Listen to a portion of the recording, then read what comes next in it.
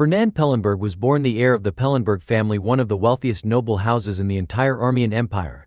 A student at the Imperial Academy of Magic, he came from a family known not only for its affluence but also for its prestigious academic background. They were so rich it was almost obscene. And yet, Fernand was obsessed with money. Truly obsessed. His greed was unmatched, to the point that it became the defining trait of his entire being. During the Imperial Academy's debate competition, where the grand prize was an astounding 1,000 bottles of top-tier elixirs, Fernand stood up and boldly declared, "There's nothing in this world more valuable than money." From that day on, people started calling him the money hound. This money-crazed lunatic, yes, Fernand was, as usual, enjoying himself while reviewing reports from the merchant guild managed by his family. The moment he received the report, the first thing out of his mouth was, "So, how much did we make this month?" If the staff reported that earnings had dropped even slightly compared to the previous month, they were in for a world of hurt. And if they didn't meet his expectations, Fernand would smack them on the head. For him, that was just another normal day. But as people often say, tragedy strikes when you least expect it. That day Fernand was out walking in the courtyard, grumbling under his breath.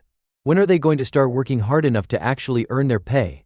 Hyde, standing beside him and reading the report, replied, "Didn't he actually improve this time?" But Fernand wasn't satisfied. Sure, it's better than before. But still, just then he looked up at the sky and noticed something strange. On what was supposed to be a perfectly clear day with not a drop of rain, a bolt of lightning struck Fernand out of nowhere. As consciousness faded under the shock, a strange soul seized the moment and tried to possess his body. The moment this entity entered, it blurted out, "Who was this?" Fernand, confused and dazed, asked, "Who are you?" The soul chuckled and said, "Looks like I'm about to take over someone, huh?" Fernand, stunned, replied, "Take over? What the hell are you talking about?" The strange soul kept rambling about things Fernand couldn't even begin to understand, but his instincts told him one thing: this soul was trying to steal his body. With what little mana he had left, Fernand struck back. Clenching his fist, he landed a punch on the intruder. "Ow! What the hell? That hurts. Help me!" the soul screamed. Though it was easily defeated, Fernand somehow ended up absorbing part of it. In that instant, unfamiliar memories flooded into his mind. It was like a bolt of lightning tearing through his brain. He suddenly bolted upright. Hyde rushed over, panicked. "Young master, are you all right?" Fernand stared blankly at the strange glowing letters floating before his eyes. It was a prophecy, the prophecy of the world's end. It read, "The end draws near. 72 demons shall rise again, and bring ruin upon the world. The descendant of the founding emperor, Ain't Armian, shall." Then came the most terrifying line: "Fernand Pellenberg, heir to the Pellenberg duchy, shall be expelled from his family for colluding with, lose all his wealth, and become homeless." Frozen in shock, Fernand just sat there, unblinking. Hyde called out, "Young master? Young master." But Fernand couldn't answer. The prophecy painted a future worse than death itself. Fernand Pellenberg shall be expelled from his family for colluding with what the hell? He thought in horror. Me? Expelled? And lose all my money too? What the actual hell is this? From that day forward, Fernand began doing everything he could to uncover the truth about the strange soul, why it had tried to possess him, and why he now had those memories. But no matter how much he dug, he found nothing. Still, one thing was certain: the prophecy was real. Every prediction it made had come true so far, minus 100% accurate, at least up to that point. Because of this, he figured he could use the prophecy to make money. But strangely, that brought him no joy. After all, if the prophecy was indeed real, then his downfall was inching closer every day. He needed to be absolutely sure those words were the truth. One afternoon, Fernand returned home from class. Hyde greeted him. "How was the lesson today?" "Same as always," he replied curtly. Hyde hung up his master's coat and asked, "Would you like some coffee?" Fernand reached for the newspaper on the table and said, "Yeah."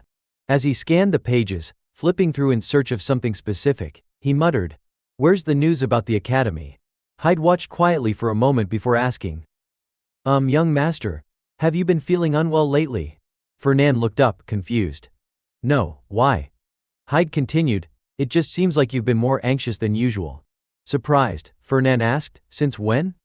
Hyde answered, About 6 months ago, sir. There are times when you seem completely spaced out and don't respond even when I call. Other times you make really impulsive decisions even though you used to be meticulous about everything. Are you sure this isn't some aftereffect of being struck by lightning? Hyde had clearly been watching him very closely. Fernand tried to brush it off with an excuse. Those strange decisions. They've all turned out profitable, haven't they? What after effect? Then suddenly his eyes caught a small article about Ain't Armian, the successor. He really enrolled at the academy. Before Hyde could finish asking if he had another source of information, Fernand was already up and heading out the door.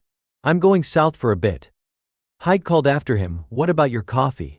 The Imperial Academy was located on an island called Bardian, an environment largely crafted through magic. The southern part of the island was a flooded zone, filled with wetlands and magical swamps. Fernand rode his horse down to that area to scout around, silently thinking to himself, if this checks out, I can finally confirm whether the prophecy is real. Among all the prophetic messages Head received, 3 stood out so clearly they were practically burned into his mind. First, a future where Fernand Pellenberg is expelled from his family. Second, a future where Fernand Pellenberg is left penniless.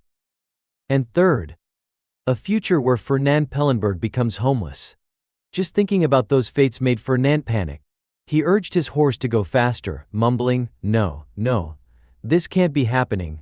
But as he galloped, he reviewed the details in his head once more. First, the future of Fernand Pellenberg. Second, the prophecy that 72 demons, once summoned by Colomo, would rise again.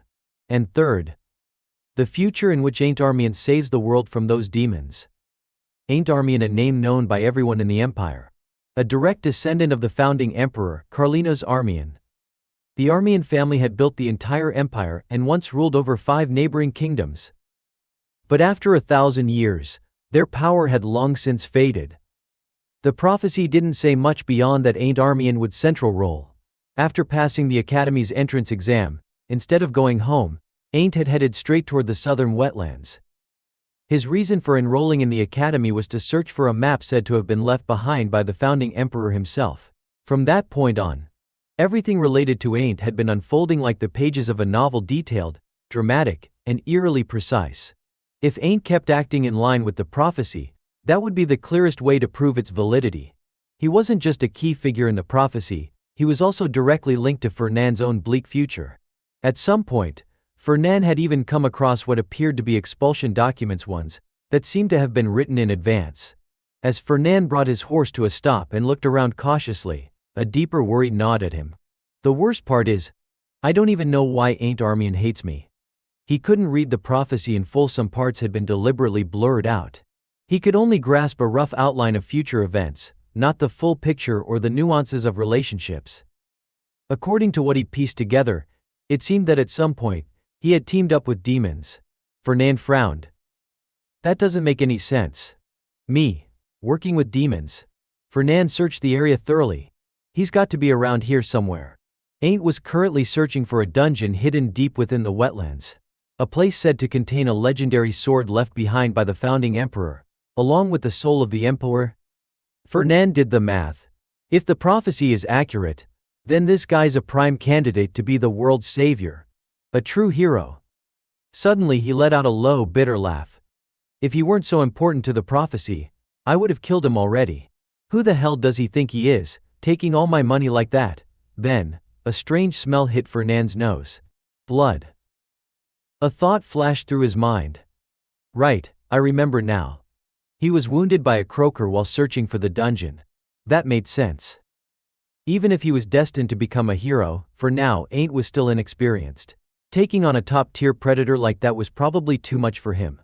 Fernand followed the blood trail to a small cave. Is this the dungeon entrance? He wondered, stepping closer. So far, everything still aligned with the prophecy. He was just about to head inside to check, thinking, let's see if Ain't still, when suddenly, he froze and gasped. Ain't appeared from the far end of the cave, blood smeared across his stomach. Fernand was stunned. He's already here. Did I get here too early? Deciding to play it cool, he put on a stern face and said, Ain't Armian.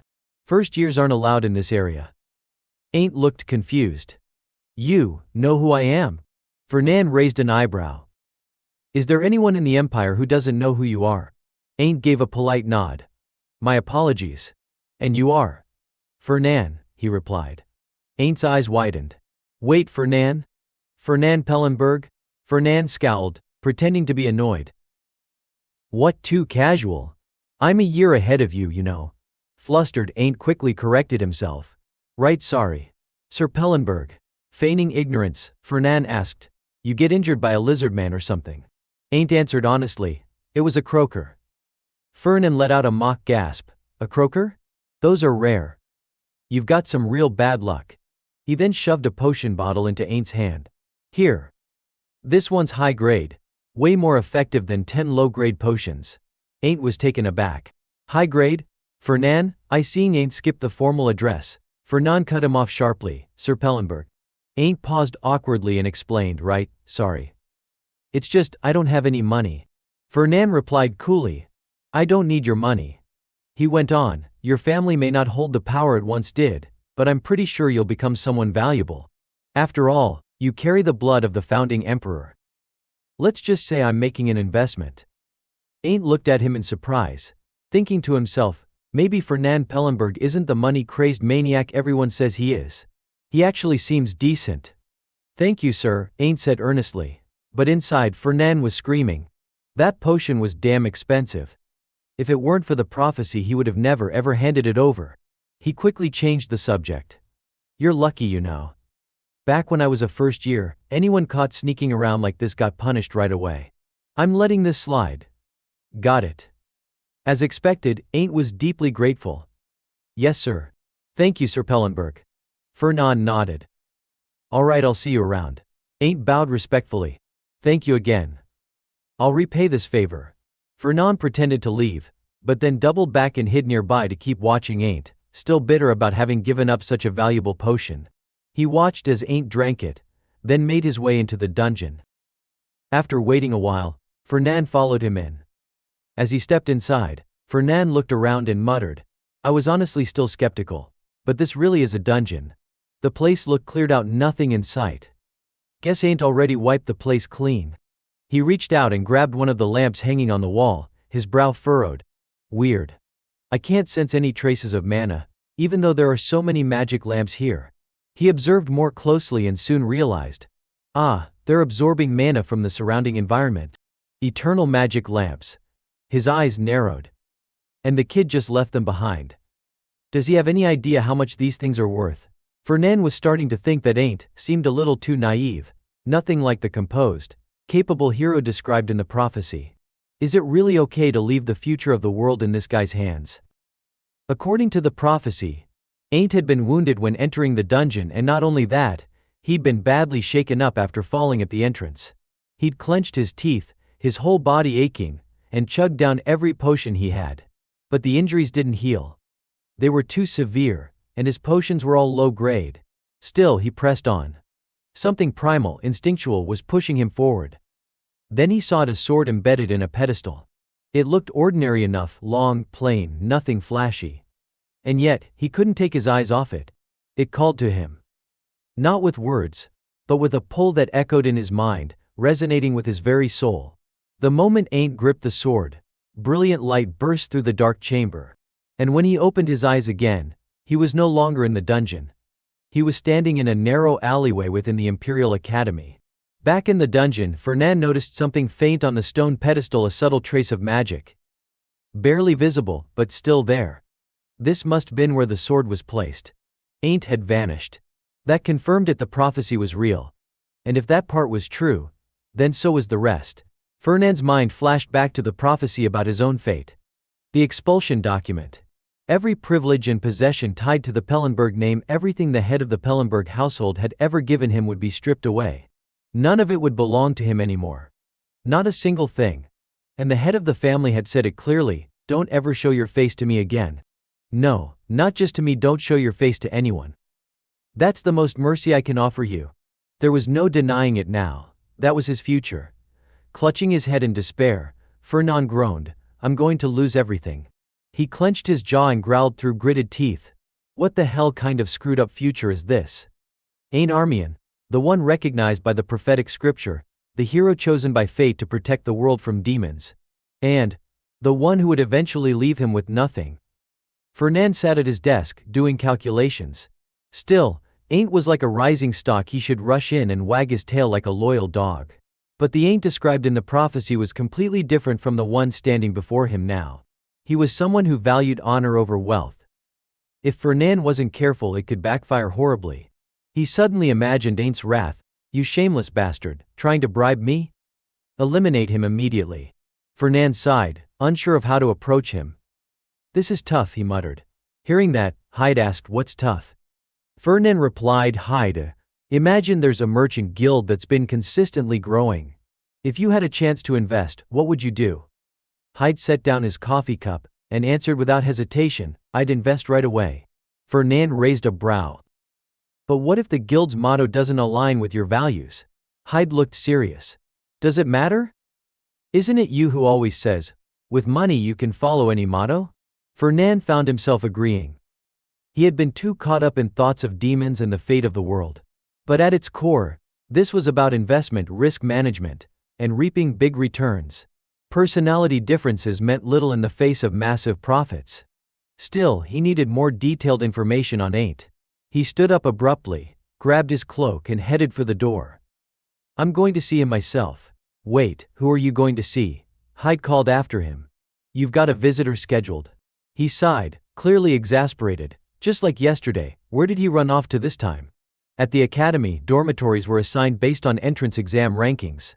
Ranks 1 through 10 went to Ravidos Hall. Ranks 11 through 30 to Bless Hall. Everyone ranked 31 and below was lumped into the bottom of society. Ain't had been assigned to Debus Hall. Within the sword Ain't carried resided the spirit of Gardner Alphenparson, who was utterly outraged. He bellowed, "Debus Hall? The descendant of Armian, attending Armian Academy, gets placed in Debus Hall instead of Bless or Ravidos? Unbelievable. If the late emperor were still alive, he'd rise from his grave and strangle every last one of them like a demon." Startled, Ain't asked, "Why'd you suddenly bring up demons?" Gardner responded, "Because if this isn't the work of demonic interference, then what else could explain such absurdity? You make it sound like I'm blaming you." "Well, what can I say? I'm here because I'm weak," Ain't replied calmly. Gardner roared, "Weak? The descendant of Armian? Who'd believe such nonsense?" Ain't added thoughtfully, "To be fair, the first emperor does bear some of the blame." "What did you say?" Gardner exclaimed. "Think about it," Ain't explained. He abolished hereditary succession and replaced it with an electoral system where 7 noble families choose the emperor. He also handed over lands and assets to the empire. The throne's been in other families' hands for over a century. Our lands are gone, the families declined, and we've even lost part of our secret swordsmanship. I may still be a nominal prince-elector, but I can't even master our own sword techniques." Gardner coughed awkwardly. "Still, you have potential. Ain't, I will support you with everything I've got. You'll reclaim Armian's glory. Maybe the late emperor foresaw all this, that's why he entrusted you with me." Suddenly, a voice called from outside the door, "Ain't Armian. Are you in there?" Gardner asked. "Someone's here to see you?" "Who is it?" Ain't called back. "The upperclassman," the voice replied. Ain't thought for a moment. "Upperclassman." He got up to open the door, and the moment he saw Fernand, he blinked in surprise. "What are you doing here?" Fernand smiled. "Busy?" "Not really, nothing urgent," Ain't answered. "Then let me borrow some of your time." Seeing the hallway was quite crowded, Fernand added, "This place is too noisy. Let's go somewhere quieter, right now." Ain't asked, "Give me 10 minutes to get ready." Fernand pretended to scold him, "Making your esteemed upperclassmen wait 10 whole minutes. Back in my day, even if you were sleeping, you'd run out in your underwear if a senior called for you. You newbies are so spoiled these days. 5 minutes. Ain't quickly corrected himself. "I'll be out in 5, I promise." Fernand patted him on the shoulder. "I'll let you off this time. I'll wait outside the dorm." Once the door shut, Gardner exploded again. "What the hell is that pompous brat's problem?" "That's Fernand Pellenberg, eldest son of House Pellenberg," Ain't explained as he got dressed. Gardner scowled. "Pellenberg? That nouveau rich family? Just because they have money, they think they can boss around royalty. Who do they think they are, calling out a descendant of the imperial family like that? The world's gone mad." As Ain't buttoned his shirt, he thought, what could he want? Surely it's not about the potion, I mean, he said it was an investment, right? Fernan waited for Ain't in the main hall. As soon as he saw him, he asked, you brought your sword? Ain't scratched his head and explained, ah, yeah. I just feel calmer with it in my hand. I swear I didn't mean anything by it. Fernan nodded in understanding. I get it. Most knights won't part with their swords anyway. But deep down he thought, that sword must be the embodiment of Gardener Alfenparson. Then Ain't asked, so, why did you want to meet me, Sir Fernan?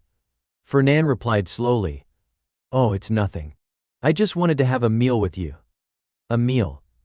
Ain't echoed in surprise. Fernan smiled and nodded. Yeah, order whatever you like. Ain't waved his hands quickly. I'm fine, really. Besides, this place looks expensive, Fernan frowned. That old excuse again. You can't turn down an upperclassman. Back in my day, Ain't quickly gave in. Alright. I'm looking at the menu now. The two of them scanned the menu together. Fernan, watching Ain't closely, silently assessed him, naive and easy to sway. And yet this kid's the one who ends up overtaking me. The more I think about it, the more ridiculous it seems. Meanwhile, Ain't was breaking into a cold sweat just reading the prices. Everything was outrageously expensive. Then Fernan suddenly asked, Ain't, do you have any goals? Other than just graduating? The unexpected question caught Ain't off guard. He looked up and replied softly, yes, I do. Fernan continued, most people come to the academy to build connections. But your family has avoided any kind of social engagement. They say it's because Armian needs to be rebuilt. So I found it a bit strange that you enrolled here. Ain't's tone turned serious. I'm tired of being treated like some has been royal. Even if it's only nominal, Armian is still a royal house. Fernan paused, taken aback by the conviction in his voice. There it is. Ain't added firmly, I will become a royal knight and restore honor to my family. For a moment Fernan saw a different side of him. When Ain't spoke about his dream, his eyes burned with resolve and ambition. Fernan gave a half-hearted nod and replied, I see. So, have you picked a dish yet? Just like that, Ain't returned to his usual demeanor. Not yet, give me a second. He really takes pride in his bloodline, Fernan thought. Looks like he's not as easygoing as he seems. Changing the subject, Fernan asked, Ain't, do you have any dietary restrictions? Not really, Ain't replied. Fernan pressed on, then what's your MBTI? Ain't blinked. My what? Fernan headed straight home after the meal. He thought to himself, I've got a general sense of what kind of person Ain't Armian is now. I was going to sweet-talk him and bait him with funding. But I'm glad I didn't go through with it. Back at his desk, Fernan began analyzing his stocks. Ain't Armian appearance, potential intellect, assets, standout trait, extremely proud of his family. Confident. Values honor. Points to watch, underestimated. A super blue chip stock. Best for long-term investment. A top-tier asset for surviving the end of the world. He concluded, if I shove money in his face right now, it'll just hurt his pride. With people like him, slow and steady wins the race. I need to build trust bit by bit, insert myself into his life gradually. If I'm patient, when the time comes he'll come to me on his own. And when that happens, I'll just reel him in pure gold, a massive catch. I'll make him an ally, then squeeze every last drop out of him. Just then, Hyde entered the room. Young master, you're back. Where have you been? Fernan responded casually, just went to meet someone I know. Was it Burchef by any chance? Hyde asked, curious. Fernan raised an eyebrow. Burchef? Why are you bringing her up out of nowhere? Luina Burchef, Hyde reminded him. She came by today to talk about the debt issue. Fernan suddenly remembered. Ah, it was today, huh? Hyde sighed. If I'd known you'd be back so late, I would have sent her away. But I told her to wait. After 3 hours, she gave up and left. She probably thinks you stood her up to wear her down. Fernan reached for his coffee, his tone calm. All the better if she's discouraged. Took a lot of effort to tie that family down, so we need to keep them locked in tight. Suddenly, a wave of dizziness hit him. Fernan clutched his head and let out a groan. Hyde rushed over, worried. Young master. Are you all right? I'm fine, Fernan replied, wincing. Just a sudden headache. Then, strange lines of text began flashing in his mind. He was stunned. What is this, a prophecy? It's the part one couldn't read before, why is it showing up now? Brown hair, soft as drifting clouds. Eyes the color of aquamarine, barely enough to describe a glimpse of that girl. Her swordplay is refined, elegant, noble, more vivid than anyone else's. Under the moonlight, Ain't was drawn to her dance. She certainly has the talent to become a royal knight, but within her heart lies a shadow. If those chains are broken, she'll be able to spread her wings and fly free. I want to break those chains for her, free her from House Pellenberg. That's Luina Berchev, isn't it? Fernand thought. Is that why Ain't hates me? He clutched his head and cursed under his breath. God damn it. Hyde, startled by the outburst, froze. Fernand quickly clarified. I wasn't talking about you. Luina Berchev sat waiting in the main hall, her thoughts churning. Fernand Pellenberg.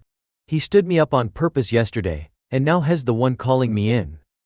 I'm the one worried about this debt. She narrowed her eyes, wondering, is he planning to crush me completely? From a short distance behind her, Fernand silently observed. Just looking at her from behind, he could already feel her annoyance radiating. The Berchev family, once counts, had been powerful frontier guardians in the north of the empire, and were among the 7 noble electors. But their legacy had crumbled when a massive monster wave devastated the region. Their once proud heritage had been reduced to rubble. In a desperate bid to rebuild, the Berchevs had sold nearly everything they owned, including the official charter and the golden imperial seal that confirmed their elector status. And even that hadn't been enough. The one who stepped in to offer support at that time was none other than Duke von Pellenberg, the head of House Pellenberg, Fernand's father. Was it out of sympathy? No, Fernand thought grimly. House Pellenberg lacked talent in swordsmanship, and had long coveted exceptional sword techniques. Berchev's tragedy was the perfect opportunity. Father blocked other noble houses from lending Berchev aid, slowly forcing them into a mountain of debt. It was just enough to keep them from disappearing completely, but the annual interest alone left them gasping for air. If I push a little more, Fernand calculated, I might finally squeeze the sword techniques out of them. But fate had other plans. It painted Luina as the future lover of Ain't Armian. A detailed analysis of Luina Berchev showed that in terms of appearance, potential, heritage and intelligence, she was a standout. And most importantly, she was a debtor with the talent to become a royal knight, the future lover of Ain't Armian, and someone connected to the Armian family itself. Fernand considered this web of implications: restoring the family, saving the world, romance. Ain't just does whatever he wants, huh? He reminded himself, forget about the sword techniques. If Luina is connected to Ain't, I can't afford to have her hate me. With that resolve, Fernand approached and spoke politely. Luina Berchev, you came just in time for dinner. He offered a sincere apology. About yesterday, I'm really sorry. I got caught up with work and completely forgot our meeting. I promise it wasn't intentional. Luina looked mildly irritated. Well, those of us in weaker positions have to endure injustice, don't we? I told you. That's not what happened, Fernand protested. Sure, she said curtly, I'll pretend to believe you. It's not pretending, he replied, slightly exasperated. She looked at him seriously. Let's just get to the point. Why did you want to see me? Fernand smiled. Here goes, time to make a good impression. Phase 1 of the Luina Berchev charm strategy. He began, starting from second year, the magic and night departments will share some classes. No, Luina cut him off immediately. Fernand blinked. I haven't even said anything yet. How did you? She gently rotated her teacup and spoke calmly. You want me to be your partner, right? Why should I? Partnering with you gets me nothing. I'm ranked 2nd, and you're 10th. I've got better options. Seeing her resistance, Fernand offered a deal. If you agree to partner with me for the next 3 years, I'll waive all interest on your debt. But only if you also accept me as your sponsor. Luina was visibly surprised. Why would you do that? Because the shared class is worth 5 credits, he replied smoothly. She shook her head. No, that's not what I meant. Why are you not only asking to partner up, but also to sponsor me? In case you didn't know, I'm on a scholarship. Fernand answered with a composed smile. Yes, but you send almost all your money home. Everyone knows you live more frugally than a commoner. Aside from the dorm. This isn't anything dramatic, I just want to invest in your potential. Luina looked at him. Astonished. This is the first time I've heard of a noble sponsoring another noble. To Fernand, it was clear that Luina Berchev, like Ain't, was someone who valued dignity and integrity. He offered a gentle smile. Yes, Pellenberg and Birchev are both noble houses. But we're not exactly equals, are we? Inside, he was certain no matter how high Luina held her head, the Birchevs could never measure up to their past glory. Luina was furious. Are you mocking me? She snapped. Fernand smiled calmly, certain that unlike the proud Armian, he had managed to get a grip on her. No matter how much she hated him, or held a grudge against the Pellenberg family, she would have no choice but to accept his offer. This isn't the time to let pride get in your way, he told her. Your talent is no lie. Fernand's plan to win over Luina Birchev had entered phase 2. He smoothly shifted the topic. Actually, I saw you practicing sword dancing recently, he said. He recalled the prophecy, brown hair like drifting clouds. Aquamarine eyes, just vague clues barely enough to describe a corner of the girl's presence. Her swordplay was exquisite, noble, and brimming with life. Using those hints, he painted a vivid and romantic picture in his mind. Her swordsmanship was mesmerizing, refined, and full of elegance. Luina was stunned. Her eyes widened in disbelief as she stared at him. Fernand locked eyes with her, and knew she couldn't possibly reject someone who recognized her talent. She stood frozen for a moment before stammering, "Are you saying?" Fernand abruptly stood and cut her off. "I'll never forget the first time I saw your sword dance." He raised a hand dramatically, and began reciting his over-the-top ode, the hymn of Luina Birchev's swordsmanship, composed by Fernand Pellenberg. Begins now her blade, oh so graceful, elegant, noble and just. Swifter than light, and softer than a butterfly's wings, each stroke of hers torments my thoughts night after night. I can no longer find sleep. Horrified, Luina screamed, "That's enough, stop. Please just stop." Fernand shouted back, "No, I can't." She was on the verge of collapsing. "Why not, you lunatic?" He leaned in close and repeated, "Because I can't find the words to describe the beauty of your swordsmanship." "Fine." Luina yelled, utterly defeated. "I'll be your partner, just please stop." And so, Fernand's plan to win Luina Birchev's favor had succeeded gloriously. Later that evening, back at the dorm, Luina told Serena, her caretaker, what had happened. Serena gasped. 3 years of interest-free loans, full sponsorship, and a confidentiality clause. All that just for being his partner for 3 years? Luina smiled. Yeah, how could I say no? He said he saw potential in my sword dancing. Potential? Serena repeated, still puzzled. He said it was graceful, elegant, noble, and just. And that he couldn't find words to describe its beauty, Luina added, quoting Fernand with a slightly embarrassed grin. Serena's forehead pulsed with visible veins as she exploded, "My lady. That money-hungry creep is clearly scheming something. Still, I'll admit he has a keen eye for talent." "Careful how you speak," Luina warned. "He's still the heir to Pellenberg." Serena flared up again. "Exactly. That damned Pellenberg hair is using flirtation tactics now. I bet he's trying to seduce you with those sharp, deep-set eyes of his. And don't even get me started on that wicked smile, Luina eyed her suspiciously. "Don't tell me, is he actually your type, Serena?" She laughed and said, "But really I don't get the feeling he's trying to seduce me." "Suspicious? Sure. But with 3 years of loan-free support, the pressure on my family has eased up. I'll just have to endure it." Serena still looked frustrated. "But you're ranked second in your class, and that guy is only ranked 10th. Suddenly, there was a knock on the door. Serena went to open it and found a tall man standing outside. "May I help you?" she asked. "I'm here on behalf of Lord Fernand Pellenberg," he replied. "He requests Lady Luina's presence at the training grounds immediately, if possible." Serena scowled. "So now we have to drop everything and run to him when he calls?" Luina blinked. "The training grounds. I'll let the lady decide," Serena answered curtly. But deep down, Luina couldn't help but feel a twinge of anxiety. Why would he want me at the training grounds? What is he up to now? Fernand slung his magic staff over his shoulder as he stepped into the training arena.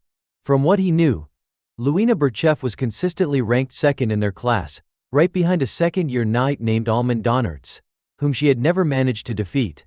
Still, people often whispered that she had the potential to become one of the 10 royal knights across the entire continent. She undoubtedly had the talent for it, but somewhere deep inside her heart, a shadow lingered. And today Fernand wanted to see for himself whether those rumors were true. Luina approached, sword in hand, her brow furrowed with confusion. "I don't understand," she said. "What is this about?" Fernand smiled. I don't want you to think I'm just some burden, he replied. So I'm going to show you that I'm not as weak as you think. You're trying to prove that, by fighting me here and now? She asked. I mean, you're ranked 10th.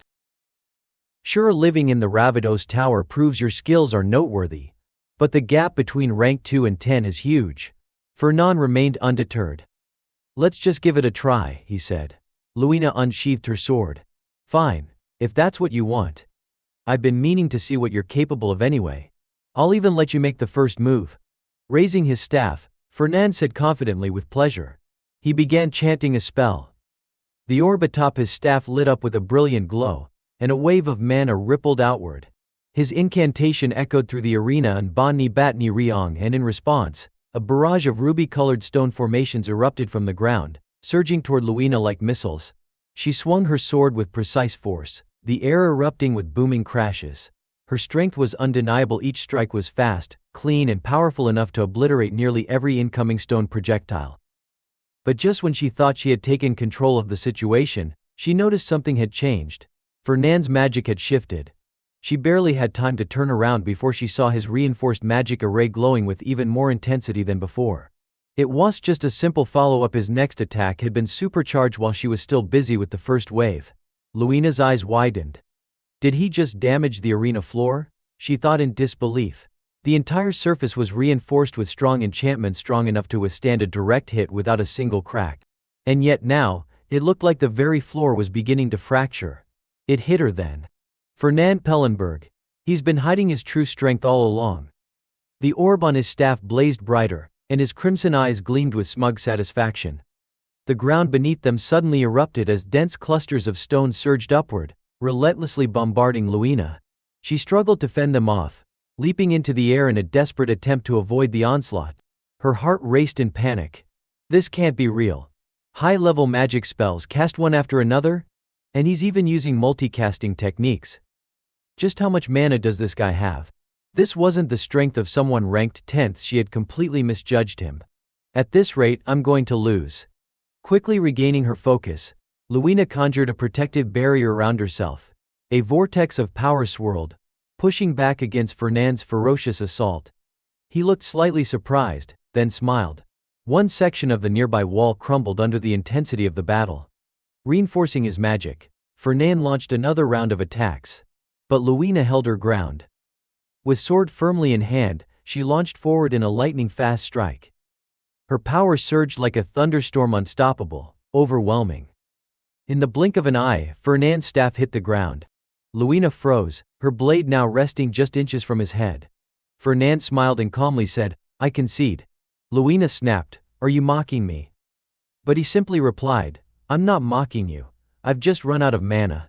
A mage without mana can't possibly defeat a knight. She studied him for a moment. He didn't seem to be bluffing. He truly had exhausted his energy. He pushed me until I had to defend myself again and again, until he burned through everything, so this victory is mine. Yet, even as she thought this, she frowned and shook her head slightly. Why does this win feel so hollow? It doesn't feel like I actually beat him. Then Fernand suddenly reached into his coat. Ah, I have something for you. He pulled out a small gift box and added, Since you defeated me. You like chocolate, don't you? It's whiskey chocolate homemade by my family. It's really good. Luina's eyes sparkled. Chocolate? I'm practically drooling already. Fernand chuckled. If you don't like that kind, I also have Frieden's World Bark Chocolate. Or Kraken Ink Chocolate, specialty of the Frasian Kingdom. Just say the word. I've got everything. Something clicked in Luina's mind. Wait, hold on. She narrowed her eyes. Did you look into my personal profile? Fernand gave her a cheeky look. You've got chocolate on your lip, maybe clean that off before we talk. But no, I didn't do it just for you. I checked the personal info of every top-ranked student. Luina shouted, That is looking into my personal profile. And giving me chocolate because I won a duel. What? Do you think I'm a kid? Fernand feigned surprise. Really? I just thought you'd enjoy it. But hey, if you don't want it. He started to put the box away. Luina quickly snatched it from him. I never said I didn't want it. He laughed warmly. Great. Then let's get along from now on. He turned to leave, but Luina suddenly called out. Wait. He stopped. Heem. What is it? She looks serious now. The amount of mana you possess, it's absurd. You were able to launch one brutal assault after another, without rest. I couldn't even guess at your limits. With that kind of power, why are you only ranked 10th? Fernan smiled. Isn't it obvious? Merchants never step into the spotlight. A true enigma, hidden in plain sight. Fernan returned home with his staff slung over his shoulder.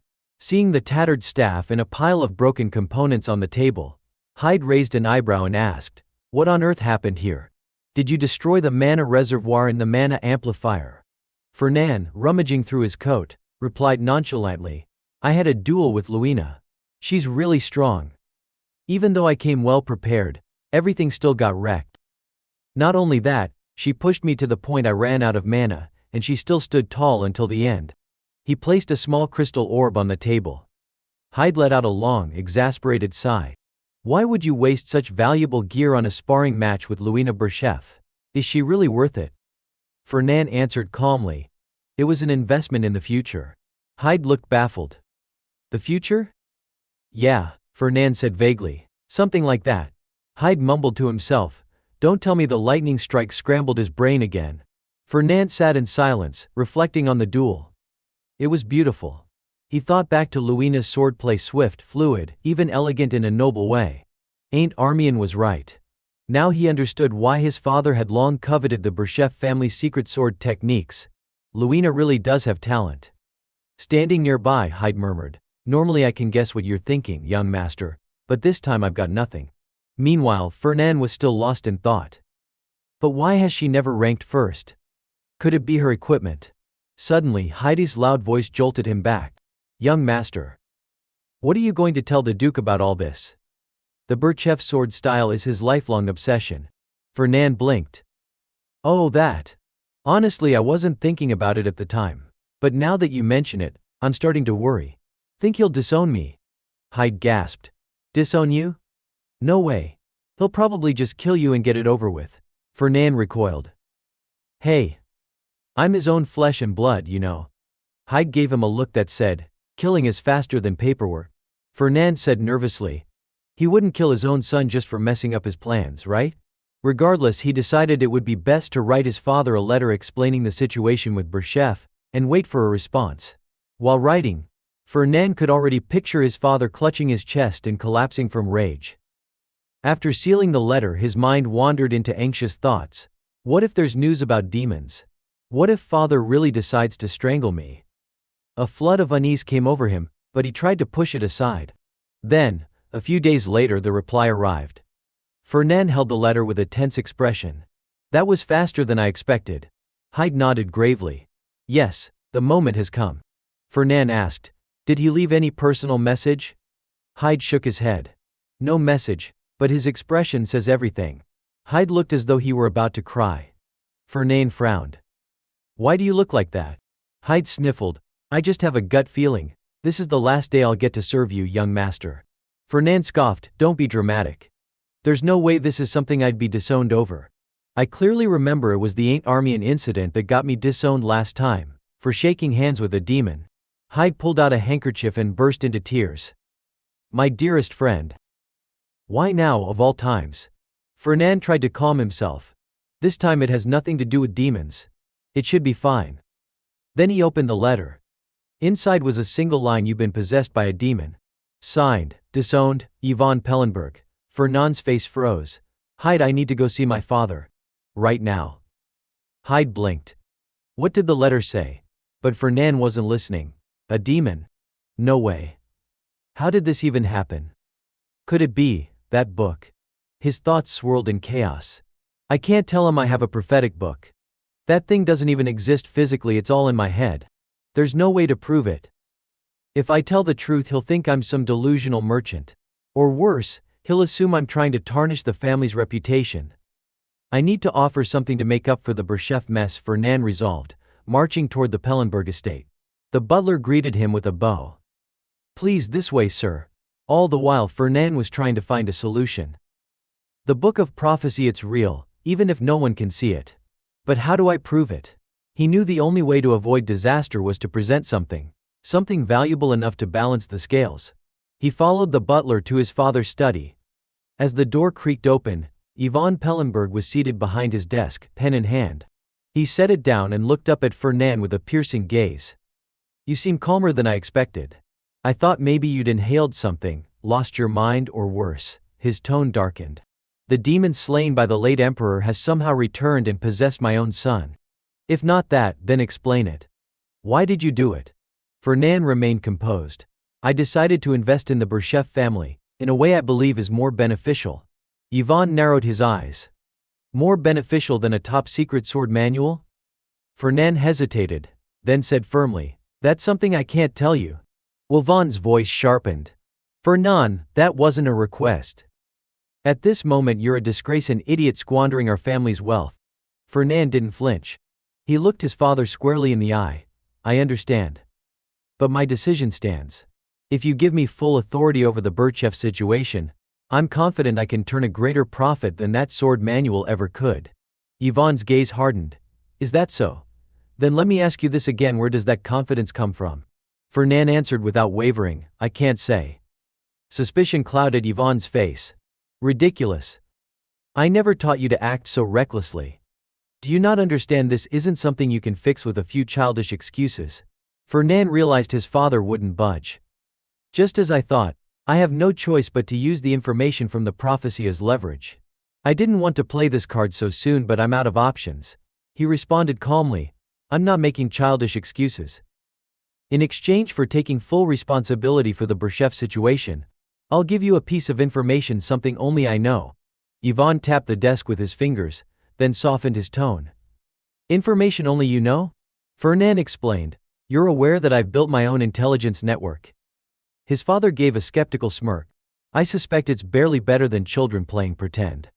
But fine. Go on. What's this all-important intel of yours?" Fernand leaned in slightly.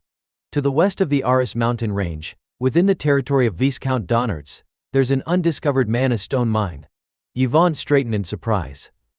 "A mana stone mine? I've never heard of any such site in that region.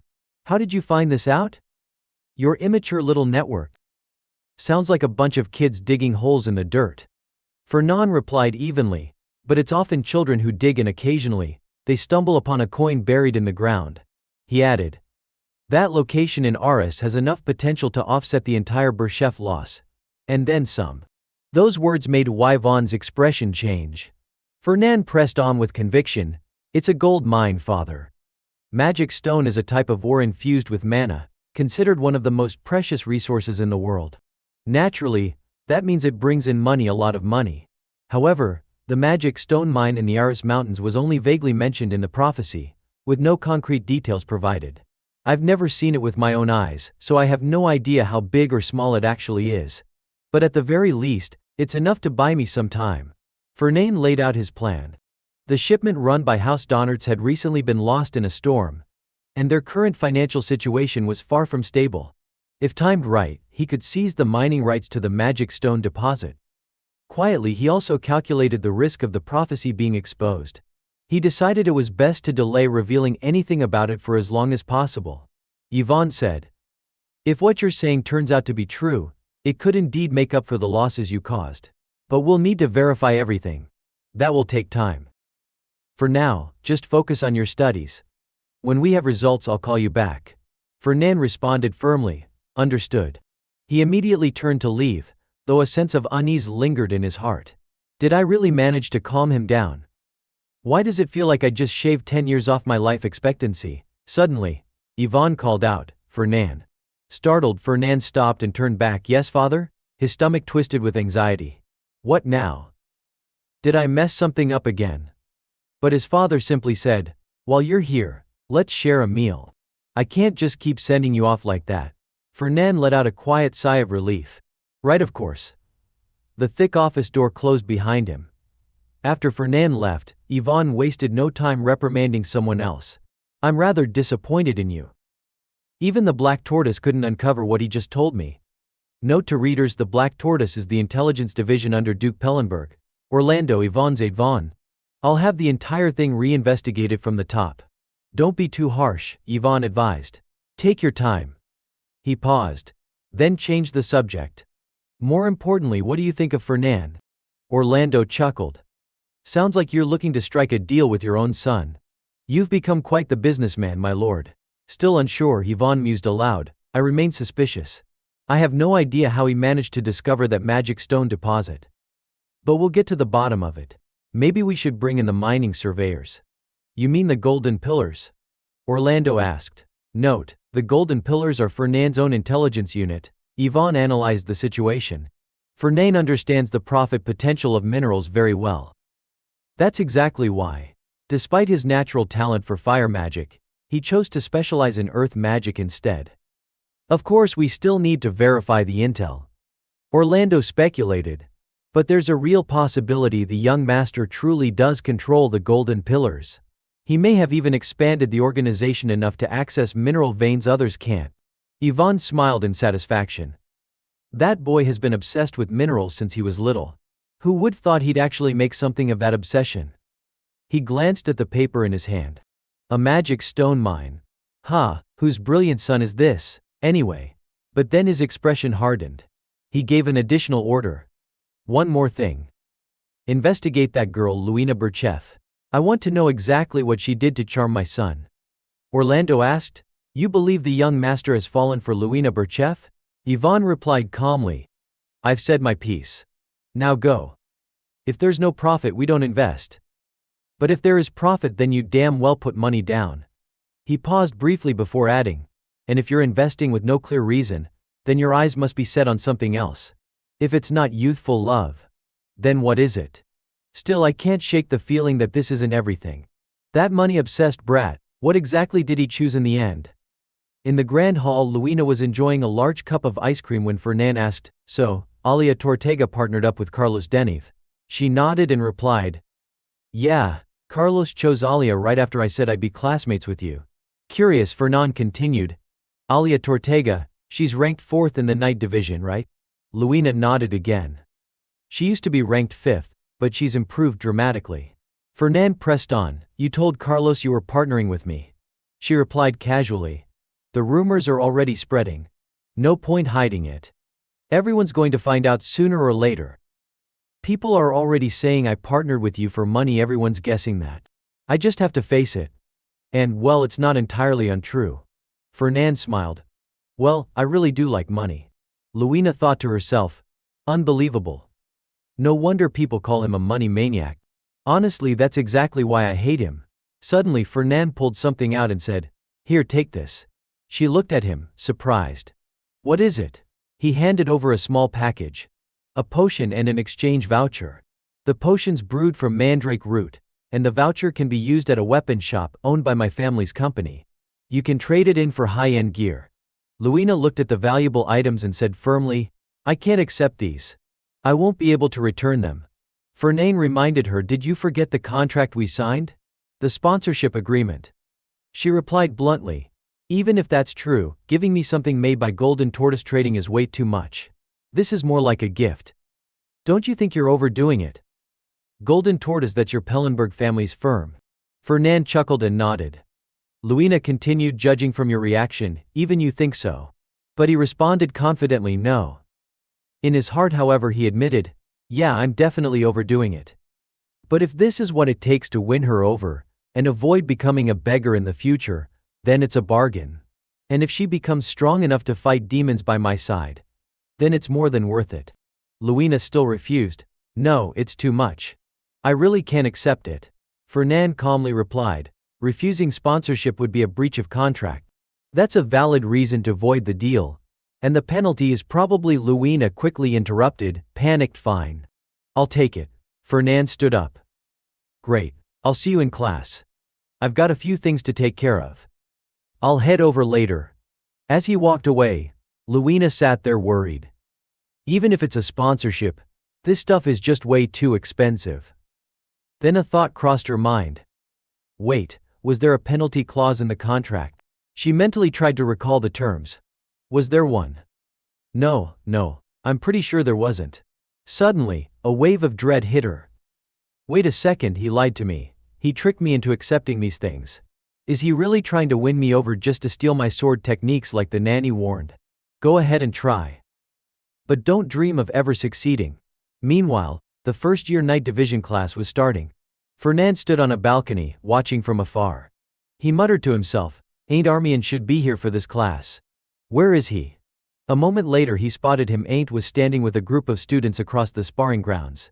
This was the first class for first-year night division students, War in Real Combat, a class infamous for evaluating students through friendly duels. According to the prophecy, ever since Ain't Armian acquired the sword infused with the soul of Gardner Alphenparson, he began to shine and gain fame. And this marked the beginning of his journey as the savior hero. Suddenly someone nearby spoke up. "Hey, who's that over there?" Fernand turned around and immediately recognized the voice. No way, he saw someone approaching and was surprised to see him here. "Didn't expect to see you here, Fernand Pellenberg." Fernand quickly greeted him. "How have you been, Your Highness?" The man clapped him on the shoulder with a friendly grin. "Hey, calm down. Just because we haven't seen each other since second year doesn't mean you need to be so formal." Fernand explained, "It's the first time we've met again since moving up a grade. I thought it would be proper to at least say hello." Ludger, curious, asked, "So, what's going on here? Got your eye on any new students?" Fernand replied slowly, "I'm keeping a close watch on the ranking board." "What about you, Your Highness?" Then he asked more directly, "You came here for Ain't Armian, didn't you?" Ludger made no effort to hide it. Of course. He's part of the old royal family, after all.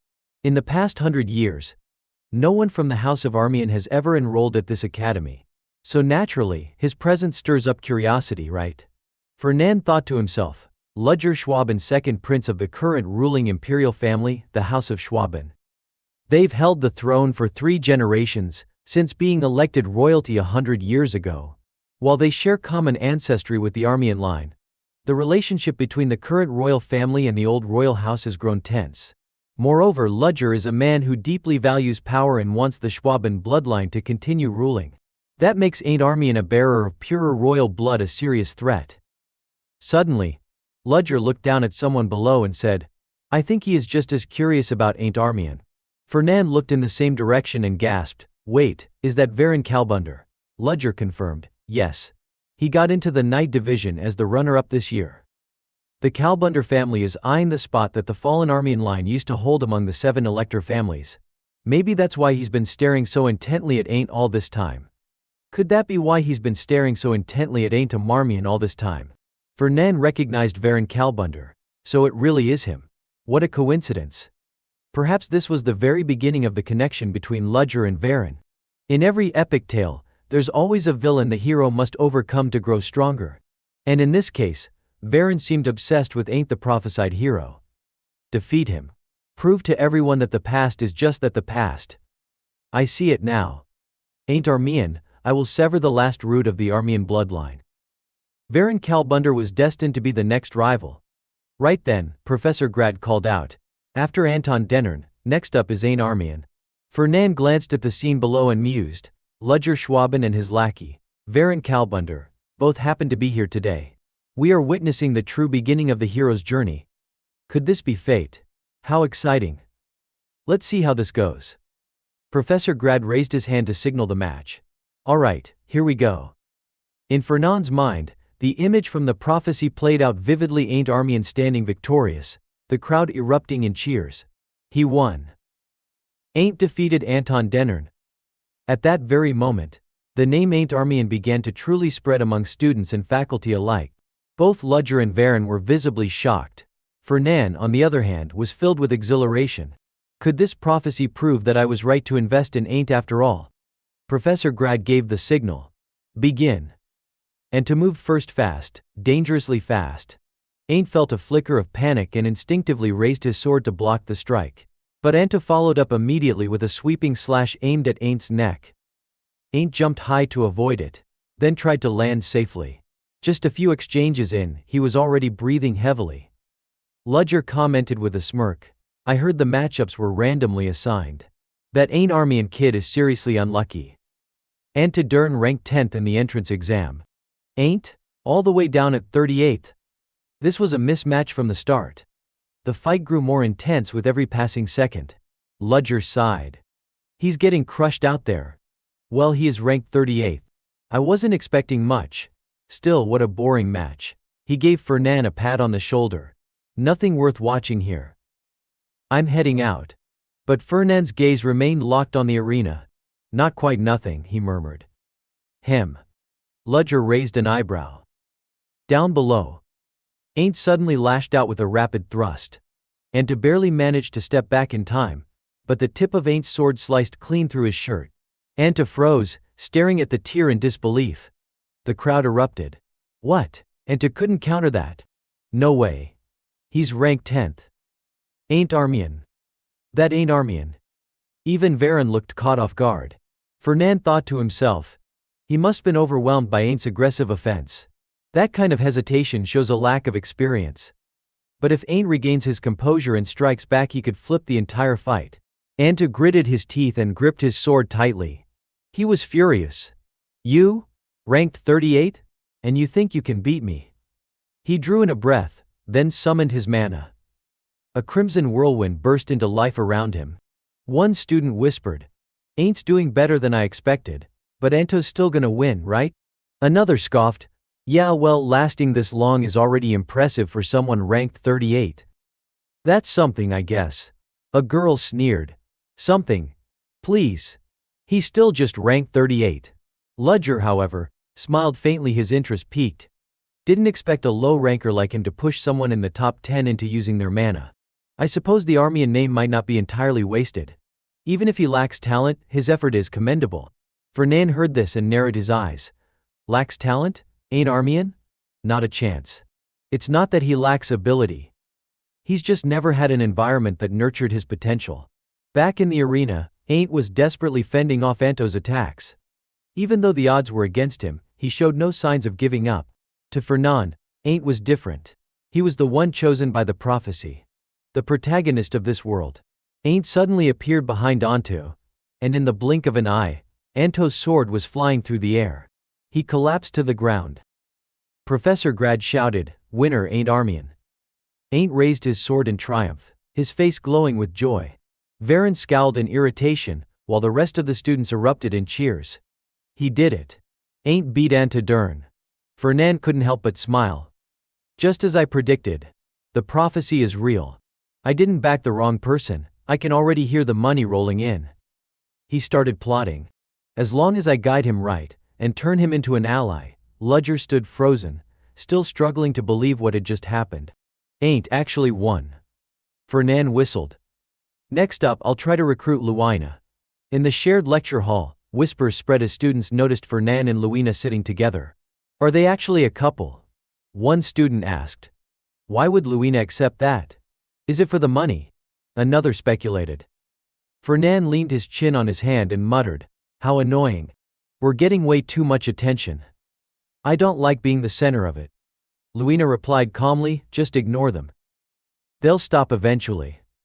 Changing the subject, Fernan asked, By the way, did you drink the elixir I gave you? Did you switch to the new gear? Do you like it? Luina paused for a moment, debating whether to tell him just how thrilled she'd been after upgrading her equipment. Serena had even exclaimed, Oh my god, miss, you look amazing. And after drinking the elixir, her whole body had felt bursting with energy. But she couldn't just blurt all that out, so she answered with a reserved, It's not bad. Just then, the professor walked into class. Is everyone here? She asked. With her was another tall, imposing professor. Taking the podium, she continued, Looks like everyone has a partner. No one's late, right? I'm Professor Rosalia from the Magic Department. And as you already know, this is Professor Grad from the Night Department. From now on, our departments will hold joint lessons. Let's get started. You've all received maps from the teaching assistants, yes? Fernan was handed a scroll. Professor Rosalia cast a spell, activating a formation. Today's first lesson will be an outdoor exercise, she said. Professor Grad then took over, explaining, There's no better way to test your knowledge than with real combat. Starting now, you'll be thrown into a field test. Your goal is marked on the map, and you must reach it in exactly 4 hours, no sooner, no later. That means 2 p.m. sharp. Any questions? A male student raised his hand. Will this affect our grades? Professor Grad answered, It's the most important assessment outside of the midterms and finals. Another student asked, Are we allowed to fight? Professor Rosalia replied, If you capture someone else, you'll earn bonus points. If there are no more questions, let's begin, she announced. The students looked at each other, confused. Wait, what? Before anyone could react, the assistant standing near Fernan activated a teleportation formation, flooding the room with blinding light. Rosalia called out, "Then I wish you all good luck." All the students were teleported into a secret realm. Fernan and Luina landed in a sparse forest. Looking around, Fernan asked, "Where are we?" Luina answered, "We have to figure that out ourselves." She quickly remembered, "Let's check the map first." Suddenly they heard voices up ahead and saw two classmates approaching, a red-haired girl and a frail-looking boy. "Luina, Fernan." "Hello," the girl called out. Fernan recognized them, Jane Hux and Ned Paulin. "Both ranked outside the top 70, right?" Luina asked. "So, what do we do?" Fernan replied casually, "Do we really need to bother with low-rank nobodies like them?" Offended, Jane and Ned shouted, "Low-rank nobodies." Fernan glanced at Luina and added normally, "I'd say that and walk away. But this time I'll go with whatever you decide." Her eyes lit up. "Good." Gripping her sword, First declared, "First, let's secure the bonus points. Then we'll check the map and figure out where we are." Fernan asked, "Wouldn't it be easier to use magic?" Luina blinked in surprise. "There's a spell to find your position." He clarified, "No, I meant climbing somewhere high and looking around." She gave him a flat look. "How's that any different from just looking at the map?" Shrugging it off, she said, "Never mind. Let's get past those bushes first." Seeing the two of them distracted, Ned whispered to Jane, "Now's our chance, run." But after only a few steps, Luina appeared in front of them. "We need those bonus points." "Where do you think you're going?" she said, raising her sword. Jane and Ned screamed in panic. Just as Luina's blade was about to strike, a defensive barrier activated, shielding them. Her sword pierced into the map scroll instead. Fernan realized, "Wait. The maps the assistants gave us, do they have protection spells on them?" Luina nodded. "Yeah, if I'd known I wouldn't have held back." Fernan shouted, "That's what you call holding back. You were swinging like you meant to kill them." On the monitoring board, the profiles of Jane Hux and Ned Paulin from the Department of Magic, ranked 77th, slowly disappeared. Professor Grad exclaimed, "Another team's been eliminated. People are dropping faster than I expected." Rosalia frowned slightly. "Strange though. No one's been taken out by monsters. Every single disqualification was due to internal conflict." Grad, seizing the moment, asked, "By the way, Professor Rosalia, are there any teams you're particularly keeping an eye on this time?" Rosalia glanced at the magic formation and replied slowly, "If we go by the scoreboard alone, Ludger Schwaben and Alain Donnertz are the strongest pair. Carlos Deneuve and Alia Tortega are also worth watching. But the pair I'm most interested in without a doubt is Luina Berchef and Fernan Pellenberg." Grad nodded in recognition. "Ah, that pair really did cause a stir among the students. Poor Luina though. Partnering with him must been for the money, right? But Fernan doesn't even seem to care about scoring." Rosalia smiled. "There might be another reason he chose to pair with Luina." Grad looked surprised. "Not for the score." "Exactly," Rosalia confirmed. "Fernand's a student who can raise his rank anytime he wants. He doesn't need a partner." Grad was puzzled. "He can raise his rank anytime. What do you mean?" Rosalia explained, "He's always ranked exactly 10th. Not higher, not lower. That alone is odd. Sure, top students aiming for first place isn't rare. But deliberately staying in 10th place every time. A little too calculated. Just look at the current rankings. Carlos Deneuve is first, Ludger Schwaben is second, Daisy Harn third, Jean Brad fourth, Neria Hoffman fifth, Peter Roman sixth, and Fernan Pellenberg, as always, 10th. What's more, Fernand's theoretical exam scores are nearly perfect. But he always loses just enough points in the practicals to keep him from ranking any higher. Just enough to stay in Ravido's tower. I always thought he was the type who hated standing out," Grad muttered. "That's what he wanted everyone to think," Rosalia replied. "Do you remember the recent incident with the destroyed training grounds? The professors were in a frenzy trying to find the culprit. Turns out it was caused by Fernan and Luina." Grad's eyes widened. "What? They're the ones who wrecked the training field? No student should have that kind of power." Rosalia smiled. "Exactly. Which is why I'm all the more curious." Grad asked, "Curious about what?" "Why he hides his strength." Rosalia shook her head. No. I want to know why he stopped hiding it. Meanwhile, within the trial formation, Fernan stood atop a mountain peak, map in hand, surveying the surrounding terrain. The spot marked on the map is the northern coast. I must be somewhere close. Below him, frantic screams echoed. It was Luina. Help. Luina Burchef, you're evil. I know scores matter, but this is. Fernan casually scouted the path while Luina took care of all the obstacles. So this must be the Western Mountains, he deduced. Luina called up to him, I'm done on this side.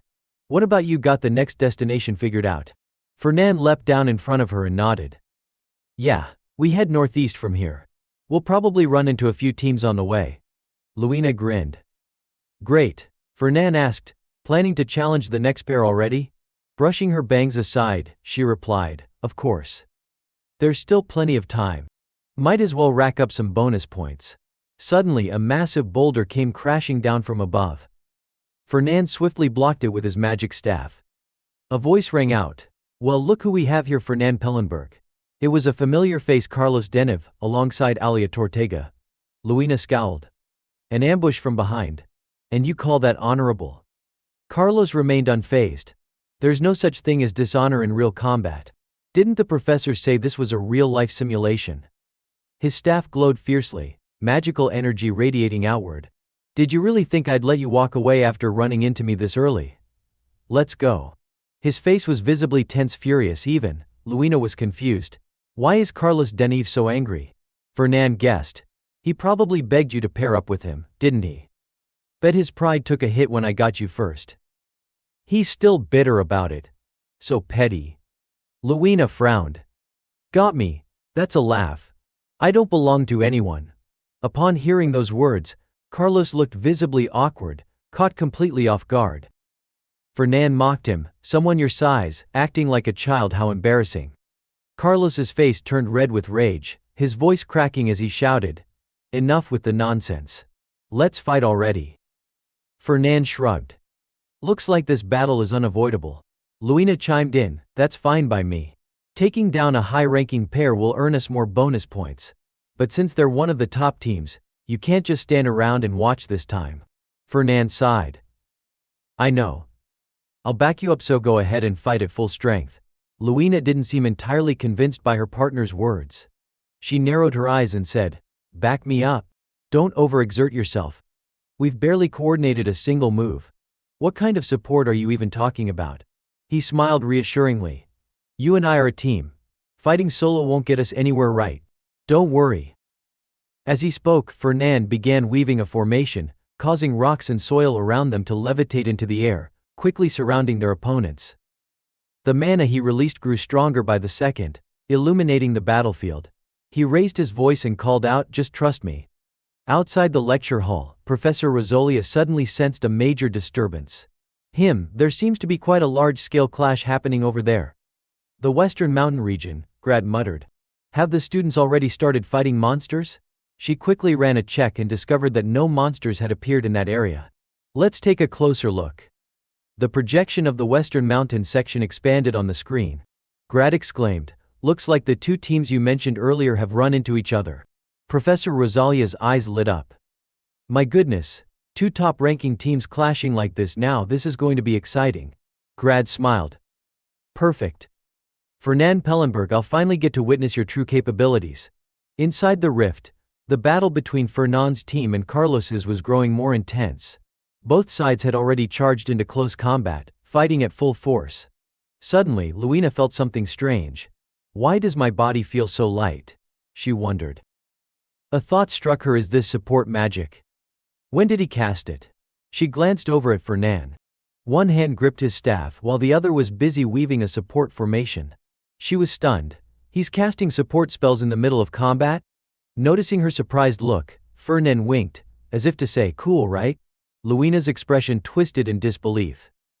Is this guy insane? Suddenly, Alia lunged with a quick strike, her sword slicing through the air toward Luina. Luina leapt into the air to dodge. She immediately returned to her battle stance. Can't lose focus. First I need to take out Alia. She swung her sword in a heavy counterattack. Boom. Alia raised her blade to block the hit. Her arms trembled from the impact. Luina's strength was truly overwhelming. Then, out of nowhere, Fernand shot a stream of light at Luina. Her entire body seized up, she couldn't move a muscle. Her sword arm went rigid. What the hell is this? Luina panicked. My body won't move.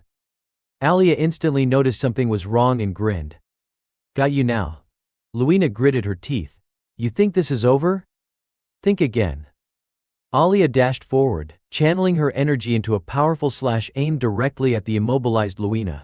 But shockingly, her blade hit a boulder instead. What the? Alia gasped. Then where's Luina? Even Luina herself was confused. What just happened? Why am I suddenly next to Fernand? She turned to him. What was that? Fernand grinned sheepishly. Oh, that. A new spell my family developed. I figured it'd be useful, so I learned it right away. It swaps two objects of equal weight. Luina's eyes widened in horror. Wait, how the hell do you know my weight? From the student records, of course, Fernand replied casually. And that boulder looked heavy, but it wasn't actually that bad. With a snarl, Luina grabbed Fernand by the collar and leapt high into the air. She slashed the boulder into pieces and landed forcefully. We're going to talk about this later. And I'm burning those records to ash. Please be gentle. Fernand cried. You're doing this on purpose. With a thud, Luina threw him back. Fernand shouted, would it kill you to carry me down properly for once? Luina shouted back, I'll take care of Alia. You focus on Carlos. Fernand dusted himself off, muttering, how many more times am I going to get thrown around today? This is so embarrassing. As he reached for his staff, he suddenly noticed a massive magic formation forming in the sky. His eyes lit up.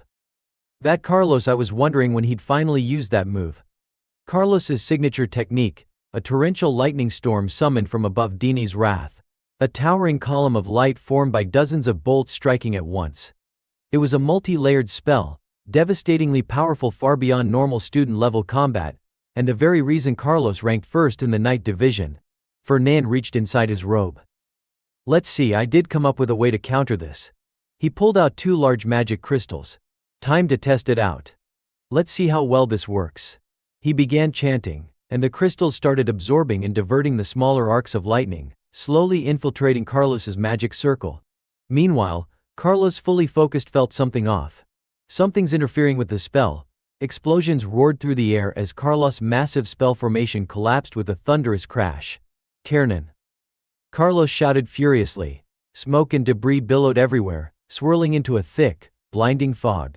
Moments later, as the dust began to settle, Fernand emerged from the haze, calmly dusting off his robe, a faint smile playing on his lips. Success, he muttered with satisfaction. Carlos stared in disbelief. You blocked it? That's impossible. How did you? Fernand tossed two large crystals onto the ground in front of him. These are mana storage devices, he said. They can absorb magical energy. Still brushing ash off his clothes, he added casually. Of course I had to modify them a little. Costly and pretty tough to make. But as you can see, totally worth it. If I refine the design and start mass production, they could be a commercial hit. Inwardly he was already laughing. Hey, I smell money. Carlos, now red with anger, shouted back, using magical tools is cowardly. It's cheating. Fernand raised an eyebrow. Cowardly? In a real combat exam? He shrugged. You forget we're supposed to survive out here. Carlos fell silent, unable to argue. Fernand then called out loudly, Luina. The shout startled Carlos. Shit, Alia. He whipped around. But it was too late. Finish it. Fernand ordered.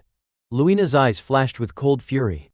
Without hesitation, she swung her sword with deadly force, striking Alia down and ending the battle in a single, decisive blow. Not far away, another pair, Ludger Schwaben and Alain Donnertz, had already sensed the commotion. Out of the four, Ludger said, only two remain. Alain nodded. That means someone's already been eliminated. The assistants will teleport them out any second now. Alain shook his head. There's no way any student could block Carlos's lightning spell. Looks like Fernand Pellenberg and Luina Burchef are out of luck this time. But Ludger gave a faint smile. No, this is Fernand and Burchef we're talking about. Fernand's always hated standing out, he continued. He's been hiding his real strength this whole time. But once he got paired with Burchef, he couldn't keep doing that. She's obsessed with grades. He had no choice but to keep up with her pace. If Fernan went all out, there's no doubt he'd climb the ranks. He looked ahead, eyes cold. In my social circle, if my rank drops even slightly, they'll trample me without hesitation. That's why I can't let a threat like him rise unchecked. Behind him stood a small group of students, his loyal followers, ready to act on command. Ludger turned to them. As long as you stick with me, I'll get you safely to the designated zone. And like I promised, you'll rank high in this exam. But he added sharply, there's one pair that needs to be eliminated first. Luina Burchef and Fernan Pellenberg. Bring them in alive. A powerful slash cut clean across the beast's body. Luina had taken it down in an instant. Looks like we made it in time, she said. At this rate, we might actually finish first. She glanced over at Fernan, who was busy collecting loot from the battlefield. Walking up to him, she asked, do you really think that's necessary? Fernan replied without looking up, giant demon blood is one of the main ingredients for crafting recovery potions. I know that, she said. But compared to your wealth, that stuff is basically pocket change. He nodded. Even if it's just pocket change, it's still money. If I can grab it, I will. She sighed. That's why everyone says you're greedy. Fernan remained unfazed. Thanks to that greed I was able to recruit you. So I'd say it worked out pretty well. Luina rolled her eyes and changed the subject. If you're done, let's keep moving. Fernan asked, how many teams have we taken down so far? She lit up. 7 or 8, no, 8. I'm counting on a huge bonus. He shook his head. You're completely obsessed with points. Better than being obsessed with money, she fired back. Besides, I've got a damn good reason to become the top student. Suddenly, Fernan looked up toward the sky. Yeah, I'm sensing a lot of them. At least 20, and that's a low estimate. And it feels like all of them are heading our way. Before the words even left his mouth, a group of opponents dropped down from above, launching a full-scale ambush. Fernan instantly cast a spell to counter, but they quickly separated the two of them. A group swarmed Fernan, while Alon charged straight at Luina, blade in hand. She was momentarily surprised to recognize him, Alon Donertz. She immediately raised her sword to block his strike. The clash of power sent a shockwave through the air, forcing both of them to stumble back a few steps. Without missing a beat, they dove into a fierce battle. Luina fought without holding back, while Alon was clearly aiming to capture her alive. Sparks flew from their blades as they clashed with growing intensity. Suddenly, Ludger appeared, rising into the air. He gathered mana and launched a massive fire attack toward Fernan. In the middle of fending off his attackers, Fernan was caught off guard. Seriously? Playing sniper from the sky, he muttered. Alon paused mid-fight when he saw Ludger step in. The look on Ludger's face was full of confidence. Let's see how you plan to get out of this one. But Fernan didn't flinch. He stood his ground and blocked Ludger's assault head-on. The two mages collided, unleashing such intense mana that it caused a massive explosion. Everyone nearby felt the air sucked from their lungs. Ludger landed with a grin. Damn, I was just gonna watch. But you wiped out half the group chasing me in a blink. Can you dial it down a little?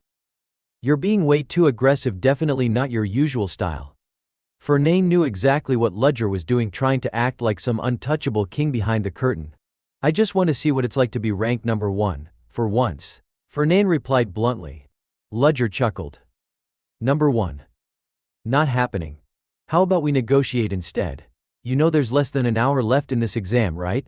If we fight now, neither of us will make it to the finish in time. So how about this? Let me and Alon take first place, and you guys settle for second. Win-win, yeah? Fernan was still thinking it over when Luina snapped, I'd rather lose in battle than hand over first place without a fight. He shrugged and turned to Ludger. You heard her. My partner's not interested in a deal. Ludger snorted. So much for negotiations. Fine then, let's see what you've got, Fernan. He began building mana again. The sheer combined power of Ludger's group far surpassed Fernan's side. But they had forgotten one crucial thing. Fernan was an earth element mage. With a smirk, Fernan said, yeah, maybe next time. Ludger suddenly sensed something was wrong, but it was too late. A glowing formation lit up beneath their feet. The ground trembled violently as chunks of earth and stone rained down from above. It's a trap. Ludger shouted. Everyone run. A massive boulder crashed down with a thunderous boom. Fernand clapped Luina on the shoulder. Come on, time to run. As they retreated, she grumbled, seriously? You had something like that and didn't use it sooner. I'm exhausted, okay? He huffed. And besides, it doesn't last long anyway. The trial had come to an end. All the students gathered at the designated finish point, where Professor Grad praised them. Well done, everyone. Now, I'll announce the rankings for this test. First place, Luina Berchev and Fernand Pellenberg. Gasps rippled through the group. Students broke into murmurs and chatter. Seriously, wasn't it supposed to be Ludger and Alon? Fernand smiled in quiet satisfaction, while Luina wore an unmistakably proud expression. Second place, Ludger Schwaben and Alon Donnertz. The two stood, covered in mud, clearly not pleased with the outcome. Third place goes to Fernand, turned to Luina with a smirk. Looks like we really did take first place. But Luina didn't look entirely convinced. Though they had both performed well, a lingering doubt clouded her sense of victory. Honestly, it doesn't feel like we fully earned it. We didn't defeat Alon. I never expected we'd be first. Fernand shrugged. First is first. Whether we beat them or not, it doesn't change that. Right? She paused. Then admitted, of course. This is the first time I've ever ranked at the top. It feels incredible. Fernand grinned brightly. Deep inside he thought, the strategy worked. Professor Grad gave final instructions. That concludes the test. We'll be returning to the academy soon, so don't wander off too far. Out of the blue, Luina turned to Fernand. By the way, you know the new student, ain't Armian, right? Of course. Who doesn't know someone from Armian? Fernand replied. Luina recalled, I actually ran into him the other night, literally. I was training late when we crossed paths. It reminded me of that one time you secretly watched me practice sword dancing. That last line made Fernand freeze in place. His hand went to his face, rubbing it over and over, clearly rattled, to Luina's surprise. Suddenly strange glowing symbols appeared before his eyes. A prophecy. A new fragment had been revealed, one so shocking it left Fernand speechless. Blood-red skies. Thick toxic air, suffocating to breathe. A terrifying demon, its presence like a warning of catastrophe, aimed straight at Ain't Armian. And in front of him stood a lone knight, brave and unyielding, shielding him from harm. Fernand felt it in his core, the story had shifted. Then came more words of prophecy. Senior, what are you doing? Ain't Armian, you once asked me, didn't you? Asked me to become your knight. I refused you then. But not anymore. Now I know who you are. I know what you're fighting for. This is my destiny. A knight is a sword that cuts down the enemy of their master, and a shield that protects them. Luina charged forward, straight at the demon Andromalius, her body surrounded by a radiant blue aura. Fernand blinked in confusion. Why is the prophecy changing again? Scene shift. Luina lay in a hospital bed, her body covered in wounds. Ain't clutched her hand, a look of fierce relief on his face. Thank the heavens. I'm glad you're all right. You're in the infirmary. Please, Senior, listen to me, don't misunderstand. His eyes burned with rage as he continued. Those bastards want to drag you and the Berchev family down. It's the Pellenbergs. Isn't it? Those damn rich parasites. Son of a, Fernand cursed. How dare you speak about a senior like that, you little. A voice called out urgently, Fernand. He jolted awake. It was all a dream. Luina leaned over, concern written all over her face. Are you okay? You passed out all of a sudden. How are you feeling? Fernand sat up slowly. I'm fine, really. I fainted. Professor Rosalia stepped forward, gently advising. Fernand, maybe you should visit the infirmary. You might have overexerted yourself, especially with that kind of power you're not used to yet. But Fernand wasn't just tired. He was deeply troubled. And it was from this moment on that Ain't Armian began seeing me as an enemy. He remembered the pain in Ain't's eyes, the fury in his voice. Pellenberg, those damn rich parasites. That's just like a hopeless romantic, spouting dramatic lines like that. But what puzzled Fernand the most, why did I receive another prophecy? And why is everything revolving around Luina? Is it showing me what's to come? And if that's the case, that name in the prophecy, Andromalius, one of the 72 demons, is he really going to descend upon this world? And in the near future? Class ended, and Fernand wearily stepped out of the school gates. Hyde was already waiting by the carriage, greeting him with a cheerful tone. Well done, young master. I heard you took first place. Fernand climbed into the carriage and replied, I burned through a massive amount of energy. I'm dead tired. Hyde nodded and suggested, you should try to get some rest.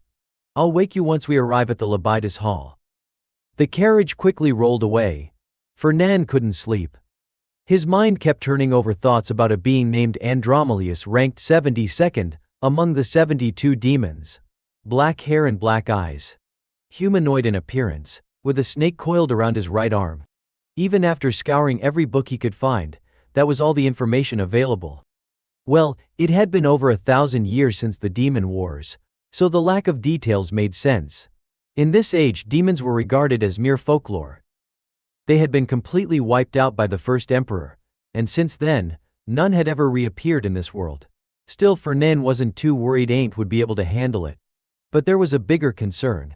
Luina would be severely injured in the battle against Andromalius.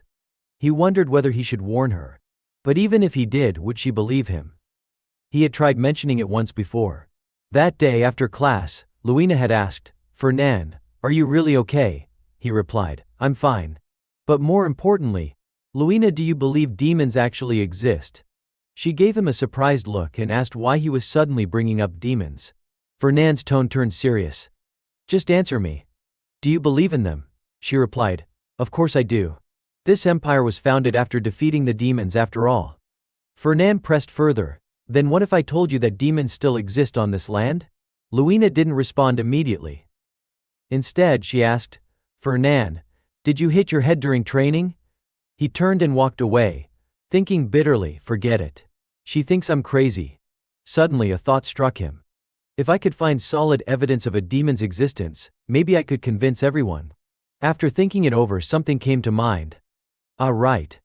Exactly 1 month from today, during a sparring session for the first-year night class, Ain't Armian would defeat Varen Kalbunder, who held the second rank.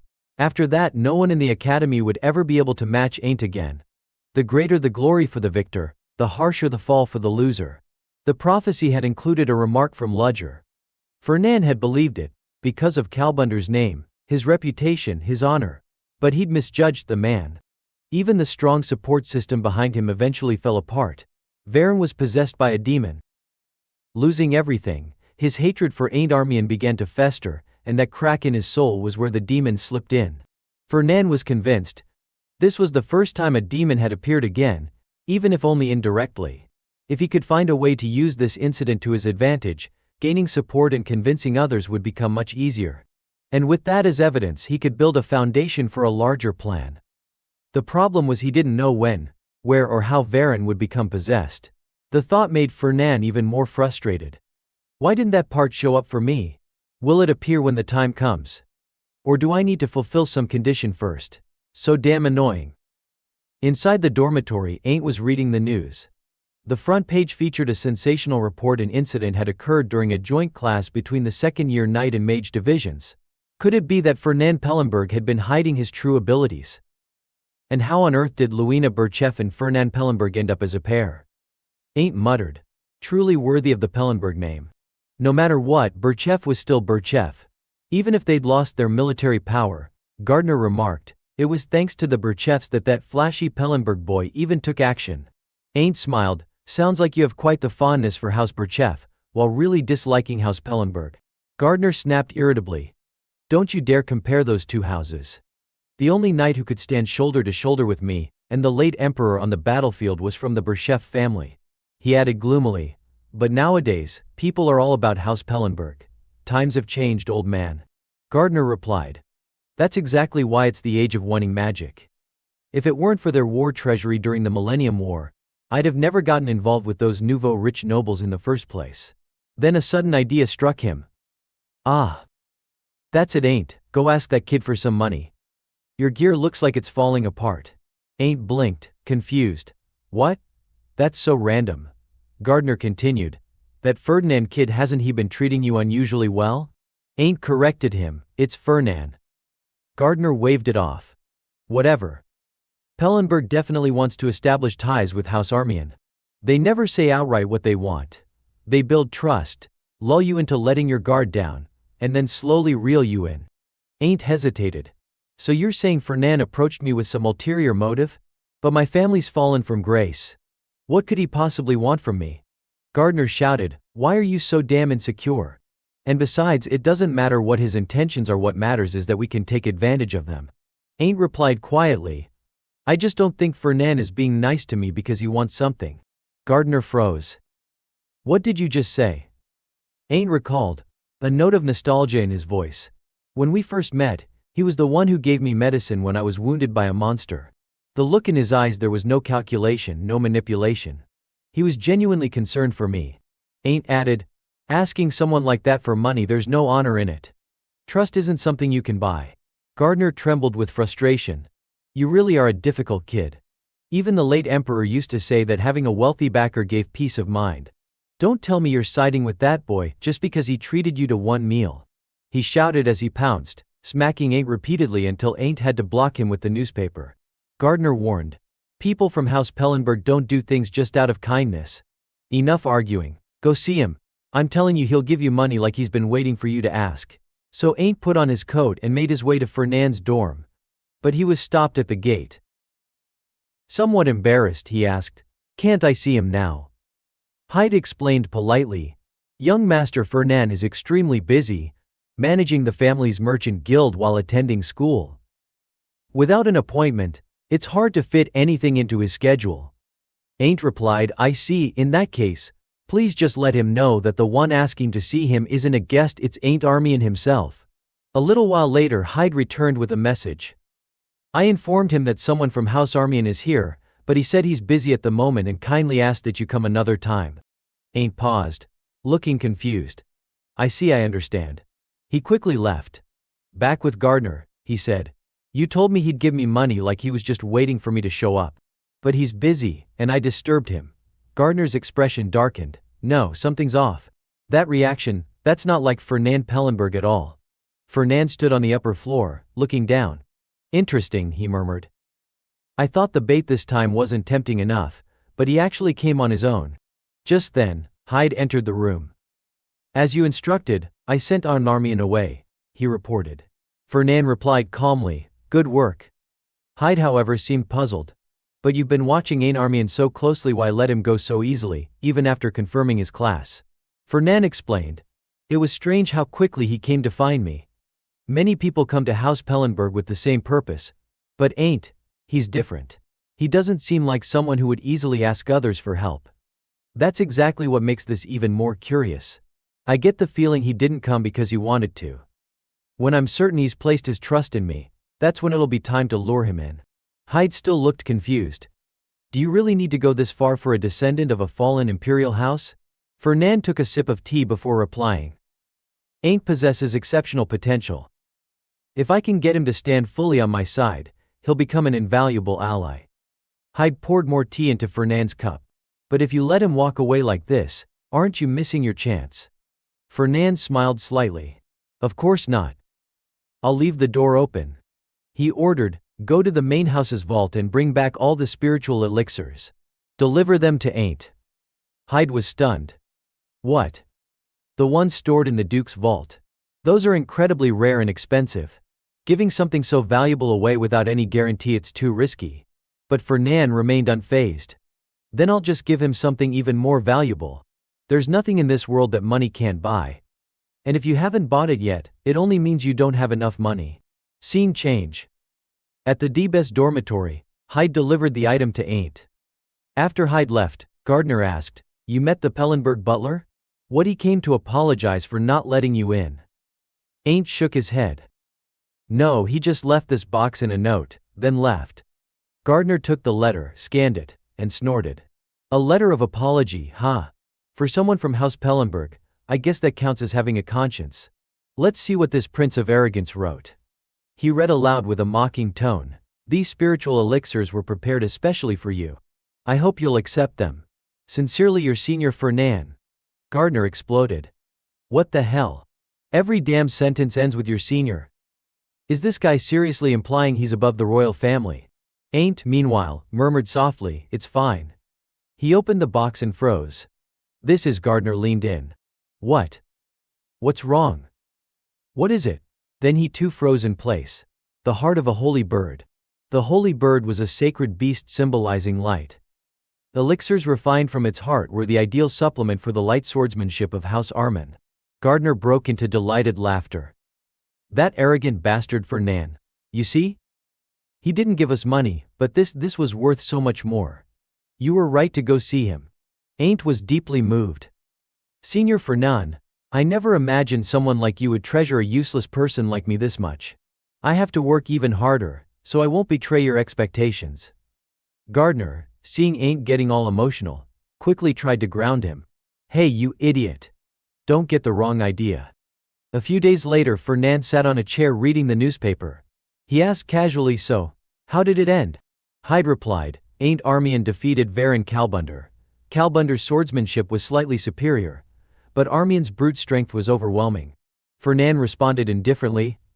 Oh, is that so? But inwardly he was puzzled.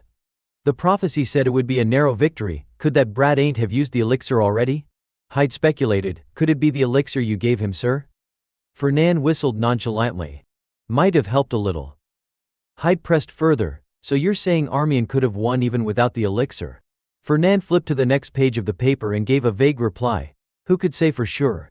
Deep down though, he was thinking just as the prophecy said. Ain't defeated Varin.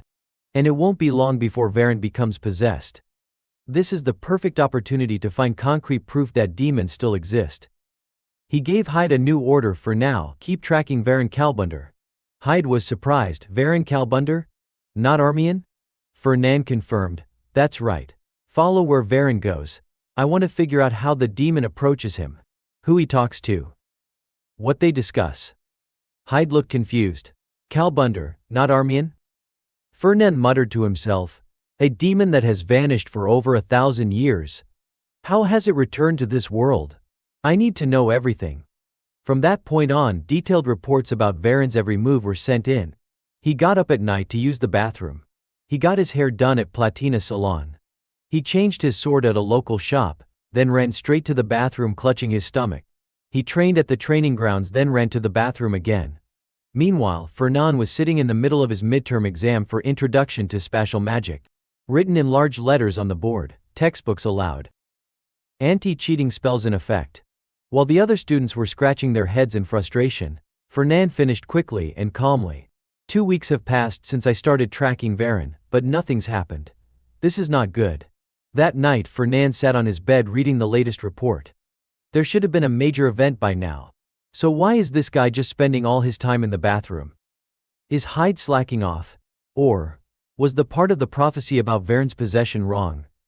He picked up a pen and scribbled some notes. Varin, toilet addict, irritable bowel syndrome, stress, cause Ain't? He pondered. If the most crucial part of the prophecy, the demon's possession, is incorrect, I may need to reassess how much I can trust this prophecy at all. After losing to Ain't, Varin, who'd been seething with resentment, finally faced him again in the midterm exam. He charged at Ain't, but the outcome was already determined. A loser once is a loser again. Ain't didn't slip up. On top of that, he had Gardner Alphenfarson, the most talented professor, by his side. Ain't left Varin, who had collapsed in defeat, without looking back, unaware that something dark was already creeping in. Demonic energy began seeping into Varin's body and mind, slowly devouring him from the inside. Suddenly, a spark shot through Fernan's mind.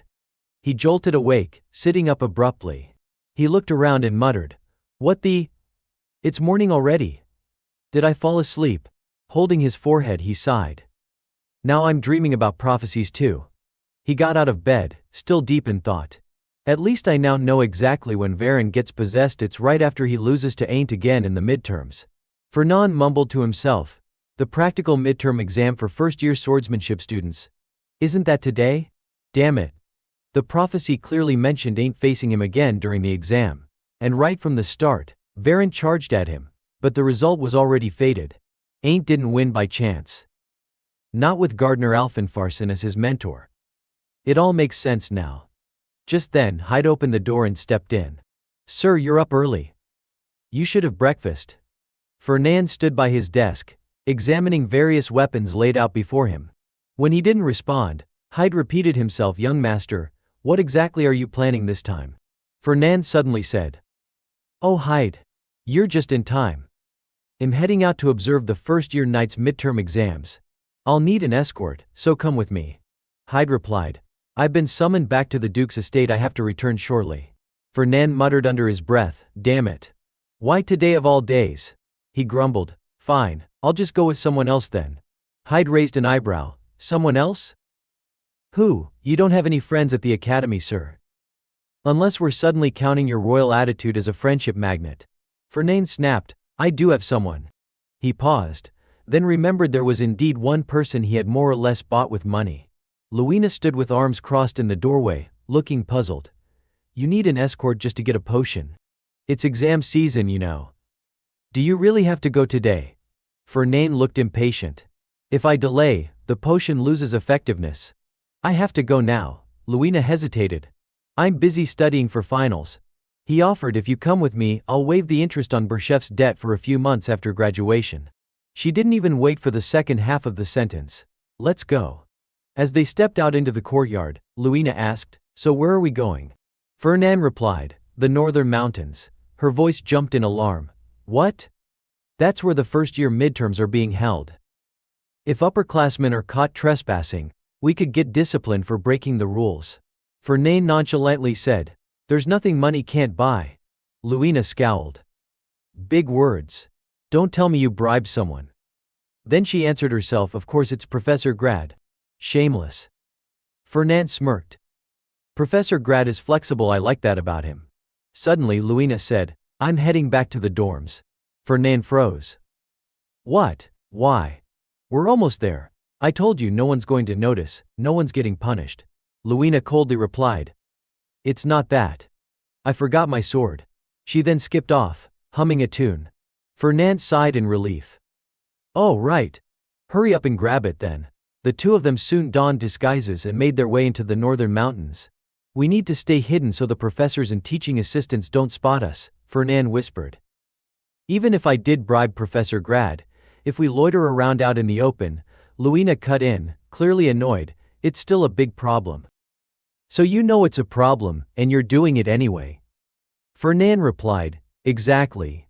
You're such a good little knight, don't ever change. She was already out of patience with him. Fernand opened a map and muttered. Hold on. Let me check where to go. Ain't is ranked second in the knight division, right? He scanned the map. Number 2. Ah, there he is. He's really close to Varin, the one ranked third.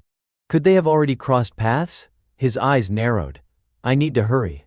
Crouching low, Fernand moved behind the bushes and whispered, this way. Hurry. Louina suddenly remembered, wait a minute. That's the professor's map, isn't it? It's against the rules for students to have that. Just how much did you bribe Professor Grad? As she kept ranting, Fernand thought to himself, was it a mistake bringing her along? Can't she just quietly follow my lead? Just then, a strange noise echoed nearby. Louina gasped, was that a monster? Fernand's expression tightened. No, don't tell me, a scream rang out in the distance. Louina sprang up. That's where the first years are. I have to check it out. Fernand shouted, what? Wait, Louina, it's dangerous to go alone. Stop. But she was already gone. Left with no choice, Fernand ran after her.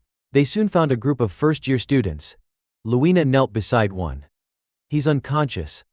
Looks like he was attacked by a monster. Thankfully, the defense spell on the exam map protected him, he's not hurt. But her brow furrowed. Still, this is strange.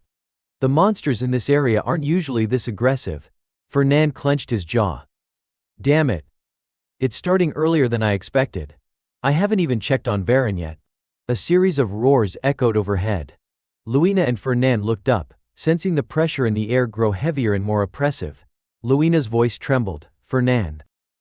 What the hell is going on? Before he could answer, a thunderous explosion erupted right in front of them. Louina gasped. Where are we?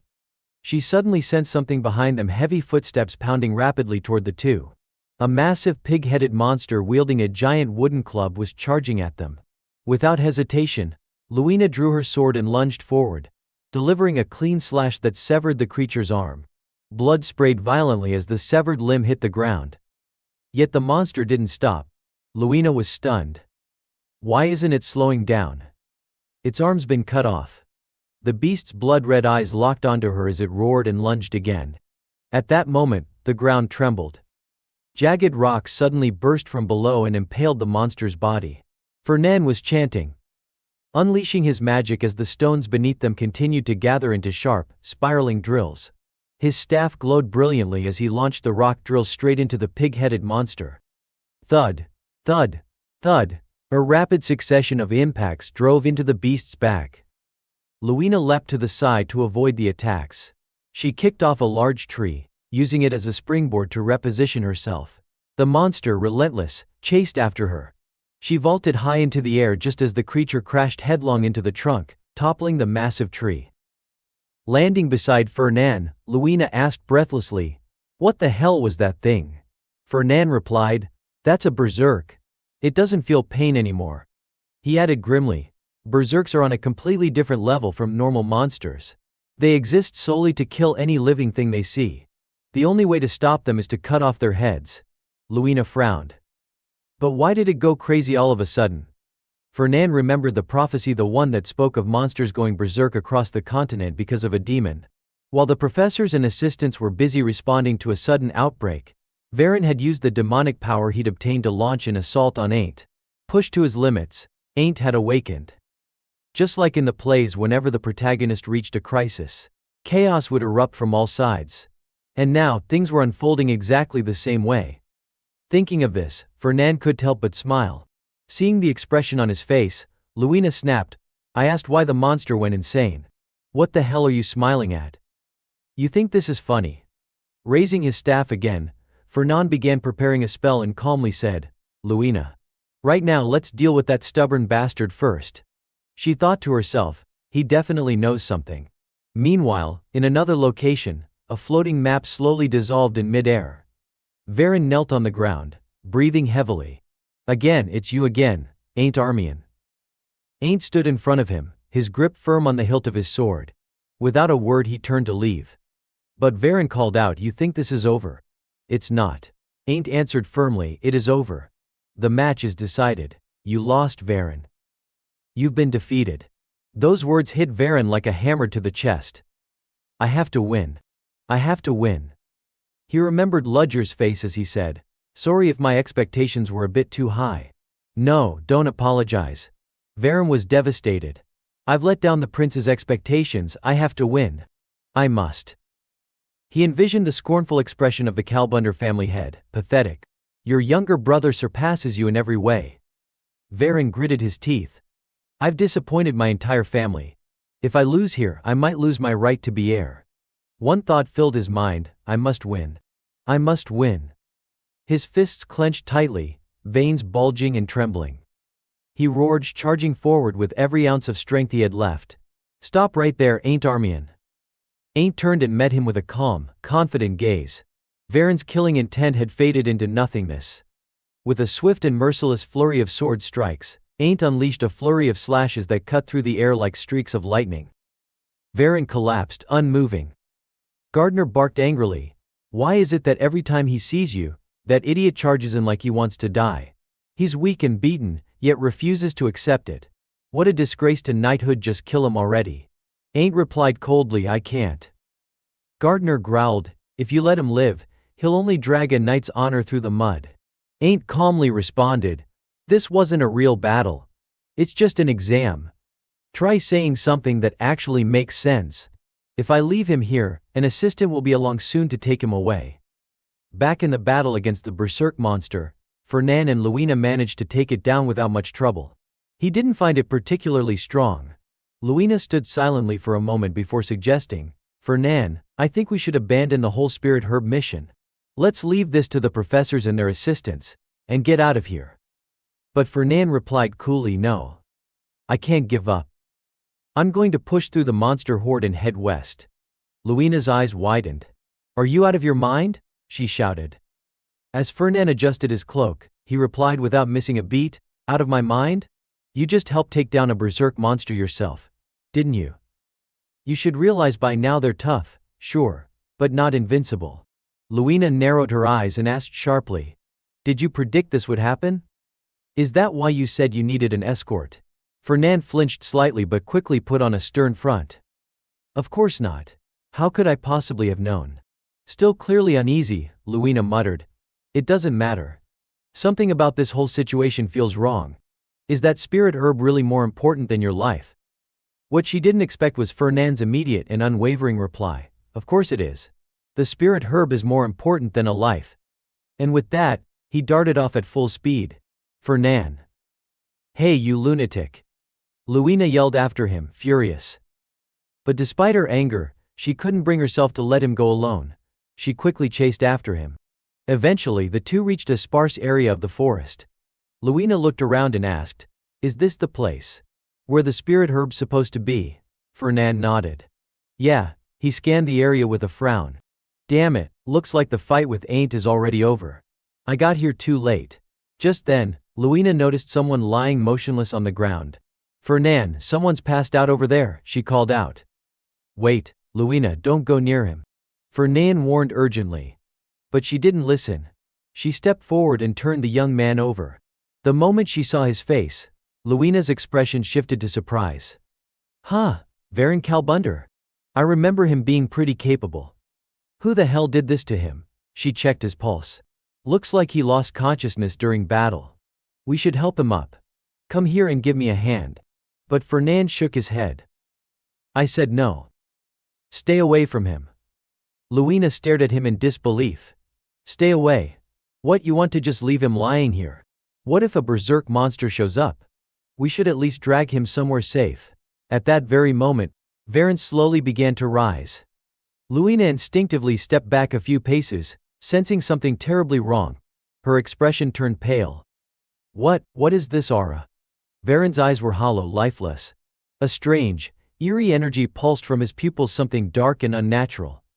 I've never felt anything like this before, Luina whispered, horrified. Varen Kalbunder, no. Is that really even Kalbunder anymore? Fernand answered grimly, that's demonic energy. Luina gasped, what? You mean the kind of dark energy that demons give off? That's right, Fernand said. Varen Kalbunder, that bastard has been possessed by a demon. Both of them stood frozen, staring at Varen. He was no longer human. A low rumble echoed through the trees. Something didn't feel right. Fernand narrowed his eyes and muttered to himself, something's off. According to the prophecy, Varen, once possessed, was supposed to launch an attack on Ain't the moment he woke up. But something had clearly changed. His target had shifted. Suddenly Luina turned to him, alarmed. Are you saying a demon took over Kalbunder's body and returned to this world? How do you even know that? Fernand didn't respond. His face was etched with worry as he stared at the possessed Varen. Just look into his eyes, he said finally, voice low. He's completely lost his mind. We need to restrain him now, Luina urged, her tone sharp with urgency. Fernand placed a firm hand on her shoulder. Luina, give me 10 minutes. What are you planning? She asked, spinning around, but Fernand was gone. Right then, Varen lunged at her. You maniac. Luina shouted, hastily blocking the attack. Kalbunder. It's me, Burchef. But Varen no longer recognized friend from foe. Consumed by rage and demonic energy, his blows landed heavier and faster than before. Luina gritted her teeth as she defended herself. He's too strong. If this keeps up, I'll be overwhelmed. Summoning a surge of mana, she launched him back with brute force. Varen crashed to the ground, but she didn't let up. Charging forward, she struck again. Varen Kalbunder. Snap out of it. Though writhing in pain, he was still under the demon's control. He growled and sprang to his feet, swinging his blade in retaliation. Luina leapt into the air to avoid the blow. Varen seized the opening to begin healing himself. Luina clenched her fists, drawing deeply on her reserves. Her spiritual energy surged, but so did Varen's dark aura. The black mist pouring from his body grew denser, more suffocating. He launched himself at her again. And they clashed violently, their auras slamming together with such force that the forest shook around them. But Luina was faltering. She took a step back, panting. I'm running out of energy. The more I fight, the more that dark energy drains me. She bit her lip. At this rate, I won't last much longer, but there has to be a way out. As she desperately searched for an opening, her gaze snapped to the side. Fernand? Across the battlefield he called out, this way, Luina. Varen turned his head in confusion just in time for Luina to vault off his head and dash toward Fernand. He grabbed her arm. Come on, this way. What the hell are you doing? She yelled. Now you show up. Why are we running? Why? Fernan answered calmly. Because that thing is a demon. Even as Varen chased them, Luina couldn't believe her ears. So you're just running to save yourself? And you still call yourself human? I'm not running away, Fernan snapped. I was setting a trap. You think someone like Kalbunder can just be taken down by brute force? And as if on cue, Varen stepped right into the snare Fernan had laid. A deafening roar rang out. The ground erupted as Varen was sucked into a glowing magical array in the sky. Blazing golden light slammed into him and pinned him flat to the ground. That was too much. Luina cried. What if he dies in there? He won't, Fernan said grimly. Look, sure enough, Varen roared and surged back to his feet, his power now even more terrifying. Luina suddenly said, Fernan. After fighting him, I realized, but Fernan interrupted her. Serious. I didn't want to use this. But we're out of options. From his cloak he pulled a crimson stone. As he muttered the incantation, a red flame erupted and swirled violently around Varen. The magic circle underfoot lit up again, brighter, fiercer. The ground trembled with each surge of power. Then, without warning, a colossal burst of fire exploded directly into Varen. Boom. Boom, boom. The earth shook with the impact. The flames consumed the black aura around Varen, burning it away. When the smoke cleared, he lay motionless, sprawled across the scorched earth. Fernan wiped the sweat from his forehead and let out a relieved sigh. It worked. The plan actually worked. That was way too close. Luina, still catching her breath, looked puzzled. The plan worked. Wait a minute. All that stuff you just used, those were insanely expensive artifacts, weren't they? Don't you think that was a little wasteful? Fernan replied. It was wasteful, yeah, but we didn't exactly have a choice, did we? Luina muttered under her breath. If we had coordinated properly, we could have taken him down without burning through those luxury items. Fernan gave her a serious look. What are you even saying? The guy's possessed by a demon. Didn't you see his scorched skin, the glowing red eyes, and that terrifying aura of demonic energy? Luina wasn't convinced. Yeah, on the outside he definitely looked like some apocalyptic monster, but deep down, he's still Varen Kalbunder. Fernan froze for a moment. Deep down, he's still Varen Kalbunder. That idea hit him like a bolt of lightning. He thought back. Ain't Armian went through hell just to awaken. Even though Ain't was hailed as the hero of salvation, at this point he was still just a first-year student. He hadn't even fully unlocked his powers. And when you really look at their current abilities, Luina, a second year like you, is obviously stronger than Ain't right now. A wave of frustration swept over Fernan. Did I really make such a stupid mistake? Luina folded her arms. I told you earlier we didn't need to overcomplicate things, but you didn't listen. Inwardly, Fernan cursed himself. I got so caught up in the idea of demon that I forgot the most important thing, damn it. That sacred relic, that scroll, they cost a fortune just to trap him. Luina, noticing his distant look, gently tapped his cheek. Your eyes have gone blank, Fernan. You alright? She held up one finger. How many fingers am I holding? But Fernan couldn't focus on anything. All that echoed in his mind was one thing. How much did all that stuff cost? How much? Suddenly Varen stirred. He groaned as he sat up, clutching his head. His eyes rolled back, vacant and eerie. He lunged at them again. With pure reflex, Fernan reeled back and launched a fierce punch, nailing Varen square in the face. Do you know how much that cost? Varen collapsed with a thud, knocked out cold once more. Still fuming, Fernan growled, What kind of demon is this, so damn exhausting? Luina quickly stepped in and grabbed his arm. Fernan. That's enough.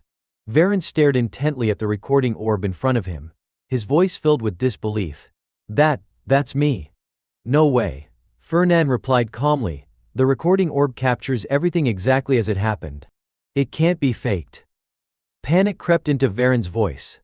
I don't remember anything after the match with Ain't Armian. That's exactly why I, out of kindness, am explaining it to you, Fernan said, raising his voice. After you lost to Ain't, you were possessed by a demon and attacked us. Varen snapped. I've never even seen a demon. Why are you all so sure I was possessed? Fernan's tone suddenly dropped. Varen. You've seen the recording now, so I'm sure you understand. You took a bomb blast head on. Your body was pierced by dozens of magic arrows. And then you were engulfed in a pillar of hellfire. Yet here you are alive. That's because demonic energy was protecting your body. Varen was stunned. Now that I think about it. Yeah, I really should have been dead. Fernan let out a dramatic sigh. And I wasted a ridiculous amount of resources trying to stop your demon-possessed self. Varen hesitated, then said, if you're talking about the magical items you used to kill, no. I mean, restrain me, then I'll pay for them. Fernan pressed his hand to his forehead and sighed even more theatrically. Let's not forget the emotional trauma. I had to fight someone who could have killed me with a single blow. Varen's expression turned serious. Cut to the point. What do you want from me? Without missing a beat, Fernan pulled out a sheet of paper. Simple. Just sign this contract. Varen Kalbunder will now become a servant of House Pellenberg. Sign here and all will be forgiven. Varen took the contract and examined it. This is a slave contract. These terms are absurd no matter how you read them.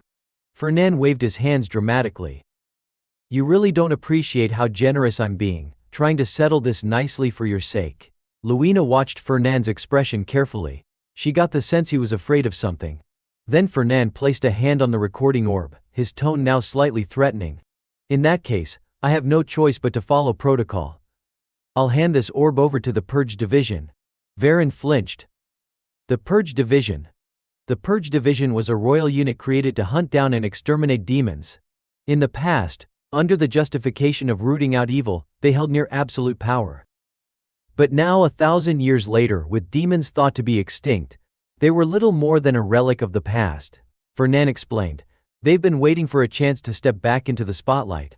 If they see this recording, it'll be like striking gold. Varen shouted, I told you I have nothing to do with demons. Fernan pressed on, you consorted with demonic forces. That means you'll be expelled from the academy. Do you really think the Marquess of Kalbunder would accept a son who sold his soul to a demon? You might even be disowned. That struck Varen right in the heart. With no other choice, he signed the contract. Then, standing in front of Fernan, he bowed deeply and said, From now on I am in your care, Master, I mean Senior. Luina let out a sigh. So this is how things turned out, huh? Fernan cleared his throat with a few coughs. All right then. The three of them headed back to the northern forest. Luina asked, Are you sure we can handle this on our own? Shouldn't we inform the professors? Fernan shook his head. Not yet. Whether Varen was possessed willingly or was manipulated, whatever the case, we still don't know the full picture. And if someone really did manipulate him, that means there's someone within the academy collaborating with demons. If this gets out, they'll vanish before we can catch them. And it'll be even harder to find out who's behind it all. Luina considered his words and nodded. That makes sense. So you're going to investigate quietly? She paused before asking. But why target academy students in the first place? Fernan replied, just a theory, but the academy gathers the brightest talents in the empire. If someone attacks its students, Luina gasped. That's like destroying the empire's future. I can't just stand by and watch. If you need help hunting demons, call me anytime. Seeing her impassioned resolve, Fernan smirked inwardly. Perfect. Now I won't have to lend her money with interest anymore. Though she hasn't realized it yet. Maybe one day she will when she finally sees how ridiculously stupid that promise was. Afterward, despite the professors and teaching assistants being mobilized to suppress the monster rampage, the midterm exam for the first-year night department was still abruptly cancelled midway. However, the academy couldn't afford to cancel the entire midterm exam. An emergency announcement was issued. For safety reasons, all practical midterm exams would be replaced by written tests. When students saw the announcement, they were left dumbfounded. Every practical exam this semester had now become a written one. Whispers spread like wildfire. No way, are you serious? A written midterm? We're doomed. That was because the academy's grading system had always placed more weight on practical skills than theory. For students who focused heavily on combat training, having to sit for written tests in every subject was a huge burden. Ain't was no exception. As he was quietly cramming theory, Gardner suddenly spoke up. Still, no matter how I look at it, something feels off. What feels off? Ain asked. That monster outbreak, Gardner replied. It was clearly related to demonic energy. I sensed scorching hot mana spreading everywhere. And yet, the real demon never showed up. Doesn't that mean it wasn't caused by a demon at all? Ain't reasoned. Gardner brushed it off. Impossible. How many times do I have to say this before you believe me? A demon will definitely show up again. That's precisely why the first emperor stationed me here." As he spoke, Gardner slapped both of Ain't's cheeks and reminded him sternly, "And demons always target you." Startled, Ain't yelped, "Why?" Gardner looked surprised. "You really don't know? For demons, the name Armian is an enemy etched into their bones. If not for the Armian bloodline, this world might have already fallen into their hands. So this time they'll surely aim to wipe out every trace of that bloodline first. That's why you must never let your guard down. Follow my instructions exactly, got it?" A shiver ran through Ain't. In his heart, a disturbing thought echoed, "Am I the spark that draws the demons in?" At the same time, over in Ravido's hall, Fernand was clutching his head, groaning loudly, my head's spinning." Seeing him collapsed over the table, Hyde panicked. "Young master, are you all right?" Inside Fernand's mind, strange words began to surface. Mandatory first-year core course field survival skills. After completing the midterms, students will be sent to the Southern Forest for a 1-week practical training session. The Southern Forest, perfect. He recalled that within the lake deep inside that forest, there was a sacred herb. A place with no detectable mana. The plan was to lure him into soaking his feet in that tranquil lake, and the moment he did, the lake would strip away every protective layer around him. Meanwhile, Ain't stepped into a cavern. "This is the place," he murmured. "If I hadn't come with genuine intent, I never would have found it." His steps were already light, but now he moved with even more caution. When he sensed a hint of deathly aura ahead, he muttered, "I found it." His gaze lowered. A massive creature slowly emerged from the stone wall. It was supported by 4 sturdy legs, and the heart it had just pierced and devoured was covered in gleaming aquamarine scales like precious gems.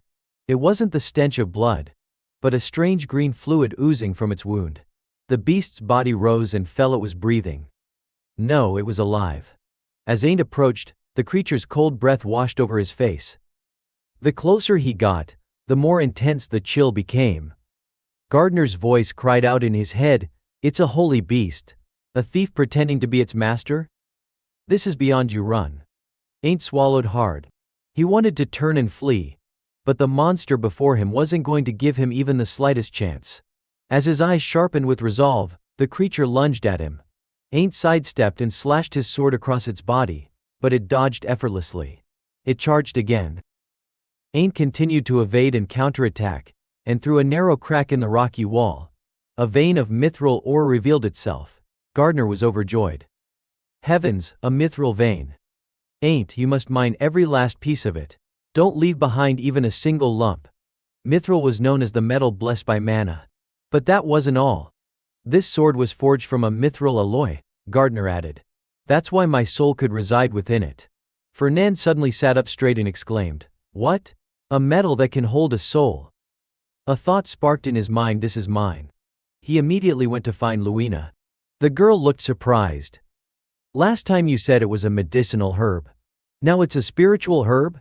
Fernand admitted, "I lied last time, but this time it's for real." "You say that like it's no big deal," Luina scolded. "The first year outdoor combat training lasts an entire week, doesn't it? That means you'll be skipping a full week of classes." Fernand tried to convince her, "I've already prepared a plan to make up for the classes I'll miss. As long as you agree to do it, I'll take care of everything else." But Luina flatly refused. "I'm not doing it." Fernand sweetened the deal. "I'll wipe out all the interest owed by House Berchef." She brushed him off. "Still not doing it." Luina said sternly, "I may not know about other things, but skipping school just for a single spiritual herb, that's something I absolutely won't accept. I can't believe you're seriously considering ditching an entire week of class just for that." Fernand finally gave up. "Fine, I won't push anymore. I'll go find someone else." Just then the door opened, and a young man walked in cheerfully. "Long time no see, Fernand. May Mana bless you again today." Shortly afterward, the results of the midterm exams were announced. Midterm rankings. First semester, first year night department Ain't ranked 16th. Gardner grumbled with mild dissatisfaction. 16th place. And that spoiled rich kid actually snagged first. Seriously. Luina looked at the newcomer with a curious expression. "And you are?" she asked. "Jace Vines," he replied with a cheerful smile. "Didn't expect you to come alone, Fernand." "Hello, Lady Luina Burchef, may the blessings of Manna be upon you. Luina straightened up, as if something had just clicked in her memory. Ah, right, Jace turned to Fernand. By the way, how have you been lately? I've been doing fine. What about you? How's life at the academy? Fernand replied. Jace chattered brightly, still a first year, so there's a lot I need to learn. Luina, intrigued, asked, Haim, you two seem pretty close. Fernand glanced at her. You look genuinely surprised. Jace nodded in agreement. That's understandable, I guess. But really it's only natural. Luina raised an eyebrow. There's nothing natural about it. Jace Vines, you're the saint of the Dragon God Church, aren't you? The one people sing endless praises about. And yet here you are, associating with a greedy devil like him. Fernand's expression read. Are you insulting me right now? Jace laughed heartily. Haha, you probably wouldn't know this, Lady Luina, since you're not a mage. The Dragon God Church originally worshipped the ancient dragon who granted magic to humanity. But over time we shifted our faith toward mana and magic itself. These days most of our followers are mages, and the church has essentially become a powerful magical organization. To be recognized as a grand mage, one must be acknowledged by our pope, that's how much authority the church holds. Luina held up her hand to stop him. Okay, I know all that. But what does that have to do with you two being so chummy? Jace continued eagerly, let me finish, okay? Since the church is run by mages, it requires a massive financial base to function. That's where Pellenberg comes in, they're our biggest supporter. The countless magical tools crafted by the church, all distributed through the Pellenberg Trade Association. Honestly, all hail Pellenberg. The bond between the Dragon God Church and House Pellenberg is like roots clinging to soil. He grinned and added, as the saying goes, wealth makes you an elder. Fernand gave him a serious look. For the record, I am older than you. Of course. Jace quickly replied, nodding enthusiastically. Watching the way he acted, Luina began to harbor some doubts. Is this guy really a saint? He even mispronounced the word saint a little. Jace put on a pouty face. Ouch, that hurts, you know. Even I have feelings. Luina quickly apologized. Oh no, I'm sorry, Saint. That was rude of me. But Jace suddenly flipped his demeanor back to playful. Kidding. Haha. Luina let out a small cough. Anyway, I think I understand your relationship now. So, I'll take my leave. Jace whined, leaving already? Are you really going? We just met. She replied plainly, yes. I have no intention of getting involved in this mess. He waved goodbye and said cheerfully, if you change your mind, just come back anytime. Farewell, Lady Luina. May the mana always bless you. As the door closed, Jace turned back inside and grinned at Fernand. So why did you call me here? Fernand didn't like that smug smile one bit. But he still answered. During the first year survival training, we'll be collecting spirit herbs. I need backup. Jace perked up. Spirit herbs, huh? Sounds exciting. Fernand scowled. Don't tell me you're planning to grab them all for yourself. Jace quickly waved his hands. No way, of course not.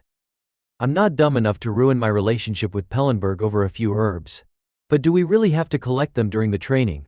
With your skill level, sneaking in and taking them beforehand should be a piece of cake. Fernand frowned. If I could, I would've. But the truth is, I haven't pinpointed the exact location yet. He had thought it through. In theory, the prophecy provided enough clues to find the place somewhere near a lake in the southern forest. There were 7 lakes in that forest, which was also the designated training ground for first-year students. A cave beneath one of those lakes, hidden underwater. I've spent the past few days pouring mana into the bottom of all 7 lakes to try and detect a mana vein. But I haven't found a trace of mithril. Clearly the cave is concealed with magic, normal means won't uncover it. As much of a hassle as it is, I think we'll have to tail Aint to find the exact spot. Jace looked puzzled. But students who aren't participating in the training aren't allowed into that area, right? It'll be crowded. Sneaking in won't be easy. Fernand smirked. That's why I signed up as a teaching assistant for the first year's training. Jace was taken aback. Wait, second years are allowed to do that? I thought the requirements were pretty strict. Not many second years bother with it, Fernand admitted. But I came up with a pretty convincing excuse. Even Professor Rosalia had been skeptical. Now you care about grades.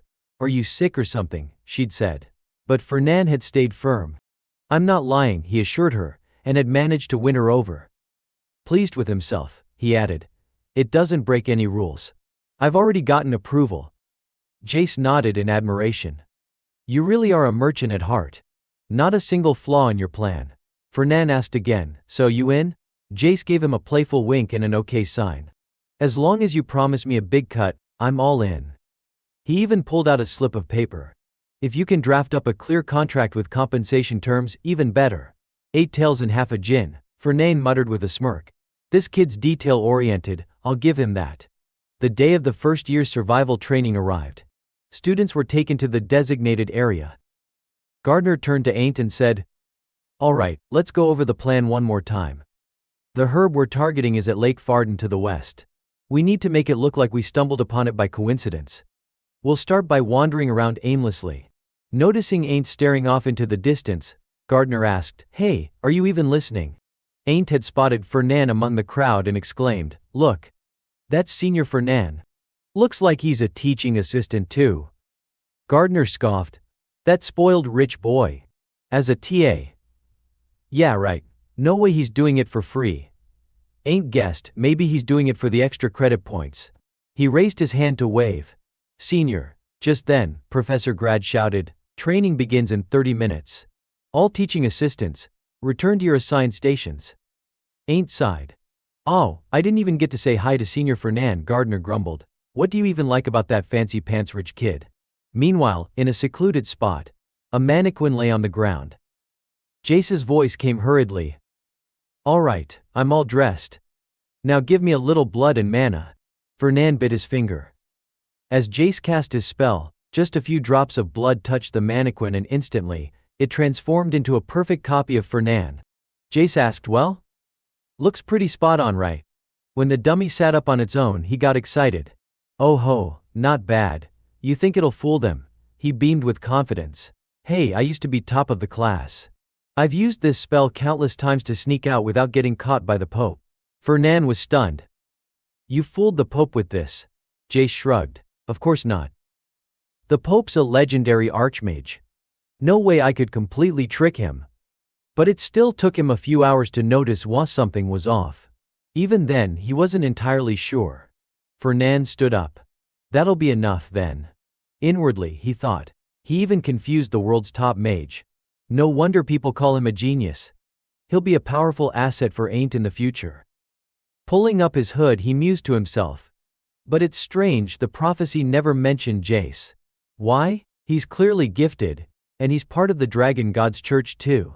Meanwhile, Jace patted the mannequin affectionately. "Take care out there, buddy. It's no surprise that the world despises demons. But the Church of the Dragon God takes that hatred to another level. A demon once mocked him, saying magic came from dragons? Ridiculous. Magic is demonic power, born from the devils themselves."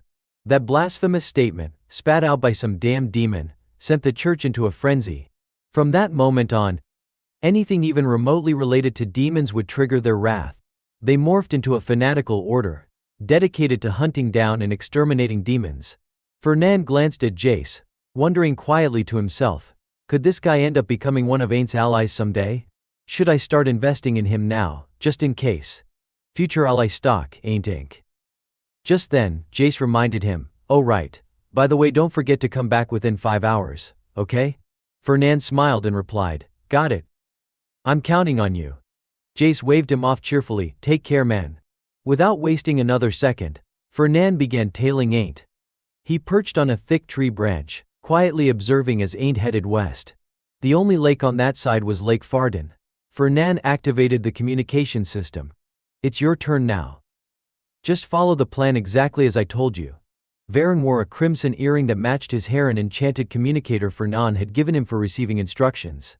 Varen stepped forward to block Ain't's path. Ain't blinked in surprise. "Varen Kalbunder." A drop of sweat rolled down Varen's temple. Having lost to Ain't once before, the confrontation stirred an uneasy tension in him. Ain't asked softly, "What's this, Varen? Don't tell me you want to try again. You already know you can't win, don't you?" "Of course I know, you bastard," Varen thought to himself. "But I don't want to keep looking so damn pathetic either." Not long ago, Fernan had summoned him for a mission. "You want me to tail Ain't Army and through this entire field training session?" Varen had exclaimed in disbelief. Why the hell should I do that? Seeing that Varen not only refused but also dared to question him, Fernand narrowed his eyes and threatened, "Looks like you still don't get the situation. Want me to flip your life into hell mode?" Varen immediately clutched his head and screamed, "No, Senior. Please." Now, standing face to face with Ain't, Varen looked him straight in the eye. "I can't accept defeat." Ain't raised an eyebrow. "Even twice wasn't enough for you?" Varen tightened his grip on his sword, his voice unwavering. "Whether it's twice or 100 times, it's the same. Losing to you crushed my honor. I need to fight you again to reclaim it." With that, he gathered his energy. Magic flared wildly around him as he raised his sword into a combat stance. Watching from a distance, Gardner's eyes lit up with excitement. Wow! That unyielding spirit, even after being defeated. At first I didn't think much of him, but now I see it, he's a true knight. Ain't, you have to accept his challenge. Ain't stood and thought for a moment, then gave a slight smile. Varen, I respect that. But this training session forbids duels between participants. Varen yelled, I don't care. I fight for honor. Gardner chimed in enthusiastically, come on, Ain't, forget the rules. A knight lives for honor. On one side, Varen was burning with the fire of revenge. Fight me, damn it. On the other, Gardner kept egging him on. Are you seriously going to trample on a knight's courage? Ain't stood there, silent, feeling a growing headache. Watching the scene unfold, Fernand chuckled to himself. Man, Varen may be a pain, but he's doing a decent job stalling. Keep buying time, buddy. As for me, I've got my own thing to take care of. He dropped down from his perch and headed toward the lake. He scanned the area carefully, no one in sight. The barrier was already in place. Even if I dig up half the forest looking for mithril, no one will hear a thing. Cracking his knuckles, he grinned with anticipation. Alright then, time to give this a shot. I've been dying to try this magic out. Fernand knelt and pressed his palm against the ground, searching for the right spot. I have to find the mithril before Ain't shows up. There's no time to waste, that's why I brought something special. He extended his hand toward the lake and began chanting. Come forth, my servant. A strange object began to rise slowly from beneath the water's surface. It was powered by complex magical engineering. A fusion of countless spell systems dripping with the essence of a merchant's heart, and a staggering pile of money. The massive construct emerged fully, a towering humanoid figure with glowing eyes. Fernand shouted with pure joy, a golem. Hell yes, this is awesome. He grinned even wider. From now on your name is James. Let's go, James. Time to find that mithril. He could barely contain his excitement, laughing like a madman. This was Fernand Pellenberg's very first self-made golem, James. And digging. That was exactly what James was made for. Not far away, Varen was still doing his best to stall for time. He shouted, You're not getting through unless you beat me first. Inside he cursed, that heartless bastard, I've gone this far, and you're seriously just gonna stand there and watch. Ain't held his head in frustration. God, this is such a pain. How long has it been already? Gardner, standing nearby, was visibly irritated. How could a descendant of Armian act so ridiculously? Running out of ideas, Varen suddenly threw himself to the ground and wrapped his arms tightly around Ain't's leg. Move. Ain't shouted, trying to shake him off. That's enough, Varen. Stop acting like a child. Varen snapped back. You think I want to do this? Fernand gave me one job, stall you for at least 1 full hour. If I can't endure it, I'm screwed. Ain't's eyes widened.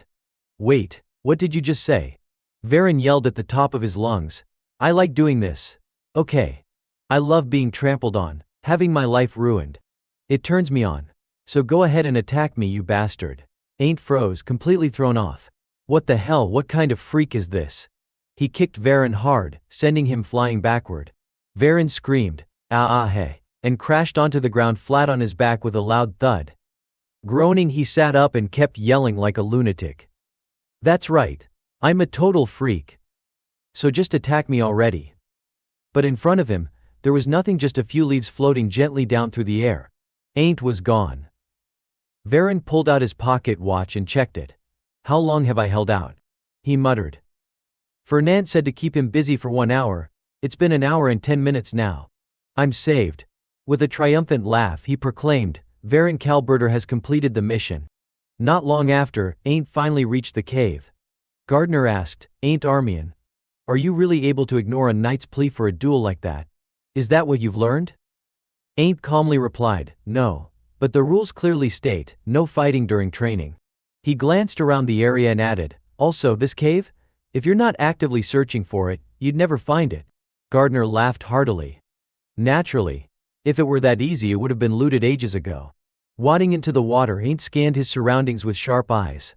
Something's off here. I can sense a presence that doesn't belong to a spirit herb.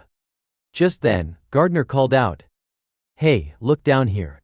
Right before them was a glowing spirit herb, shimmering with light. Ain't gasped, "Whoa, jackpot." Meanwhile, deep within the submerged cave, Fernand had been digging feverishly. After a while he burst into uncontrollable laughter, and began dancing wildly to an imaginary beat. Bomb bomb. Found it, Mithril. Back with Ain't, the situation had suddenly taken a turn. He frowned. This just got complicated.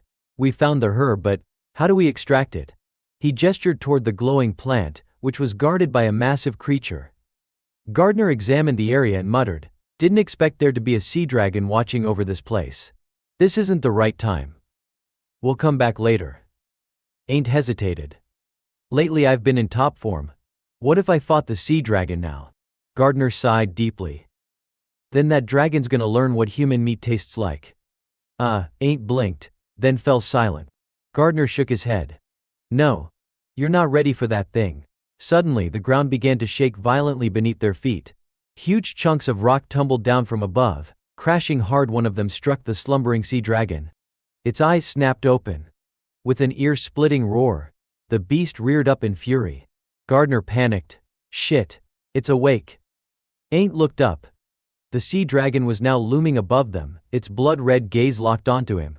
Shivering, he stammered, What do we do now?" Ain't suddenly muttered, "Might as well just finish it off now."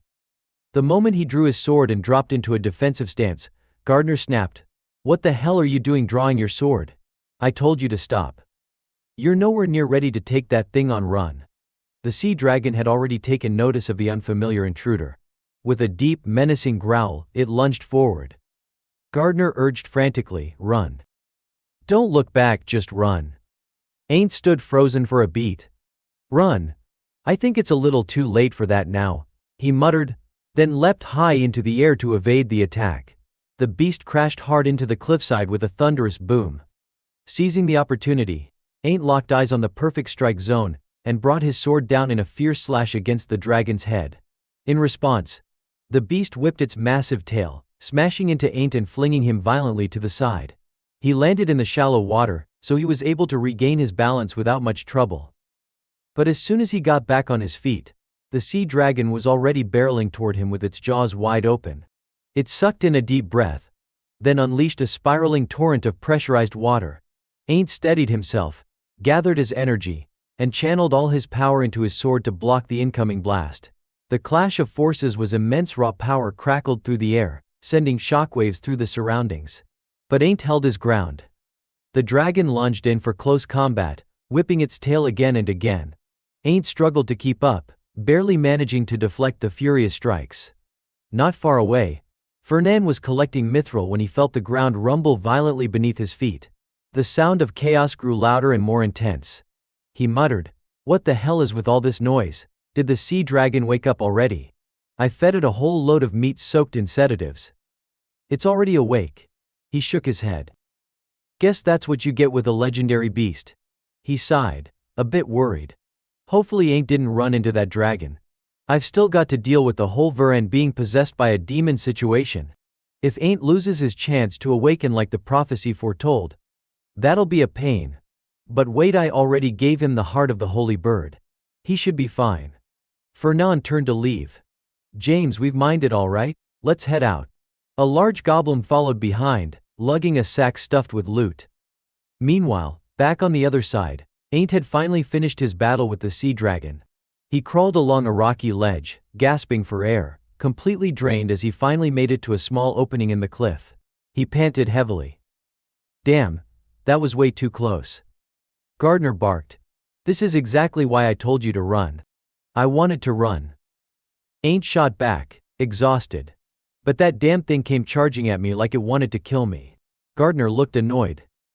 If the ground hadn't held together during that hit, you'd be dragging food right now, you reckless idiot. Ain't exhaled. Still, I made it out all right. Didn't I? Gardner gave a half nod. Yeah, I guess the heart of the holy bird the kid gave you really did strengthen your aura. They both turned to glance across the cavern. Look, Gardner said. The sacred herb is still intact. That's a relief. Ain't sighed as he looked up. It's way too high. Climbing out of here is gonna take forever. Suddenly, Gardner's expression changed. He sensed something strange from the far side of the cave. Ain't, he said sharply. Get in here. Something doesn't feel right in that direction. Ain't stepped over, scanning the area. I don't feel anything. Gardner pressed, just stop talking and move already. Ain't sighed again, fine.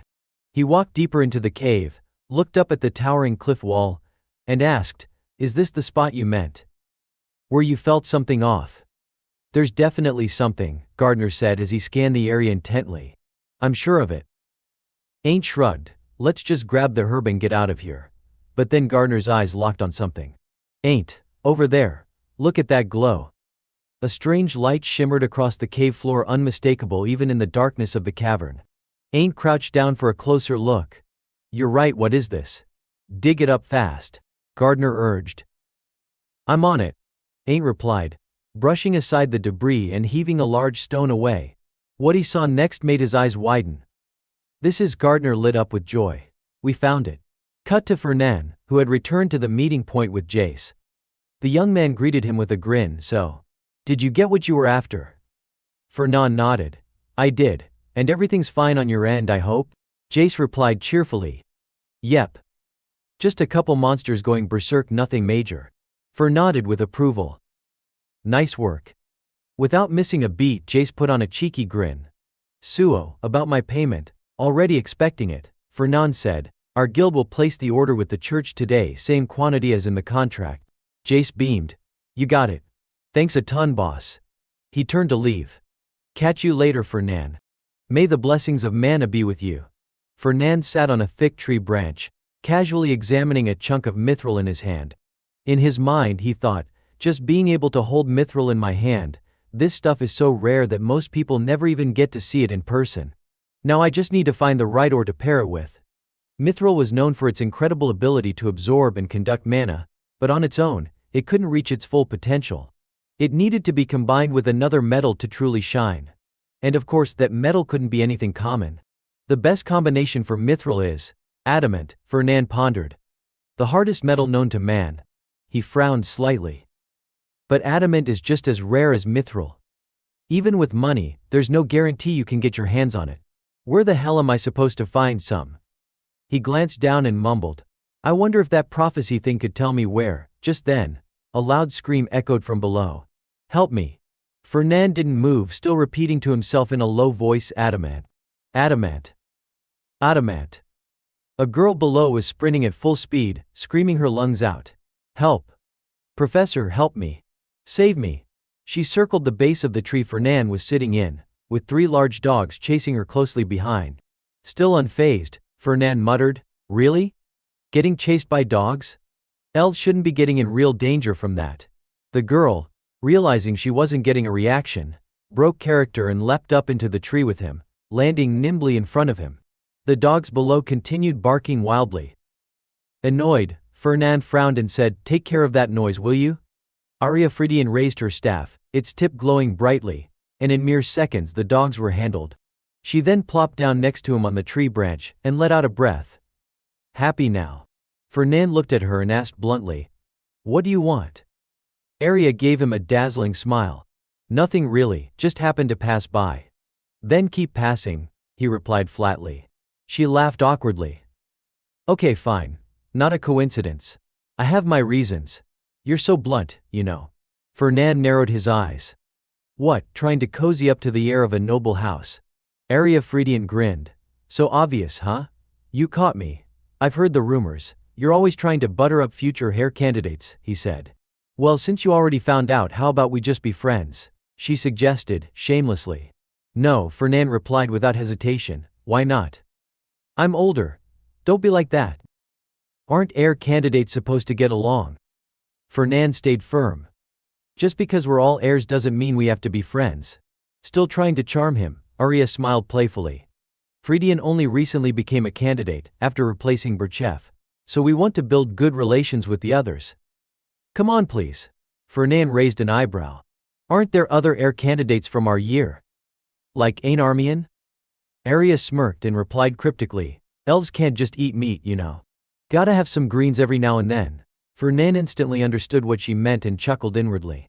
She didn't even try to hide it. Arya, Friedian brazen as ever, beamed at him. I want to be friends with all 6 heir candidates. Suddenly, the tree began to shake violently. Both of them flinched as Arya shouted, what now? From below. A male student screamed, someone call the professor. There's a sea dragon in Lake Pardon. Sure enough, an enormous aquatic dragon burst out of the lake's surface, sending a massive wave rippling through the forest.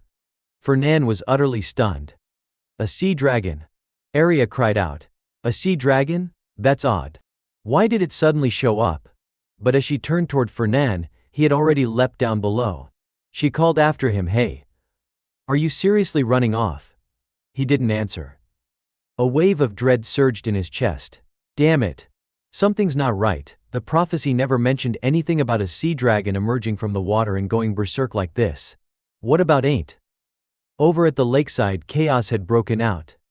The sea dragon was on a rampage, attacking students indiscriminately. Professors quickly organized the evacuation. This way. Move. Get out of the way. Someone shouted. All first years fall back. Assistants rushed to shield the freshmen at the front lines.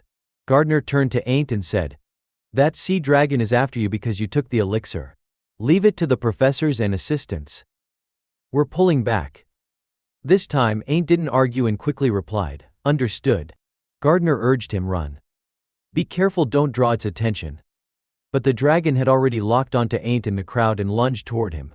Suddenly, a dark silhouette appeared, stepping in between Ain't and the beast. Fernand, holding his magic staff, activated a defensive formation to block the monster's charge.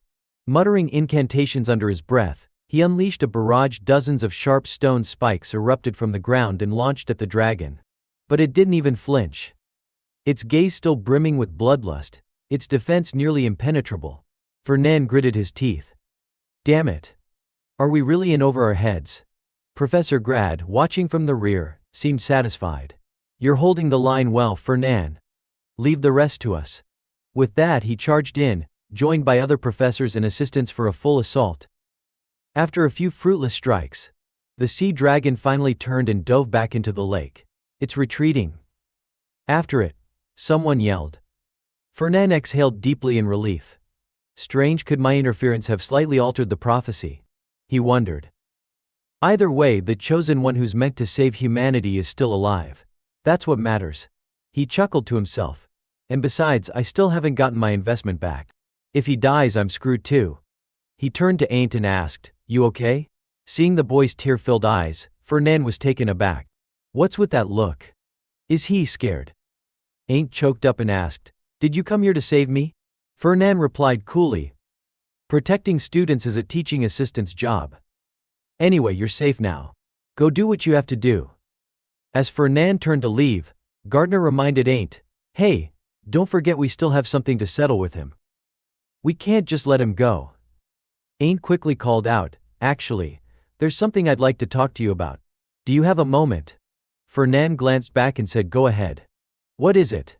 Ain't hesitated. Well, it's a bit awkward to say it here. The two of them moved to a quieter spot. Fernand reassured him, don't worry. No one's listening. Just say what's on your mind. What is it? Ain't gave a sheepish smile. I was wondering, does your trading guild deal in ore? Fernand nodded. Of course. Why? You looking to buy some?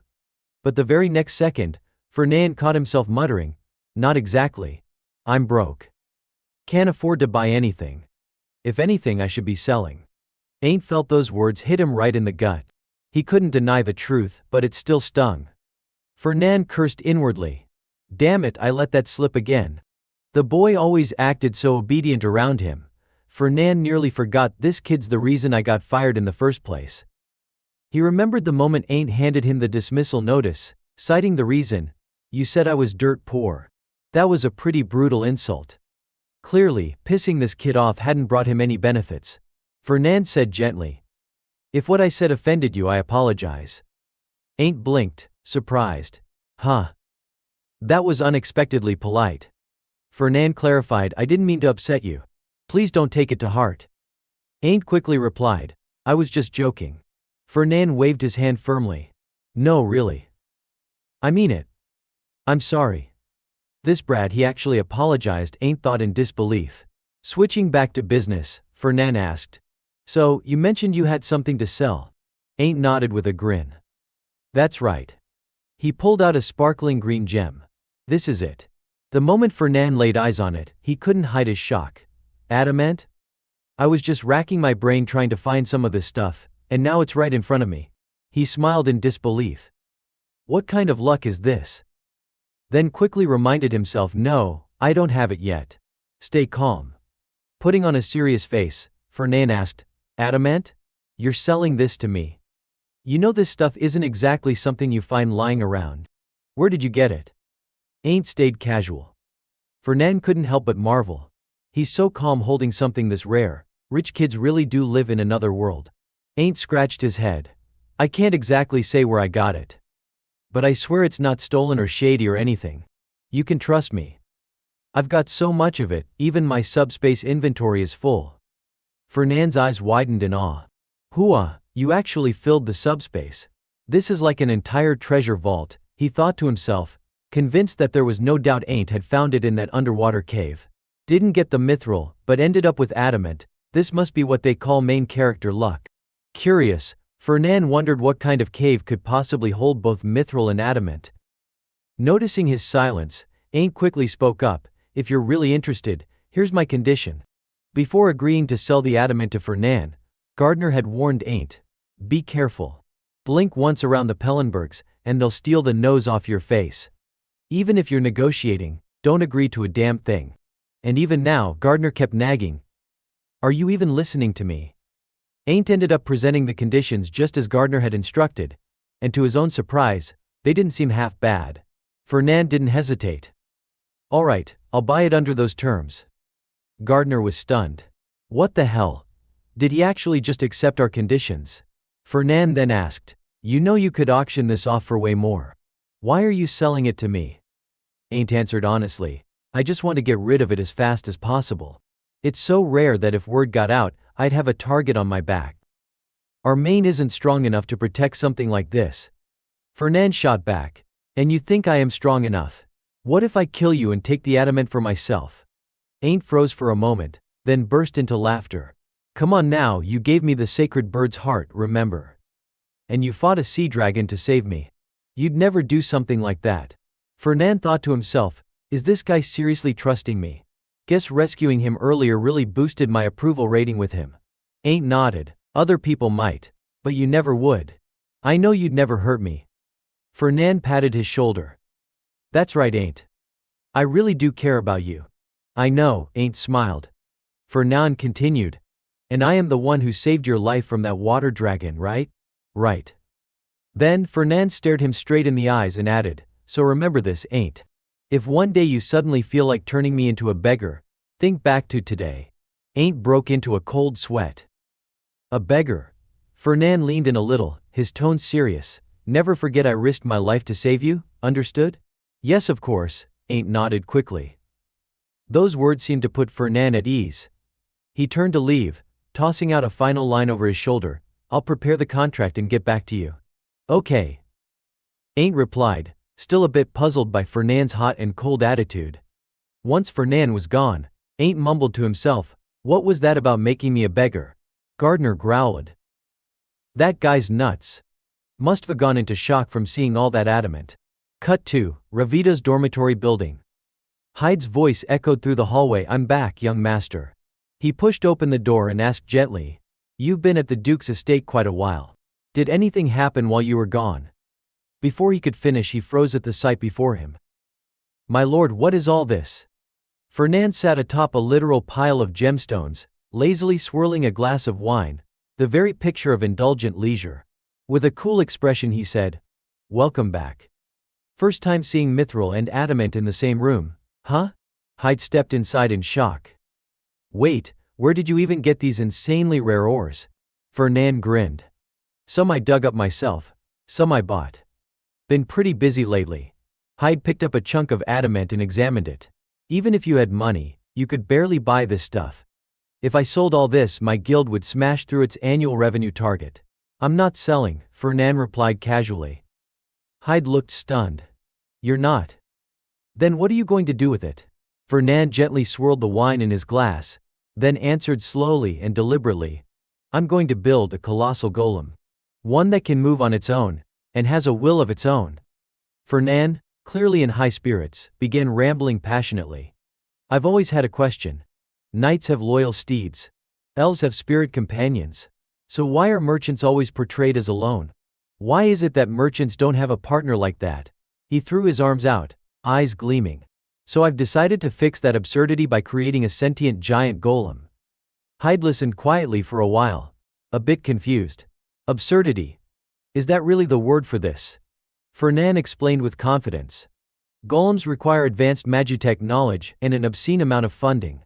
Which means, unless you're truly wealthy, don't even dream of making one. But for a merchant, that makes it the perfect asset." In truth, he had more strategic reasons. Having a sentient golem, especially with a war against demonkind looming, would be invaluable. In an era plagued by demonic terror, such a golem would be the ideal guardian. "That's why I have to build something solid, something reliable." Watching his master's fervent expression, Hyde thought, "I still don't get why a merchant would need a golem. But he looks pretty fired up. Might as well stay quiet." Then he asked curiously, "But if it's going to be a sentient giant golem, how big are we talking?" 10 meters, Fernand replied, dead serious. 10 meters, Hyde yelped. "Why that huge?" Fernand straightened up, face solemn. "Because it looks freaking cool." Just then, a sudden jolt of pain hit him. He cursed under his breath, "Damn it, not again." The headaches were back along with another blasted prophecy. His vision spun, his head ready to explode. "Master," Hyde yelled, rushing over and helping Fernand into bed. He shoved a thermometer toward him. "Here, bite this." "I'm fine." "I said I'm not hurt," Fernand grumbled. "Not hurt?" Hyde snapped. "You literally passed out. Do you even know how many times you've screamed in pain?" He shoved the thermometer into Fernand's mouth. "We're checking your temperature whether you like it or not." This time Fernand didn't argue. He sat quietly on the bed, thermometer between his lips, while Hyde checked the time and muttered, "Probably side effects from getting struck by lightning last time." Fernand sat deep in thought. No time to rest. Another prophecy, right on schedule. This time it was about the sea. Army and dies. A contract-bound infiltrator attacks Ain't during a yacht club gathering. The yacht club was a social circle in the academy, exclusive to nobles. Fernand had joined to build connections, attending regularly. He'd even suggested transforming their simple tea parties into extravagant offshore yacht gatherings. Ironically, just as he convinced everyone to set sail, a monster appeared. Panic erupted. A monster. Why is there a monster here? Turn the boat around. Fernand spotted the contract-bound infiltrator sneaking aboard someone from his own trading company. Ain't confirmed the face. If he remembered correctly, the man was part of the crew. Could Pellenberg be involved in this?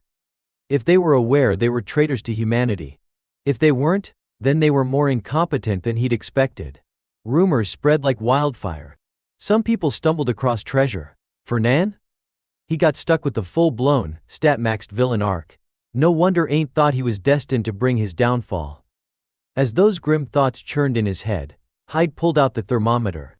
Fernand shot him a look of pure annoyance. Hyde squinted at the reading. "Let's see what kind of energy he's putting out." His eyes widened. "That's way too high. If I slip up now," Fernand thought grimly, "I'm really done for." Suddenly, an ice-cold compress was slapped onto his forehead. Hyde's tone was firm. "Duke, you have a high fever. We need to call the physician immediately." Fernand's face was red as a beet, but he insisted, "I told you I'm fine." Then Hyde remembered something. "I heard we're expecting a visitor at the company today. Maybe we should postpone the doctor for now." Fernand raised a brow. "A visitor? I didn't schedule anything today." But deep down, his instincts tingled. An unexpected guest. Smells like money. He grinned. Who is it? The visitor was someone familiar, Professor Grad. The man smiled amiably as he sat down at his desk and proposed a deal. After hearing him out, Fernan raised an eyebrow and asked, "You want to sell the sea dragon's corpse? The one that appeared during the first-year combat exam?" Grad nodded. "That's right. It took quite a bit of effort to bring it down," he said with a cheerful tone. "Everyone thinks Pellenberg will try to lowball me, but I know you won't." Fernan felt a surge of satisfaction. This was excellent news. A sea dragon offered all sorts of valuable parts. He hesitated for a moment, wondering whether it was really appropriate to approach a student directly like this. Grad replied bluntly, "You're the one always making shady deals with the staff, and you're worried about that. Last time, why did you ask Professor Rosalia to appoint a temporary teaching assistant, huh? She's far too by the book. Next time, just come to me. You know, I'm okay with most things as long as I get a little something out of it." Hearing that, Fernan thought to himself, anyone could become a temp TA. Why even bother bribing a professor? Grad added. Besides, this time it's an official buyback request from the Academy, sent to your family. I'm here as the Academy's representative. I already contacted your house, and they told me to deal directly with you. Fernan nodded. I see. Actually, there's one part in particular I'm really interested in. Professor Grad's tone hardened. I don't do parts. It's all or nothing. Fernan picked up his tea and replied calmly, well, that changes things. Grad insisted, it's a sea dragon. Not a single part of it goes to waste. That much was true. Fernan began calculating. Its teeth and bones were incredibly tough and ideal for crafting weapons. The blood and eyes were rich in mana, perfect for alchemy. The scales could be used for armor and protective gear. Whether bought in pieces or whole, it would all be useful. Still, as a businessman, Fernan knew his pride lay in maximizing profit. He needed to squeeze out just a bit more. Grad frowned. If that's how it's going to be, then I'll sell it to another family, Fernan. But Fernan calmly shifted the conversation. I heard that the profit from beasts caught during academy training exercises goes toward funding professors' research, right? At that, Grad's eyes froze briefly. Fernan revealed his hand. So, getting a good price benefits you too, doesn't it? Grad's expression changed instantly. He smiled again and asked, you want a good deal for your goods, don't you? Fine. What do you want? Fernan responded, I want exclusive rights to sell ships to the Academy. If the Academy needs ships, they can only buy them from Golden Turtle Trading Company. Ours. Grad looked confused. Ships? Why would the Academy need ships? That's it, Fernan smiled. Exactly. The request sounded pointless now, but it was an investment for the future. Right now they might not need them, but soon they would. According to the prophecy, after the monster attack and the sinking of a luxury yacht, noble children would be left stranded at sea. The Academy would realize it needed to offer maritime combat training, and would open courses accordingly. Naturally, this would lead to mock battles, which would damage ships, constantly resulting in huge repair costs, or the need to purchase new ones. In other words, this was a long-term, high-yield business opportunity. Grad agreed on the spot. Excellent. I'll bring it up with the headmaster. Scene shift. In a small bookstore tucked away in a quiet street, a customer asked, do you have a basic cookbook? I checked the cooking section but couldn't find one. The shopkeeper smiled. If it's not there, it's probably sold out. Then he added, wait a moment, I'll check the back. The girl nodded. Okay. The shopkeeper opened the back room and walked toward the shelves. Basic cooking, where is it? Suddenly, a dark mist began swirling behind him. A spectral figure appeared, reporting, after investigation, we've confirmed that Ain Armian has never made direct contact with Varen Kalbunder, who has gone mad from demonic energy. According to the plan, Kalbunder was supposed to trace Armian's mana after being defeated. But it seems someone intervened. The man muttered, intervened. The ghostly figure continued, I couldn't identify who it was. The traces have been completely erased. So what you're saying is there's no way of knowing anymore? The man asked. No, the spirit replied. I'll try other methods. I will find out. The bookseller waved it off. Forget it. If you've had to go this far, there really might not be anything left. For now, focus on the next phase of the plan. Understood, the spirit said. Still, the bookseller was troubled. But this is strange. If Kalbunder truly fought him, there's no way he wouldn't have sensed the demonic aura. And yet, the Academy said nothing about it. He mulled it over. Erase traces, could it all just be a coincidence? Or, did someone do it on purpose? Hearing those words, the soul spirit grew alarmed. Does that mean someone has already discovered our existence? The bookstore owner replied with certainty, impossible. If someone truly knew, the world wouldn't be this quiet. The spirit nodded in agreement. You're right. It must have been a coincidence. Still, he warned his comrade, even so, we need to be more cautious from now on. We're still not strong enough. If our identities are exposed, it'll jeopardize our future plans. The spirit acknowledged, understood. The bookstore owner emphasized again, more importantly, eliminating Ain't Armian is now our top priority. Ever since he enrolled at the academy, his growth has been beyond belief. I don't know why, but it must be related to the legacy of the first emperor, that cursed bloodline of his. That's why our next plan must succeed. If Ain't Armian grows any stronger, it'll become a major problem. A dangerous glint appeared in his eyes. We cannot afford another failure. The spirit responded, I'll keep that in mind, and then vanished without a trace. The bookstore owner picked up a book and stepped outside with a cheerful voice. Dear customer, I found that beginner's cooking manual you asked for. The young woman accepted the book with a smile and left quickly. Thank you. Have a nice day. At the same time, inside a restaurant, Fernan and Luina were seated at a table, enjoying a meal. Fernan asked, when did you first sense the demonic energy, and where? Luina poured herself a glass of red wine and replied, exactly 3 days ago. It was around 7 in the evening, after dinner. I was with Bella at the time. Fernan asked for clarification. Bella Hayan?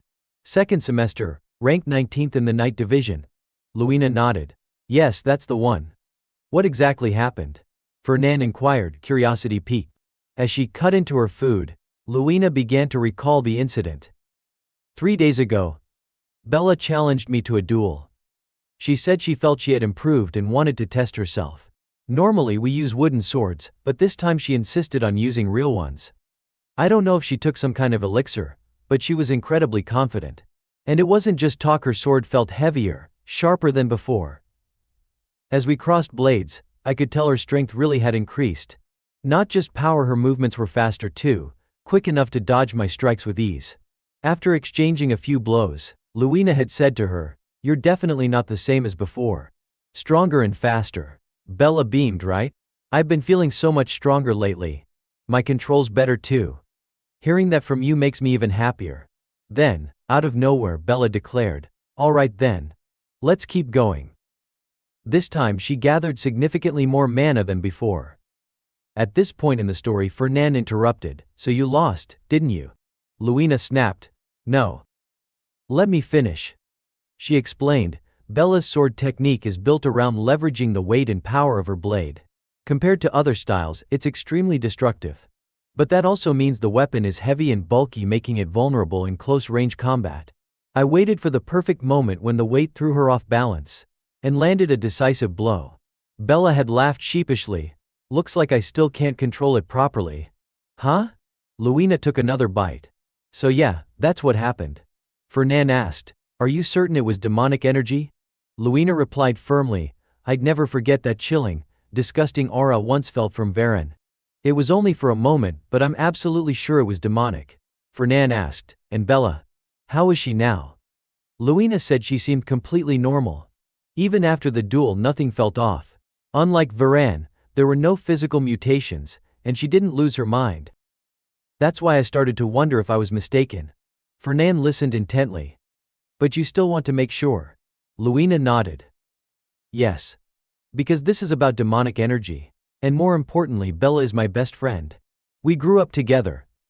I can't just stand by and watch her turn into a monster. I figured you might be able to help, so I decided to tell you. She cut into the final piece of her steak. For Luina, meals this good were a rare treat. Fernan spoke slowly. I don't have a definite way to confirm it either. But I'll try to investigate in my own way. The girl nodded. Okay, thank you. He glanced at Luina's now empty plate, and asked sincerely, by the way, be honest with me, was that dish actually edible? Steak with chocolate sauce?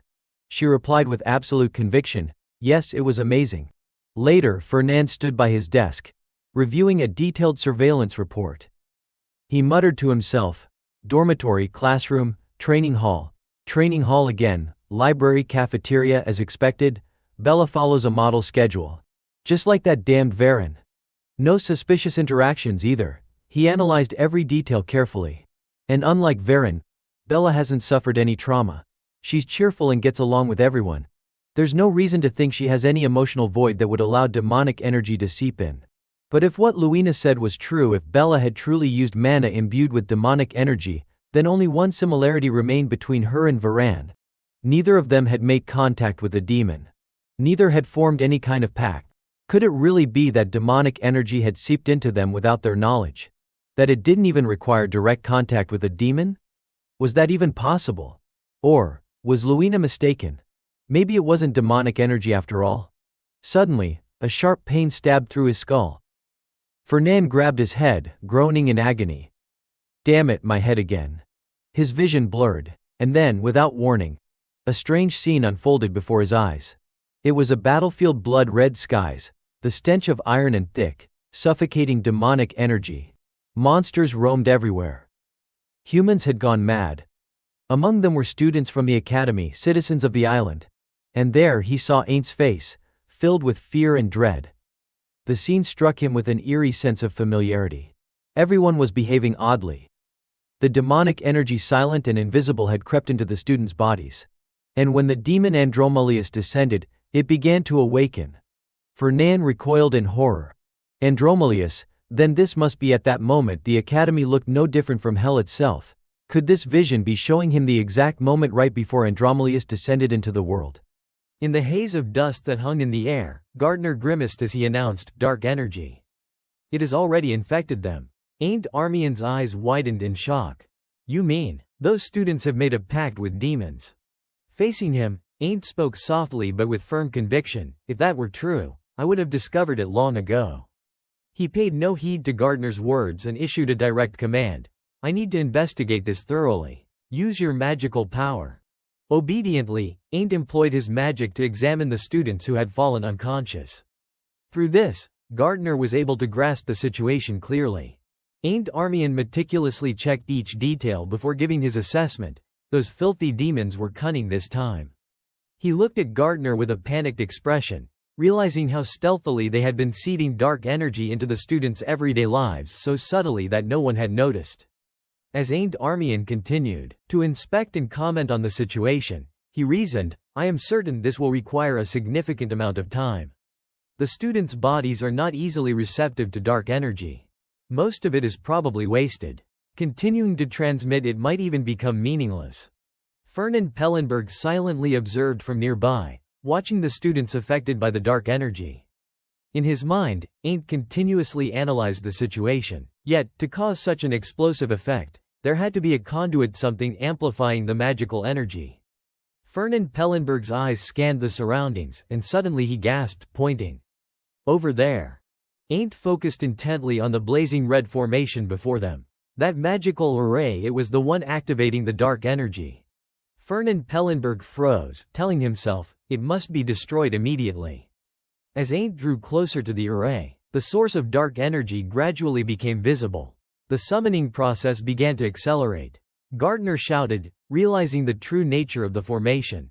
Suddenly, countless corpses appeared scattered before their eyes, forcing Fernand Pellenberg to pause and contemplate. The scene had shifted dramatically. Elsewhere, Ain't Armian ran forward eagerly, then abruptly stopped in shock, causing Fernand Pellenberg to feel a flicker of concern. Ain't Armian shouted a warning, Bella, she has been infected with dark energy. Fernand Pellenberg froze at the revelation. Bella, so it was true. The dark energy was inside her.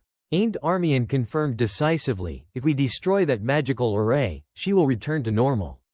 Gardner warned anxiously, oh no. That is not an amplifying array. It is just regular magical force. Facing the seemingly malevolent formation, Ain't spoke with certainty. No, this is a summoning array. We are trying to call a demon into this world. Following Gardner's words, a terrifying creature appeared, a monstrous, serpentine figure that made both Ain't Armian and Fernand Pellenberg instinctively turn their heads. In his mind, a shadowy figure surfaced, its face obscured, yet radiating danger. The demons. They will return. The creature moved slowly forward, its massive, muscular body intimidating, yet it still could not pull Armian's thoughts away from this world. Suddenly, the scene shifted to another place. Fernand Pellenberg sat on the ground, staring in astonishment. He kept muttering under his breath, "Dark energy. Andromalius. Bella." Moments later, Fernand sprang to his feet decisively. No time to waste. Luina. He rushed toward the door, moving swiftly, calling her name without pause, "Luina." A moment later, at the foot of the stairs, a soft female voice whispered anxiously, "Is she safe? If she is truly infected with dark energy and it gets exposed." Fernand Pellenberg, standing nearby with a serious expression, reassured her firmly, "Bella won't know anything." He looked at her and said resolutely, "I won't let her be falsely branded as a demon and killed. Don't worry." Luina Burchev smiled, satisfied. "Thank you." Fernand regarded her thoughtfully. "I need Bella to live. She is the proof. For her friend, Luina." Images flashed through his mind, "For me too. Because I need Luina to like me." Fernand Pellenberg lowered his gaze, deep in concern. "And, for this continent, first, I have to prove that dark energy truly exists within Kului's body." The person just mentioned approached, eager to talk. "Luina, have you been waiting long? The lecture ran a bit late." Luina blushed slightly. "No, we just got here too." Bella, surprised, looked at him in confusion. "Huh, Fernand's here too." Fernand's expression was cold, seemingly uninterested in responding. "I called him." But immediately he pointed at her and spoke loudly, "Because in your mind." Fernand's face darkened, full of fierce intensity. "There are demons. I must destroy them." Then he pointed at himself proudly. "So from now on, you must follow my instructions." Bella bristled at this. "What number?" He remained patient, repeating his words calmly, "You have to come with me, whether you want to or not." Her gaze sharpened with disbelief. "What the hell? What is wrong with your head, Fernand?" Yet Fernand was unwavering. "I am not joking. If we do nothing about the dark energy inside you, sooner or later, you will lose your mind. At that point, the adjudicators won't spare you." His words were starkly clear, enough to make Bella bristle in indignation. "Are you threatening me?" Fernand showed no leniency, speaking as if stating an obvious truth. "I am just telling the truth." Those 5 simple words, like water overflowing its cup, made her erupt in a string of curses. "You have lost your mind. I am completely fine." Suddenly, a gentle hand clasped hers. The person beside her whispered softly, "Bella." Luina spoke quietly, trying to reason with her. "Can't you just listen to Fernand for once?" Bella grew even more confused by the action. "Luina, what is wrong with you? What is all this about demons?" But Luina refused to give up, pleading sincerely, "Bella, please." Bella had no choice but to reluctantly comply. "Only because you are asking.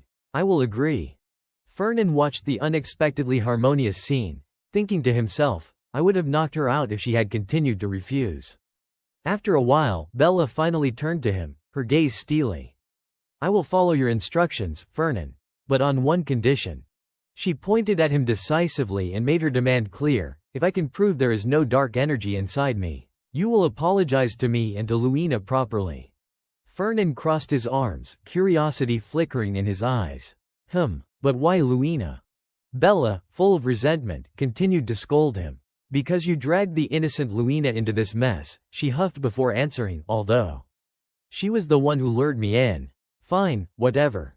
Fernand, his voice calm yet firm, said, "Then take me to the places you usually go. I need to know everywhere you might have come into contact with dark energy." Luina stepped closer, curiosity in her eyes. "Haven't you already investigated?" He dismissed her question immediately. "You can't help me with this." Bella grew even angrier at Fernand's remark, glaring at him. "You have investigated my background." He spoke softly, recounting, "I was thinking about tracing dark energy in the places Bella has been." In the lonely, silent air, Fernand's voice lowered, tinged with disappointment. Yet he found nothing suspicious. Standing before a magnificent building, he thought to himself, even in the dojo. That is where it all happens. But he still managed to provoke Bella's anger. "Fernand, shut up," Luina interjected hastily, trying to deflect. This dining hall is so dreary. The three of them moved gradually, checking off locations from the list. Dormitory okay. Lecture hall okay. Library okay. Dining hall okay. After a while, they arrived at a cafe. A man held a book titled The Duke Seeks Me at Night and smiled warmly at them, having just arrived today. Fernan, growing impatient, thought to himself, or maybe the library too. Bella, brimming with energy, chatted happily. Fernan did not understand and turned to Luina, asking, "What is this crazy Duke thing?" She answered cheerfully, "Bella likes romance novels." His gaze and tone sharpened. "Romance novels, a normal hobby. But perhaps I can find traces more easily because it is unusual." He stared intently ahead, relentless in his focus, convinced that there must be some trace somewhere. The purple-haired young man continued cheerfully, even showing illustrations. Bella, delighted, said, "Give it to me." Yet Fernan's mind remained tangled in thoughts, unable to escape the chaos. Could it not be a specific place? Then maybe. Glancing at the book being passed around, an idea sparked in his mind. Perhaps it is some sort of object. Suddenly, a voice interrupted his thoughts. "Very pleased to meet you, Lord Fernan." He looked at the young man with suspicion. "You know me?" The purple-haired man replied calmly, "Of course.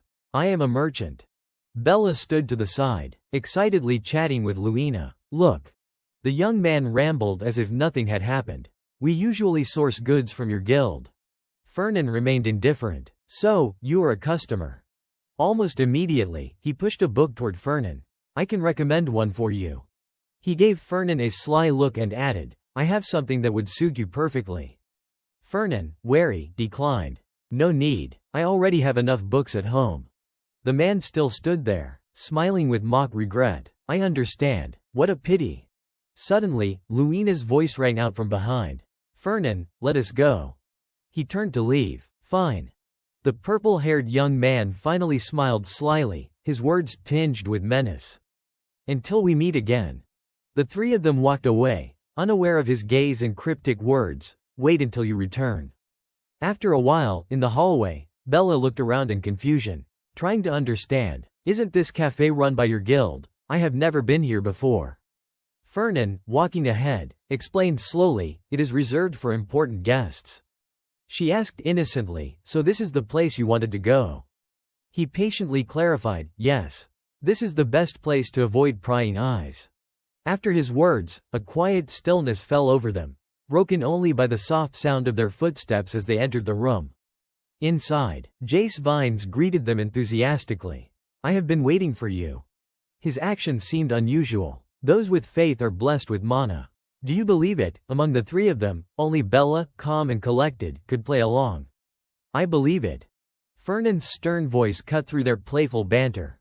"Jace, you brought what I need, right?" Jace Vines grinned broadly. "Of course." Fernan carefully reminded the person handling the payment. "Once used, it can't be returned or exchanged. Cash only." Fernan replied firmly, "Fine." Bella, watching the interaction with curiosity, wondered aloud, "A transaction?" She stared for a moment before raising her voice in question. "Fernan, what are you doing? Why is he even here?" Fernan curled his lips into a confident smile. "Jace will prove it." He stepped to Jace's side, wearing an air of triumph, silently signaling, "There is dark energy inside you." Bella asked seriously, "You mean? You are going to prove that I have dark energy? How exactly?" Jace Vines produced a red velvet box. "We always prepare for situations like this. There is a prophecy from the founding pope that the demon race will return." Bella, anxious, gazed at the orb as Jace explained. "It is attuned to sacred energy more precisely than any of our relics, able to detect demons or dark energy." Fernan began the introductions. "I have heard about the situation. Your name is?" Without hesitation, she replied, "Bella Hone. I am a second-year student in the night department." Jace Vines beamed. "Ah, then you are my senior." He offered Bella a proposition. "Now, can you hold this gem with both hands? The magical energy will flow into your body and check inside you." Luina Burchev still looked doubtful. "Are you sure this will work?" "Possibly," Fernan said quietly, not entirely certain himself. Jace added confidently, "If this can't detect it, then nothing can." Bella stood frozen before Jace Vines, her face clouded with worry. Fernan spoke to reassure her. Don't worry. Then Jace brought the gem close, covering his mouth to whisper. Honestly, I do not believe you have been infected with dark energy. I am only here because Fernan said he would buy this from me. I am a member of the church. But demons existing in this age, impossible. Fernan encouraged her once more. It is all right, just relax. Bella felt some of the tension ease. She began touching the orb, her movements determined. I will get through this. And then wait for your apology. Light radiated from the gem throughout the room, so bright that Jace Vines had to close his eyes completely. Not long after, as the glow softened, he opened his eyes one by one to observe. Bella returned the gem to Jace, hesitating. Its color. It has changed. She asked curiously, what does this mean, that there is no dark energy? Fernan answered truthfully, number. It is the opposite. He explained further, the gem changes color when it detects dark energy. Bella jumped back in shock. What? She struggled to deny it. No way. It must be broken. Fernan sighed in exasperation and tried to calm her. Relax. I won't do anything. Suddenly, Jace Vines stepped forward and began chanting, Oh, great divine dragon. Flames ignited with each word of the incantation. I offer unto you a wicked human soul. Fernan's eyes widened in astonishment. Wait. The voice continued, having accepted the demon race into one's heart. Bella. Bella raised her hand, shielding herself. Please, care for your people. At that moment, Jace Vines almost unleashed his full power. There, divine dragon. Fernan reached out in desperation, shouting, Jace, wait. The velvet box and the orb now lay rolling across the floor. Luina Burchev gripped her sword, ready for anything, while Bella had collapsed, sprawled on the ground. Jace Vines refused to stay calm, shouting, I will kill you, you evil thing. Fernan Pellenberg, meanwhile, scolded him sharply. You can't recklessly use magic like that. Jace Vines frowned, confused. Since when did the head of this department become a prophet? So the Academy's students are infected with dark energy, and someone is spreading it everywhere. Fernan scratched his chin, thinking deeply. Bella has never met or made a pact with the demon race. Why am I so certain she has not had contact with them? He answered coolly, I have been observing her for the past few days, nothing suspicious. If I am right, this is serious. Jace Vines and Fernan continued to discuss the matter intently. Better to request the guild's assistance. We have to save her poor soul first. But if we expose this, the demon race will hide. Though there might be someone waiting there. Fernan emphasized firmly, listen carefully, Jace. The demons must not know that we have discovered them. He placed a hand on Jace Vines' shoulder and proposed, I have a plan. If you help me, we can wipe them out with an ambush. Jace Vines gritted his teeth, his tone dark. Wipe them all out. Fernan's eyes darkened, his fists clenched. Fine, I will do whatever it takes. Then Fernan asked further, can you remove the dark energy from Bella? Jace Vines extended his hand politely. Of course. Please, give me your hand. But Bella recoiled, terrified. Are you going to kill me? Jace replied slyly, one sentence at a time, I will cleanse the dark energy in your body. I do not intend to kill you. Not at all. Bella did not believe him. She wanted to go home, speaking in fear, lies. Your eyes are terrifying. I want to go home. Jace Vines called out desperately, Fernan, do something. Bella resisted, no, stay away from me. Fernan Pellenberg sighed deeply, utterly helpless. Magic. He walked over and whispered into Jace's ear. See, I told you Bella is not a bad person. If you do not drop that expression, I will cut your work with the guild in half. At this, Jace paused for a few seconds, processing the information. Then he put on a look like a little kitten. Oh, all right, I am sorry. Fernan patted his shoulder in relief. Good job. Bella continued to resist the coaxing, but Fernan reassured her gently, it is all right. Give him your hand. Jace Vines' expression transformed completely. The guild only eliminates evildoers and the demon race. We do not harm the innocent. It was only then that Bella spoke up, her voice cautious. So there really is a spell that cleanses dark energy. Jace Vines answered patiently, yes. It is a spell that everyone in our order must learn. Bella gradually let her guard down and extended her hand to place it in Jace Vine's palm. "Will I be okay?" she asked. "Of course," he replied calmly. "It won't harm you." Before she could react, a surge of electricity ran through her body, accompanied by a delayed remark, "Ah. It just stings a little." After performing the spell, Jace rubbed his hands and explained, "It burns away everything inside you, purging the dark energy completely." Luina Burchev shook Bella gently, who had fainted. "Bella." The electrical discharge had left scorch marks across the walls. Luina marveled, "This building is sturdy. I thought Jace's spell might collapse the whole place."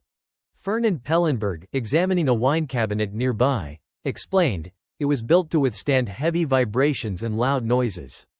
"Oh, I see," Luina said, understanding. Fernan then checked on Bella. "Bella, are you all right?" Luina touched her nose to check for breathing. Yes, she is still breathing. But she probably won't regain consciousness anytime soon. Fernan reached for a bottle of wine from the shelf, and Luina commented, "We will probably have to carry her back to the dormitory." "Wait," Fernan interrupted. Luina, confused, shouted, "What are you doing?" Fernan, pouring the wine over Bella, explained, "I figure it will draw less suspicion if she looks drunk." Luina hesitated. "Is that really necessary?" "Better safe than sorry," Fernan replied. "After all, I do not know where the demon race might be lurking." Luina sighed as she supported Bella. "Drinking in broad daylight. I am worried about her reputation." Fernan draped his coat over Bella and offered a solution. "Then just cover her face with this. They're perfect." Luina helped Bella move out, leaving a thankful message. "Thanks for your help, Fernan." Fernan, holding the bottle with a little wine left, said, "I might as well finish this. That is Bella's matter settled." As he walked, he thought strategically. "Now I have to use Jace to identify everyone infected with dark energy. We need to cleanse as many as possible." Fernan sighed at the situation. "This is the only way to reduce chaos. The best option is to prevent the demon race from appearing. But how?" He slowly poured a drink, thinking, "First, I need to prepare for what is going to happen at the yacht club meeting. I have already investigated several suspicious intruders at the trade guild." He raised the glass to his lips, taking a sip, noting one man had already become crew on the yacht, but he did not know these people were colluding with the demon race. Standing there, bottle in hand, he considered, "This is the most natural scenario I can create to prove I am not involved with the demons. Planning is easier when you know the future." His red eyes narrowed slightly. "If everything goes according to plan, Ain't will trust me 100% afterward." Fernan Pellenberg smiled with absolute confidence. "It won't be long before he sees me as an ally." Another day passed. The next morning, sunlight flooded the entire harbor. A faint smile crept onto Fernan Pellenberg's lips, pressed tight at first. He crossed his arms and declared, "It is time to catch my fish." The person beside him looked puzzled. "Fish?" The headmaster was silent for a moment, then looked at Fernan. "I heard from Professor Grad that you want exclusive rights to sell the ships." In the room, two men sat across from each other at a large wooden table, while Hyde quietly stood beside Fernan, watching the negotiation unfold like a mental chess match. The headmaster analyzed the situation. "They say they will buy the sea dragons at a good price. But exclusive rights to the ships. That is a bit much." He paused, considering, then continued, "All right, let us add one more condition. Student Fernan. Or perhaps I should start calling you the branch head of the Golden Turtle Guild now."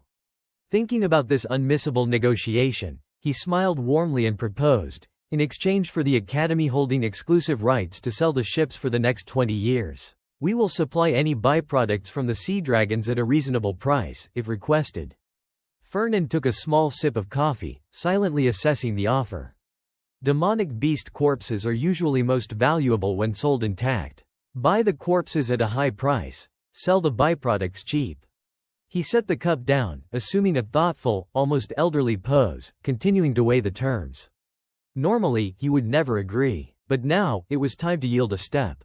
With eyes sharp as any seasoned businessman, Fernan smiled in agreement. "All right, add that condition to the contract as well." Internally, he could not help but reflect, "The Academy's ship trade will yield me even greater profits." He scanned the contract once more, feeling relatively satisfied. The agreement read, 1. The Golden Turtle Guild, hereafter referred to as Party A, will purchase sea dragon corpses at a price proposed by Army and Academy, hereafter Party B2. Party A will hold exclusive rights to all ships including warships, cruisers, and yachts provided by Party B for the next 20 years. 3. Party A will sell certain byproducts of the sea dragons to Party B at a reasonable price. Finally, the negotiation concluded, and the two men shook hands with smiles, confirming the contract had been signed. On the way out, Hyde praised him profusely. "Well done, young master." Fernan, however, remained composed. "This is not my first contract." Hyde continued to study the contract closely, puzzled. "But why are you so adamant about exclusive rights to these ships? Doesn't this require support from our family?" Fernan remained thoughtful but confident. "Actually, I did not think the Duke would agree. He would surely say there is no profit." Hyde's concern was genuine. If they signed the contract without prior discussion with the Duke, would it be all right? Fernan smiled with unshakable confidence. "Not yet, but the opportunity will come soon enough." Hyde looked genuinely surprised. "Really?" Fernan affirmed once again, "I told you. By the way, where's the yacht crew list?" Hyde lagged behind, then remembered. "Ah, I left it on the desk in the office." Fernan did not wait and asked directly, "Anyone suspicious on that list?" "None," Hyde replied casually. Fernan's expression darkened, thoughts racing. "Makes sense. If it were easy to detect, they would not be true demons." "Damn it." Then he allowed himself a small, almost satisfied smile. "It is nothing to worry about this time. Ain't will handle everything. There is luck in misfortune. Just a shame if a beautiful ship gets damaged. But in return, I catch the monsters, business prospers." Fernan grinned confidently, radiating triumph. "Ain't will be completely on my side." He crossed his arms, smiling smugly at Hyde. "Looks like it is time to cast the net and catch the free swimming fish at last." The fish. At that very moment, somewhere else, Aint's body shivered involuntarily, a chill running down his spine. He was in his office when the spirit of Gardner spoke up. "How are you holding up?" Aint replied quietly, "Not bad, thanks to the herbs I gathered from the underground cavern beneath the sea. The mana of the holy bird has been fully absorbed." Hearing this, Gardner immediately laughed with delight. "Good, we will replenish our mana and sell the adamant to make some money." Gardner puffed out his chest proudly. Having a wealthy ally certainly brings peace of mind. Aint immediately grasped the key point, his eyes narrowing with curiosity. "Speaking of which, what if we invite Fernan as an ally?" Gardner suggested. The name alone startled him. "What, that rich guy?" Aint repeated Gardner's words. "You said having a wealthy ally brings peace of mind. Wouldn't it be even better if he sided with us?" Gardner thought for a moment, then nodded. That makes sense. Not a bad idea. Wars need funding." Gardner continued, weighing the possibilities. "But they are not fools either. If they realize the situation is serious, they will definitely spend." Then Aint had an idea. "Then it is best to show Fernan the demons directly." He paused, considering. "But I have never seen demons or monsters before. I would not know how." Gardner immediately reinforced the point. "Demons are real. One day, they will inevitably reveal themselves." He did not forget to warn him, adding, "And even if you try to recruit Fallenberg as an ally, you must never trust him." Aint was slightly taken aback. "Why?" Gardner answered bluntly. "Fallenberg has dealt with demons before. He is the type of person who does not care whether the other party is a demon as long as there is profit to be made." He added firmly, "They are the kind of primitive people who would sell anything to a demon." Hearing Gardner's advice that with careful maneuvering, they could ultimately preserve their minor lordship, Aint flatly refused. "No." He clenched his fists, his voice resolute. "Fernan would never do that. He is kind, generous, upright, noble. And he would never abandon someone in need." Gardner pouted. "Fool, you are way too infatuated with that rich guy." Suddenly, footsteps approached. Aint hurriedly whispered, "Someone's coming, Hyde," under the desk. Just in time, a voice called out, "Aint." It was Veloci Vienderk, the top student of the first-year night program and heir to the Vienderk family, making a surprise visit. "Veloci Vienderk. I was wondering where you were. Turns out, you are here." Aint looked surprised. "Were you looking for me, Veloci?" Veloci confirmed immediately. "Yes. I received an invitation from the yacht club. Veloci explained, they allow bringing one guest, so I thought I would come along with you. Aint raised an eyebrow, a little incredulous. The yacht club, a gathering place for noble offspring. But Veloci looked at him expectantly. Yes, you need a current member's recommendation to join, and since you are from Armian, you qualify. Aint was not particularly interested. He raised a hand to stroke his chin thoughtfully. The yacht club, huh? Gardner, noticing his hesitation, whispered, if it is a club for noble offspring, Schwaben will definitely be there, right? Meanwhile, Veloci tried to maintain the friendliest demeanor possible, hoping to persuade Aint. But Gardner kept talking non-stop, sounding extremely toxic toward him. That guy is clearly trying to drag you into trouble. Everyone's kept their distance because they are wary of Schwaben. Veloci Vienderk is pretending to be your friend but actually wants to deceive you. Just refuse immediately. Aint hesitated, thinking about refusing. Veloci, thanks, but maybe it is better not to go. Suddenly, Gardner's tone shifted. Wait a minute. Now he sounded more anxious than anyone else. If it is the yacht club, we will be heading out to sea. Right, just say you will go. Almost forgot, but Sion Hwang has set up an arrangement out there. Veloci added more reasoning to persuade him. So, you will go, right? Schwaben might give you a hard time, but you won't lose anything. Just say you will go. Aint smiled, appearing hesitant at first, then finally agreed. All right, I will go. Just tell me the time and date. Veloci looked quite pleased at having achieved his goal. Good. Then he waved. See you later. Meanwhile, Gardner in the room was practically vibrating with excitement. If our routes align, I can take advantage of Sonwang's setup out there. Aint wondered aloud. Exactly how many setups has Sion Hwang left? That is a lot. Gardner explained, the more we can counter the magical creatures, the better. Take them. On the school grounds, Luina was sitting on a bench, engrossed in a book, when suddenly a voice cut through. Take this. Curious, she asked, what is it? Fernan sat down beside her, legs casually crossed, holding out an invitation card. An invitation to the yacht club. The yacht club. She scoffed. Receiving an invitation from the same person who tried to stop me from joining. How ironic. Fernan looked surprised. You already knew. Luina replied distractedly. Bella is also a member of the yacht club. Fernan nodded. Right, of course. He looked at Luina with a slightly sad expression, thinking to himself, I am the one who initially blocked her from joining. At first, I tried to pressure her with the excuse of her debts. Then he reflected inwardly, but honestly, there are not many who deserve to be members like Luina does. She stared at the invitation for a moment, then suddenly looked up. Then why did you suddenly change your mind? He answered frankly, I discovered traces of a yokai. Fernan cast her a meaningful glance. I got word that something's going to happen at the yacht club, so I set a trap in advance. Having a trustworthy ally there is even better. Good. I absolutely cannot forgive them for tainting Bella. Hearing this, Luina's expression suddenly changed. Growing agitated, she stood up sharply. This time, we must take revenge. Just as Fernan hoped, he smiled inwardly, pleased with her reaction. Good attitude. He showed concern. By the way, has Bella woken up? She answered, not yet. He looked worried. Not yet, it has already been a whole day. Thinking to himself, that Jace. How much has he burned through already? Let him handle purifying the mana. She will wake up eventually. I am praying for that. Trying to reassure himself, he suggested to Luina, it is fine. It is lunchtime now. Shall we go eat? She hesitated slightly. Yeah, let us go. The two of them walked together. He asked, is the next class an extracurricular session? Yeah. Just as they left, Varen appeared behind them, hair disheveled.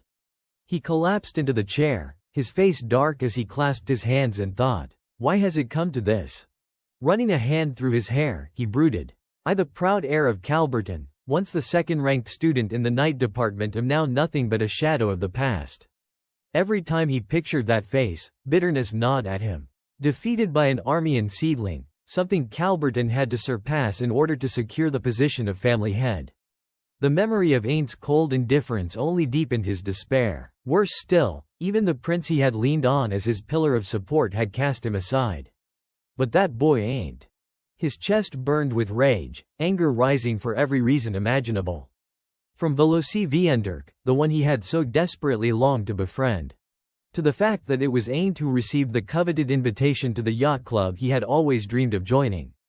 Varen recalled the sight of the two of them together, friendly and close, and tears streamed down his cheeks. That should have been me. That place was meant for me. It is infuriating. I should have been the one handed that invitation card.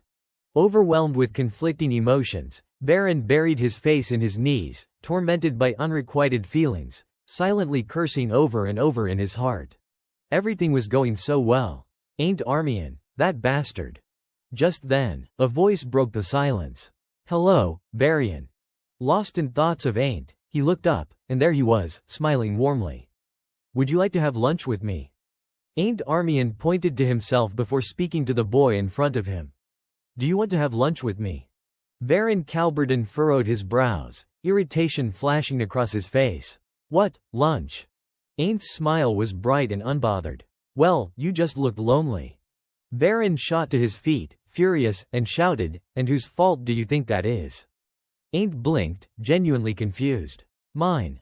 Varen's face flushed crimson as he roared back. Damn right, who else could it be? He jabbed a finger at Ain't, pouring out all his resentment in a single breath.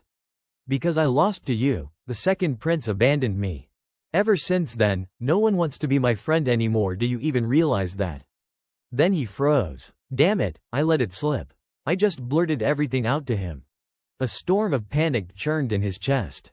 The Schwaben and the Armians had always been at odds. If Ain't found out his only supporter was a Schwaben, he would be finished. His life would sink even further into misery. But Aint's reply stopped him cold. So the second prince was your friend, then it really is my fault you have been left without any. He smiled with a sincerity that caught Varen off guard. I am sorry. That is why let us have lunch together. Forgive me, okay. Varen stared at him, dumbfounded. What did you just say? Suspicion pricked at him. He does not care, number. What is he scheming? Grabbing the book from the bench, Varen spat curtly, dream on. Then he bolted, his voice echoing back in bitter defiance. This is not some cheesy story where enemies suddenly become friends. Ah, Varian, wait, Ain't called after him, reaching out a hand. But Varen's sharp retort rang out with cutting resolve, freezing him in place. Don't humiliate me any further, Ain't Armian. On the fountain's edge, a book and water bottle sat abandoned. A voice whispered, see, I told you it would not work. Leaning against the fountain, Ain't spoke quietly to the spirit beside him, Gardner Alfenparson. Do we really have to go this far? Calberden may have lost, but he has still got ability. Gardner puffed up with pride, oblivious to Ain't calmly munching on bread behind him. Without me, you never would have beaten him. I am incredible, are not I? Yeah, thanks, Ain't muttered. But Gardner was not done. The important thing is he does not have any talented friends. Just like you. Ain't paused mid-bite, then lifted his head. It is not that I do not have friends. Gardner brushed off the protest with a scoff. Doesn't matter. The outcome's the same. The truth is, Schwaben is the reason. If you had real friends, you would not be sitting here eating lunch alone. A fleeting image crossed Ain's mind, him and Varen clapping hands together before Gardner's voice layered over it. Losers banding together is not so bad. A loser's alliance. The spirit nudged him further. You should try approaching Calberden again. Ain't exhaled a weary sigh but gave in. I will try. He picked up his water bottle, then added, either way, I will need you with me if I am going to track down what the founding emperor left behind. But I am not sure if they will even let me bring a sword to the yacht club gathering. Ain't Armian's figure shimmered against the light, dressed in a tailored suit with a sword at his hip. Gardner Alfenparson's spirit stirred with curiosity. Why not carry it openly? Ain't replied, I suppose I could, but a blade strapped over formal wear, I would look ridiculous. People would mock me. Then he paused, thinking of an alternative. Should I just stash it in my storage space? Gardner instantly rebuked him. Absolutely not. If you put it in there, I will have no sense of what is happening outside. His gaze burned with fiery determination. Voice brimming with hostility. The very moment you face Schwaben, the traitor bloodline that stole the throne from Armian, you will need me. Ain't took a sip of water and muttered, half exasperated, you are too damn loud. Then he asked the real question. So, How am I supposed to carry the sword, then? Gardner's tone softened into reassurance. Don't worry, I already told you this sword is infused with mithril. It does not just absorb souls. It can do much more. The blade suddenly floated upward, glowing faintly as Gardner's voice resonated. Like this. It shrank down to a fraction of its size. Gardner chuckled smugly. See, you can even make it pocket-sized. Ain't pinched the miniature blade between two fingers, marveling. I never imagined this was possible. Impressive. Gardner continued, no one will suspect a thing if you wear it as a pendant. Yes, a necklace. Back in my day, it was all the rage. An image flickered Gardner himself in his prime, dark-skinned, silver-haired, surrounded by swooning admirers. His voice carried pride. Women adored me when I wore it like this. Ah, the golden age of Guardian, surely women today would swoon as well. But Ain's flat reply pierced the illusion. Tacky. Gardner's expression shattered, fading into indignation. He snapped, biting down on Ain's head in ghostly fury. Tacky, insolent brat, you kids do not know the first thing about style. HMPH, fine, just shove it in your pocket then. The sky outside had turned golden, a soft breeze scattering leaves toward a grand mansion. A voice echoed from within, calm yet commanding. We have deployed crimson armor throughout the academy, just as you ordered.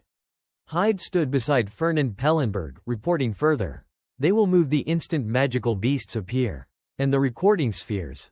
They have already been scattered across the yacht, Fernan answered. He stood in stillness, eyes calculating. Through them, we will monitor the demons. As Hyde pulled a jacket from the wardrobe, his voice carried unease. Are you certain they have infiltrated the trade guild? I know you would not lie, but it is hard to believe. His master's face flickered with confusion. Demons, even in this era, where did you get this information? Fernan's reply was cool. I have my ways. Hyde's brow furrowed. Strange. I thought I was the one serving as your spy. Fernan's voice was cutting. Just because you are my subordinate does not mean you know everything inside my head. Hyde's hands stilled as realization crept in. Wait, could it be Jace Wines? Helping him into the jacket, Hyde pressed. The dragon god himself knows much about demons. You have met him often lately, have not you? Fernan hesitated, then admitted. Perhaps. Regardless, what matters is capturing the demons. Hyde tied his master's scarf neatly. And after that? I will find out, Fernan said flatly. His face darkened, his voice heavy with grim weight. How did they infiltrate this place? How do they conceal their identities? What is their true purpose? A shadow loomed in his mind, an image of demons seated atop piles of skulls, black swords driven into the earth. And then came the chilling whisper, and who is the one behind it all? Fernan Pellenberg turned with a smile, and at his side was Ain't Armian. Hyde handed him a mask, frowning in confusion. What has Ain't Armian got to do with this? What is going on? Fernan smirked, his voice filled with satisfaction. I entrusted him with the heart of the sacred bird. In return, he must prove his worth. Beneath the ship, crowds of guests gathered, their voices rising in anticipation. Tonight, I place my faith in you, Ain't Armian. Ain't furrowed his brows, staring ahead thoughtfully. HMPH. Looks like I made a mistake. I should have sent you a proper tuxedo or something. Fernan's eyes shifted to Luina Burchef, who stood hesitantly nearby. I did not think you would show up in your academy uniform, he remarked. She tilted her head, uncertain. Was that not allowed? He answered casually, no, it is fine. Still, I imagine buying one must be expensive. Luina hastily explained, I actually tried shopping, but none of them felt right. At least I have a mask. Fernan chuckled softly at her flustered excuse. Fair enough. Extending his hand, he invited warmly, shall we go in? Luina glanced at his offered hand, uneasy. Wait, do we really have to hold hands? His voice was gentle. I am your companion tonight. It is my duty to escort you. Then, with a calm smile, he added, it is tradition. Inwardly, though, he admitted to himself it was not truly necessary. The ballroom glittered with nobles and dignitaries. Fernan's thoughts turned strategic. I need to keep her within my reach. Only then can I ensure my own survival. Whispers rippled through the crowd. A woman with bright orange hair leaned toward a friend, murmuring, isn't that Fernan? With Luina. The chatter swelled. Fernan measured the weight of every glance. I have invested quite a lot already. A man leaned close to another, muttering, "They look rather close." Fernan thought to himself, and truthfully, we have grown closer. Hand in hand, they entered the grand hall. He calculated carefully. If I flaunt this friendship, others will hesitate to take her from me. "May I address you as, my lady?" he asked smoothly. Luina sighed in annoyance. "No need." A herald's voice rang out from below. "The anchor has been lifted, we will depart shortly. All guests, please board the ship." The vessel stirred to life. Fireworks exploded into the night sky, scattering light across the waters as the ball unfolded. Their conversation lingered. "Bella will lend her strength this time too, won't she?" Fernan asked. "Yes," Luina nodded firmly. Her hatred for the demons burns deep. A vision flared of a furious red-haired woman, her voice filled with rage. When she woke, her anger toward Jace only grew stronger. The woman's scream echoed. "Jace, that bastard, he even burned away my mana." Luina's voice interjected calmly. "I helped her redirect that fury toward the demons." Fernan's eyes softened, impressed. "Well done." But Luina's gaze suddenly shifted, caught by something across the hall. She turned back to him, puzzled. "What is it?" Fernan's lips curved faintly. "How fascinating." Two blonde young men stood facing one another. A voice swept across the gathering. "Perhaps this is the moment everyone here has been waiting for." Ludger Schwaben, regal and imperious, looked directly at his opponent. His voice carried like thunder. The reunion of Schwaben and Armian. And opposite him, aimed Armian's eyes locked with Ludger's, unwavering. The spirit of Gardner burst out in delight. "Ludger Schwaben, that one's of royal blood, the usurper who stole the emperor's throne, I have got him now." Ludger cast a glance at Ain't. "So you are Ain't, then?" Ain't met his gaze with sharp, steady eyes. Meanwhile, the spirit whispered in his ear, "Hey, Ain't, make him kneel in." But before it could finish, Ain't dipped his head slightly in greeting. "I pay my respects to your highness." Gardner exploded instantly. What the hell was that? Its voice flared like fire, shrieking in his ear. How can an Armian bow to that bastard? Ludger suddenly laughed. "Ha, your highness, you say." The very next moment, he laid a hand on Ain's shoulder. "This is the academy. You are bound by its rules here. Everyone is equal. You do not need to keep such formalities." Ain't listened in silence to every word Ludger spoke. "Even so," Ludger added, his tone firm, "you would better keep some manners. I am your senior, after all." Ain't gave a soft smile, his eyes now carrying a gentler light. "I will keep that in mind." "Good. Then enjoy the party," Ludger said, before striding past him without another glance. "There you are." Gardner was still seething, hissing questions in Ain's ear. "Ain't, how could you do that?" Off in the distance, Ain't exchanged greetings with two others. "Long time no see." "Long time no see, Veloci." Quietly, Ain't muttered under his breath, "Like I had a choice." His eyes flicked toward the table of drinks.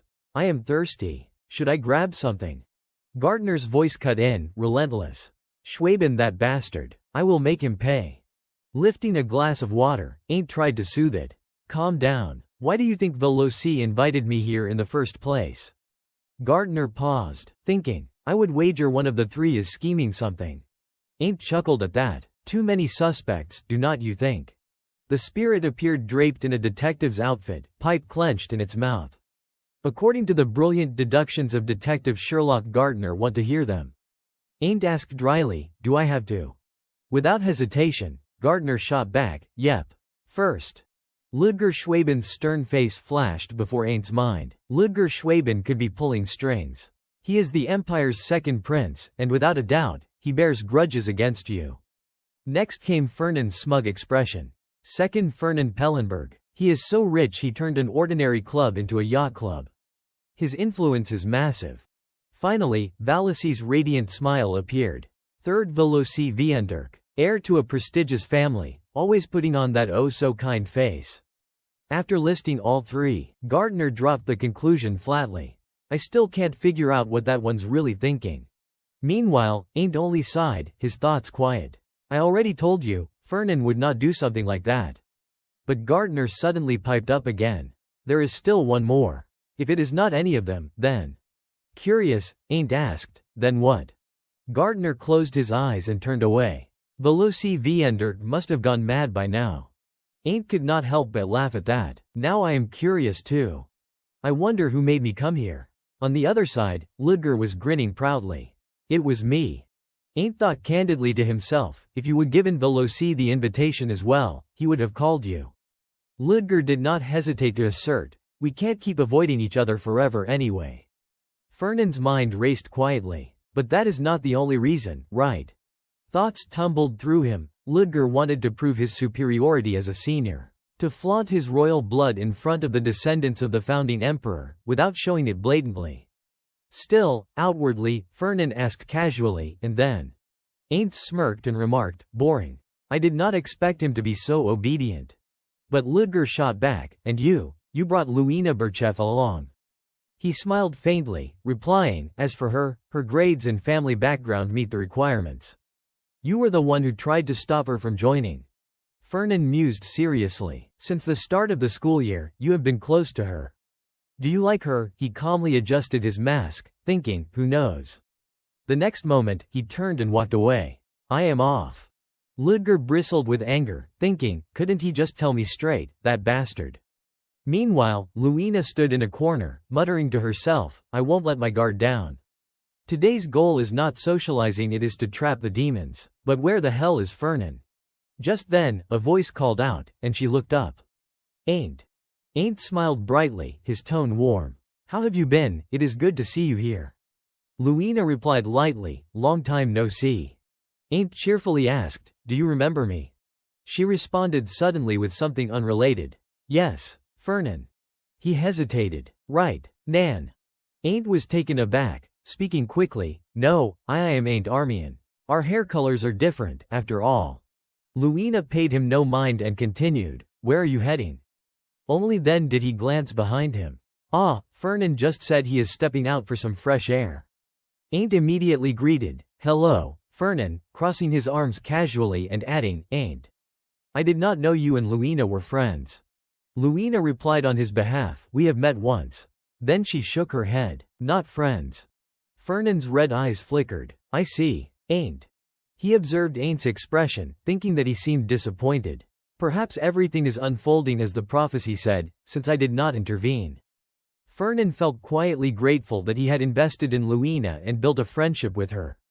He smiled and said, let us go, Luina. I have something to discuss with you. Seeing them about to leave, Ain't acknowledged politely. Then I will excuse myself. Enjoy the party. Luina, walking beside Fernand, muttered in mild irritation, you should have told me first, I have been looking for you.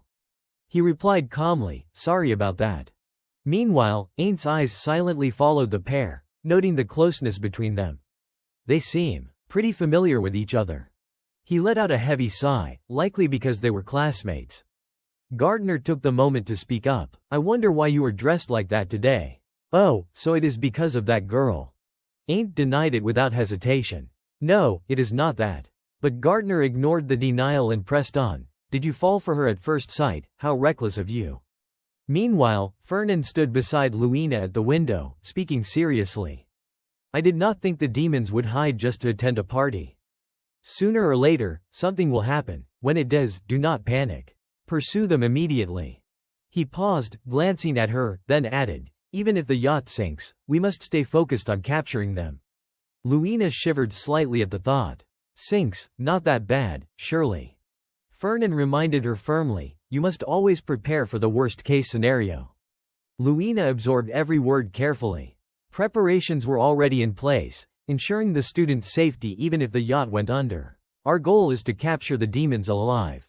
Fernand did not hesitate. It seems someone in the academy is colluding with them. We just need to figure out who. I can't tell you everything, Luina. But he knew exactly what would happen. At the same time, on the other side, Gardner nagged incessantly into Ain't's ear. You came looking for that woman instead of seeking the relic left by the founding emperor, did not you? Ain't answered wearily. I told you, that is not the case. The demons and monsters are lying in ambush, and the yacht will sink, Gardner continued. Ain't rested his chin on his hand, muttering, you do not have time to dilly-dally with women. I should not have brought him along. All of this has to happen for my plan to succeed. At that moment, someone approached him. You are Armian, correct. Once the yacht sinks, you will be trapped on the floating isle with the Emperor's remains. The person placed a silver tray before Ain't, with 4 glasses of water. The demons will ambush you, and Luina and I, chasing the spiritual energy, will cross paths with you. The young man with the sharp eyes offered, would you like a glass? If you refuse, the flow of the prophecy will change. Gardner suddenly scolded him. How can you hope to defeat the demons thinking like that? Ain't calmly picked up a glass from the silver tray. Fine. He slowly raised it to his lips. Then, abruptly, Ain't froze. But, how do you know I am Armian? In that brief instant, time and space seemed to freeze. Something flashed past, slicing through his mask. Ain't. The glasses that had been intact clattered to the floor. He staggered, bracing himself against the attack. What is this? At that precise moment, the sharp blade was about to pierce his chest. And in that split second, the sword Ain't always carried at his side shot upward into the air. The sword automatically spun around and struck at the young man with the slanted eyes. Then it whirled several times around the two of them, slicing through the air with lethal precision. Finally, it returned on its own into Ain't's hand just as he assumed a battle-ready stance. Clutching the sword tightly, Ain't surged forward without hesitation. He aimed for a vital point, swinging the blade in a precise strike. But in an instant, the slanted-eyed man slipped behind him with unnerving speed. His face darkened, and a sinister aura emanated from his mouth, a chilling, otherworldly energy. Ain't instinctively blurted out, I have never felt a presence like this before. What is this? The man's entire body became enveloped in this malevolent energy. It was demonic chi, he was a demon. Ain't's eyes widened in shock. How could someone from the Pellenberg trading house be like this? Before he could process it further, a deafening crash forced him silent. All the objects on the ship's deck toppled violently in one direction.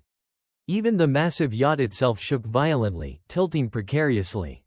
Ain't spun around in panic. From the depths of the sea, a mass of gaping maws surged upward. It was a sea worm. The massive ship rocked violently amid the churning sea, already surrounded by a writhing swarm of sea worms. The passengers screamed in terror. Shrill cries of disgust and panic filling the air. Sea worms. How disgusting. 2 masked guests peered down at the chaos, horrified. Why are there so many of them? One whispered, only to be reassured by the other, there are too many. Do not panic. But in an instant, the swarm surged onto the deck, sending everyone scattering in fear.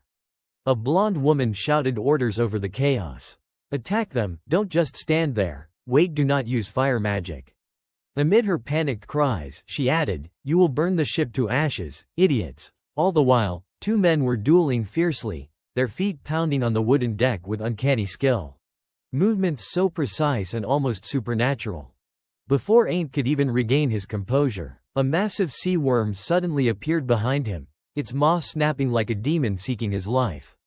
The lunatic pursuer, black smoke curling from his mouth, charged wildly. Ain't gritted his teeth, reacting in a flash. A lightning-fast slash struck the grotesque worm, forcing it to shriek as if calling for its parents. But the pursuer, seeing Ain't vanish from sight, whirled around frantically, scanning the area in all directions. Unbeknownst to him, Ain't had silently reappeared behind him, sword raised, slicing through his neck with the cold precision of a ruthless executive. The would-be assassin's tricks proved useless against him. Fortune had spared him from joining the ranks of the Headless. The two clashed wildly, eyes locked with a lethal intensity, as Gardner's voice echoed in Ain's mind, this one's a professional assassin, see how he moves. He is stronger than you. Then came another mental prompt, impossibly blunt, throw him into the sea. Without hesitation, Aint did just that, kicking the assassin with his unwashed, tenure-trained foot. The assassin soared through the air toward the writhing mass of sea worms at a speed that defied physics. Aint stood on the ship, expression unreadable, scanning the ocean filled with wriggling teeth and gaping maws. He asked coldly, "Is he dead?" Gardner's voice responded, "He fell into the sea worm nest. He is definitely dead." Gazing down at the swarm of shark-toothed monsters, Aint's brow furrowed. But, what the hell is going on? A streak of golden light cut through the air, scattering green syrup scented like some kind of girlfriend's treat across the deck. Gardner's voice chimed in, "The demons are targeting you." Ain't gritted his teeth, dodging the flying syrup. As Gardner continued, "They have finally started moving." Suddenly, a horrifying sound erupted, making Ain's face blanch as if he would seen death itself. The atmosphere darkened, thick with menace, and the guests gaped in disbelief. It is. The final boss had arrived. A colossal sea serpent, enhanced with unnatural strength, emerged from the waves. The crowd screamed in terror. A trainee knight from the Magic Academy surged forward, ready to assist, while Gardner's voice cracked with frustration. "A sea serpent. The demons really want you dead." Ain's expression hardened, resolute and righteous.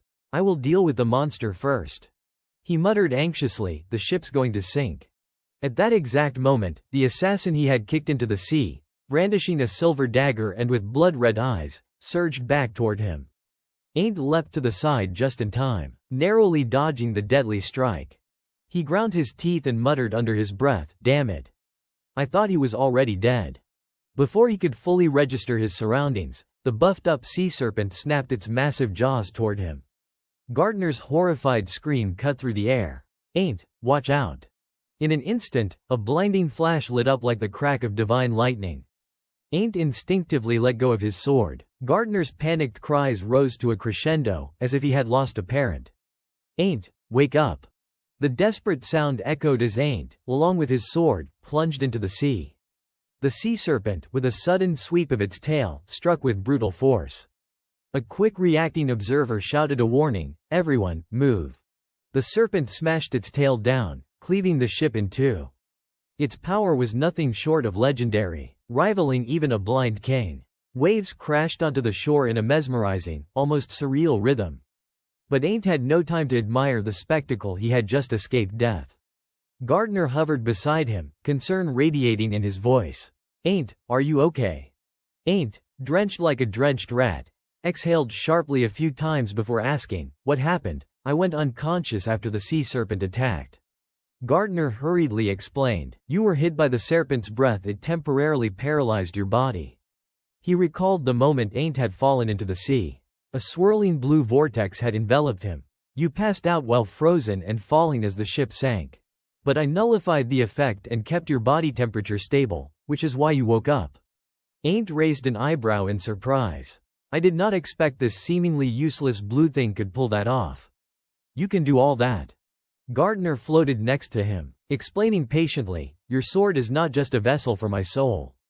It is also a magical weapon designed to support the air in every way."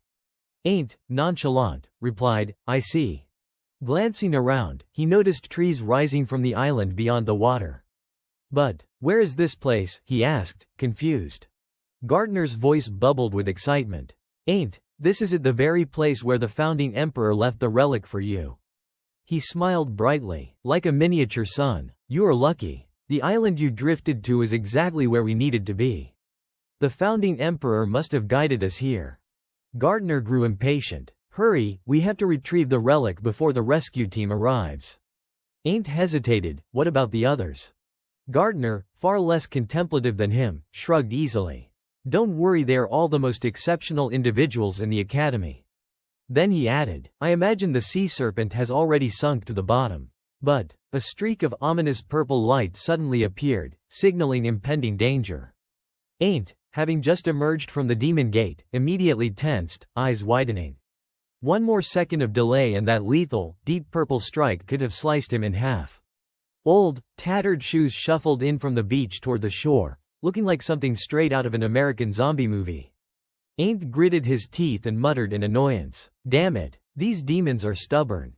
Sensing the danger, Gardner dove into Aint's sword first, agitated. "I did not expect them to chase us all the way here." Ignoring Gardner's words, Aint's attention snapped to the chaotic scene. Another insane-looking figure had appeared, shouting wildly. "Why are there two of them? There was only one at first." Gardner helplessly responded, "How should I know?" Then, with a mixture of anger and caution, Gardner warned him, "Be careful. These are not ordinary opponents." Aint did not need the reminder.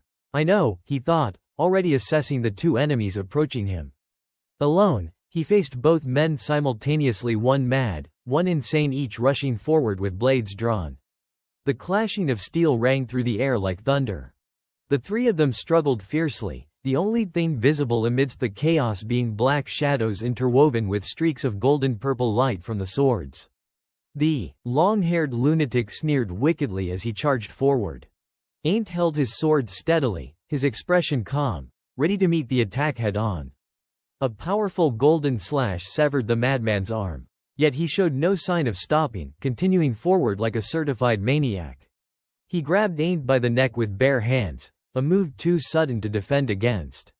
Meanwhile, the second enemy descended from above, twin knives in hand. A purple flash erupted, as if a miniature nuclear explosion had occurred. Ain't narrowly evaded the blast, but his legs wobbled, barely keeping him upright. A deep cut on his shoulder bled profusely. He realized with a grim glance poison. Gardner's voice rang in his ears, "Don't panic. Use your dueling energy to counteract the poison." In the midst of despair, Ain't wondered silently, "Can I even survive this?" He stared at the two furious demons before him. Gardner's voice roared firmly, "You must live. You're an army and you cannot die to these petty demons." Again and again, Gardner reminded him, "Ain't, use your energy," but Ain't's vision blurred. His voice weakened, "I have no strength left." Gardner screamed in desperation as one of the attackers swung their blade at Ain't. Then, as if the heavens intervened, two sand whirlwinds suddenly appeared from nowhere, sweeping both enemies away. Shielding his eyes from the blinding sandstorm, Ain't wondered internally, "Who is that?"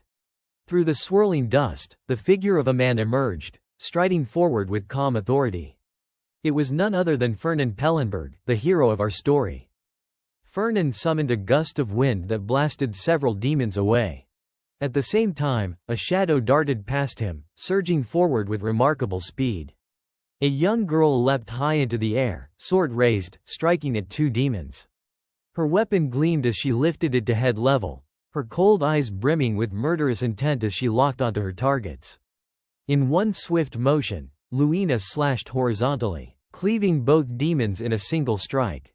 They were hurled to the ground with a violent crash, dust and debris scattering in every direction. Luina landed safely, one knee bent and one hand on the ground to steady herself. But the demons were not dead yet. With feral snarls, they rose again, their twisted faces contorted in rage. Luina quickly raised her blade and brought it down, shattering the female demon's dagger. However, occupied with her opponent, she could not stop the other demon from rushing toward Ain't. The male demon moved with frightening speed, lunging at the boy like a savage beast.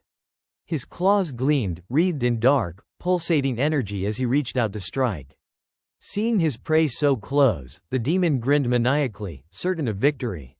Ain't clenched his teeth, forcing himself to fight against the venom spreading from the wound on his shoulder. He struggled to rise, desperate to dodge, but at that critical moment, jagged stone pillars erupted from the ground, impaling the demon from below. It was Fernan's magic. The mage strode over to Ain't, lowering his staff with a faint smile. "You all right, Ain't?" he asked casually. Resting the staff against his shoulder, he added with teasing amusement, "Looks like you got yourself hurt." Still panting, Ain't glanced up at him. "Yeah. Poison," he muttered. Fernan immediately produced a small vial. "Here. Antidote. Drink it." Ain't hesitated, explaining between labored breaths, "I am purifying it with holy light." Fernan kept his hand extended. "This will speed up the process." A few paces ahead, Luina finally had a moment to ask, "Fernan, is Ain't all right?" He tucked one hand into his pocket, the other resting on his staff. "I caught the one you let slip away," he replied. Dragging along the captured female demon, Luina calmly stated, "I did not let him slip away. I let him go on purpose." She tossed the demon onto the ground, her tone almost playful. "It would have been boring if I caught both." Fernan glanced at the battered creature and remarked, "You really worked him over." Then, turning back to Luina, he asked, "He is not dead?" "Right," she answered coolly, "just unconscious. You wanted them alive, remember?" From behind, Ain't, overhearing their exchange, frowned in confusion. "Alive," he murmured. Suddenly, Fernan's voice rose with disdain. "Damn demons. Finally caught you bastards." Ain't's eyes widened. What they knew about the demons, he thought, staring at their backs in disbelief. Fernan ignored him, his gaze fixed sharply on the male demon's body. Luina asked, "You know him?" "No," Fernan said flatly. His eyes hardened, his tone turning cold as he continued, "I have investigated every member of the Merchant Guild." Inside, his thoughts were calm but resolute. No one can stand in my way.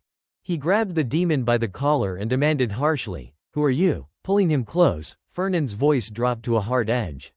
"Why did you infiltrate my guild?" But before the demon could answer, his skin began to blister with strange purple boils. Ain't's face went pale as he shouted, "It is a self-destruction spell, get back." Luina's eyes widened in horror. Fernan. A violent explosion tore through the air where Fernan stood. Ain't shielded himself from the blast, squinting through the haze of smoke and dust. When it cleared, he exhaled in relief. No one was hurt. Fernan had erected a barrier in time, protecting both himself and Luina.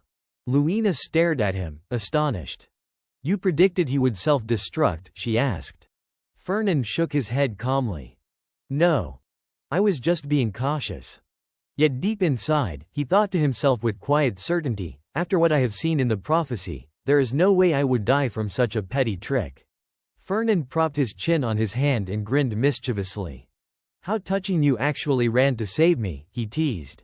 Luina spun away in annoyance, but her indignation showed through. "If anything happens to you, I won't benefit from it at all." He did not press the point. He just smiled slyly and muttered, "Still thanks." Then Fernan remembered something and said, "Right, I forgot about Bella." Ain't looked at him, puzzled. "Bella, who else is there?" Fernan brushed dust from his shoulder and reminded them, "We have caught the demons, tell her to come out." Luina called, "Bella." Calmly, a girl stepped out of the trees. Fernan held out his hand toward Bella and asked, "Did you record the demons?" She lifted a crystal orb and gave a short reply. "Yes." "Hand it over," Fernan said casually. Luina eyed the orb and announced, "Now I have got the evidence." He slipped the orb into his pocket. Bella bristled. "That is a little unfair, is not it?" Fernan looked at her, mildly confused. She frowned and protested, "Do you know how much I want revenge on those things, and you just told me to record them?" Luina, trying to soothe her, said, "Bella, you have not even recovered your aura yet. It was scorched when the demonic energy separated from you." Bella refused to listen. She was angry and bitter. "I can still fight one-on-one. I can." Luina relented. "Next time, Bella." Fernan watched her in silence, thinking to himself, "Do not worry, Bella." He was calm and calculating, "I did not bring you here just so you could play journalist." At that moment a strange sound echoed through the clearing. Bella asked, startled and suspicious, "What was that sound?" Luina, on guard, scanned a direction and replied, "It sounded like it came from the ocean." Ain't, terrified, blurted out, "That sound." He pointed in alarm. From the sea a gigantic sea serpent burst out, surging up right in front of the four of them. Bella could not believe it. "It actually came this far, are you kidding me?" Fernan, already raising his staff to form a shield to protect everyone, thought, finally. He summoned a gust of wind to carry Ain't out of immediate danger and said, "Luina, you handle that thing first." Then he grabbed Ain't and they shot away from the shoreline, flying fast into the forest. His voice trailed on the wind to the two women left behind, "I will take Ain't somewhere safe and then come back." Bella turned to Luina, uncertain. "Are you sure letting Fernan go like that is okay? What if he runs?" Luina's expression hardened with resolve. "Fernan is not that kind of person. He will come back." Meanwhile Fernan plunged deeper into the woods. As he ran he thought through his plan. "I just need to get him near where the founding emperor's relic is stored."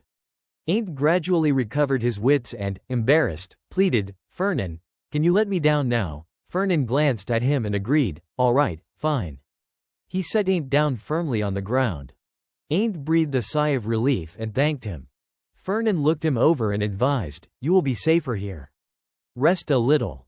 Ain't rubbed his head, anxious, and admitted, "But that sea serpent, it is not something easy to defeat." Ain't looked at him with a solemn expression and made a firm promise. "Once the poison in my body is completely gone, I will come to help." Fernan did not refuse. Instead, he nodded approvingly. "That is good to hear." As he walked past the young man, Fernan's thoughts turned inward.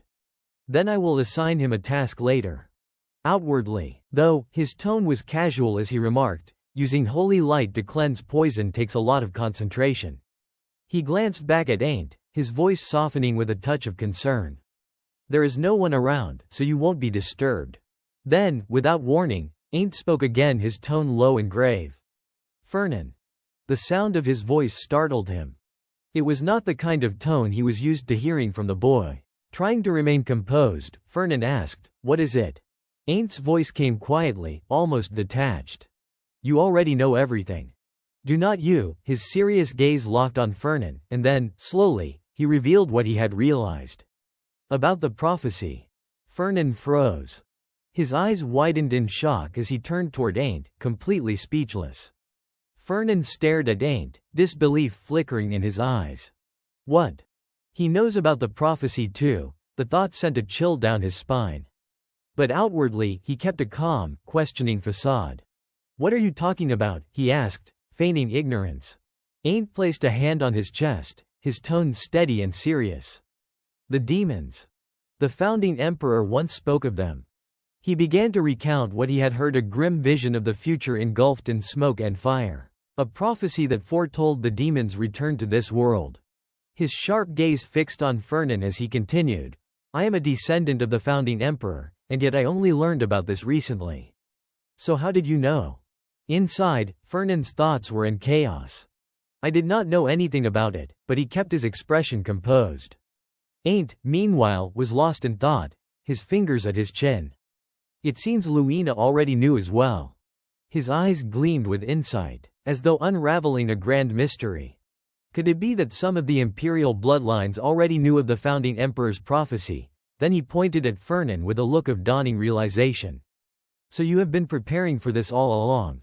I will uncover the truth myself." Fernan looked at him helplessly, lips twitching. "Honestly, that makes perfect sense. Should I tell him he is actually right?" He sighed inwardly. He is so convinced he has solved some great secret. If I told him he is wrong, it would almost feel cruel. Finally, Fernan gave a weary sigh and replied aloud, "I only learned about the demons after tracking suspicious spending within the merchant guild's accounts." Ain't blinked, momentarily stunned. "So, you do not know about the prophecy?" Fernan shook his head firmly. "No.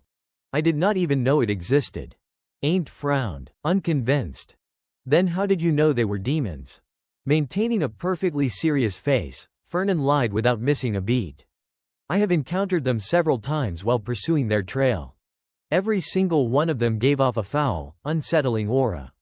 Inwardly, he thought dryly, that is definitely demonic energy. Not a shred of guilt crossed his face. He kept the charade going smoothly.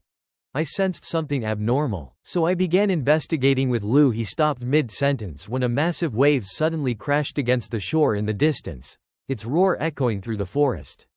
Fernan's face darkened. Damn it. They must be fighting it on their own by now. He quickly cut the conversation short, turning to Ain't. "We should move. We will discuss the details later." Ain't nodded obediently. "Understood." Just then, Gardner materialized beside them, his tone sharp and commanding. "Go." Ain't blinked in confusion. "What?" The spirit drifted close, its ethereal form almost brushing against his face. "The poison in your body is nearly gone. Head left toward the island's center. There, you will find what the founding emperor left behind for you." At those words, Aint's eyes widened as memory flooded back. "Right. That is why I came here in the first place." Gardner's tone softened slightly. "It is not far. The morning light will guide you." The forest around them glowed faintly in the pale dawn. Together, they moved quietly through the dense woods, Gardner floating beside him with a tone of smug satisfaction. "You drifted to the very island you needed to find, and you were already near your destination. Everything's aligning perfectly. I would say today is your lucky day." Ain't shot him a deadpan look, his mind replaying the near-death moments of the past few hours, nearly drowning, nearly being torn apart by monsters, nearly dying to demons. "Lucky day, my ass." But Gardner continued proudly, "Surely the founding emperor himself is guiding us."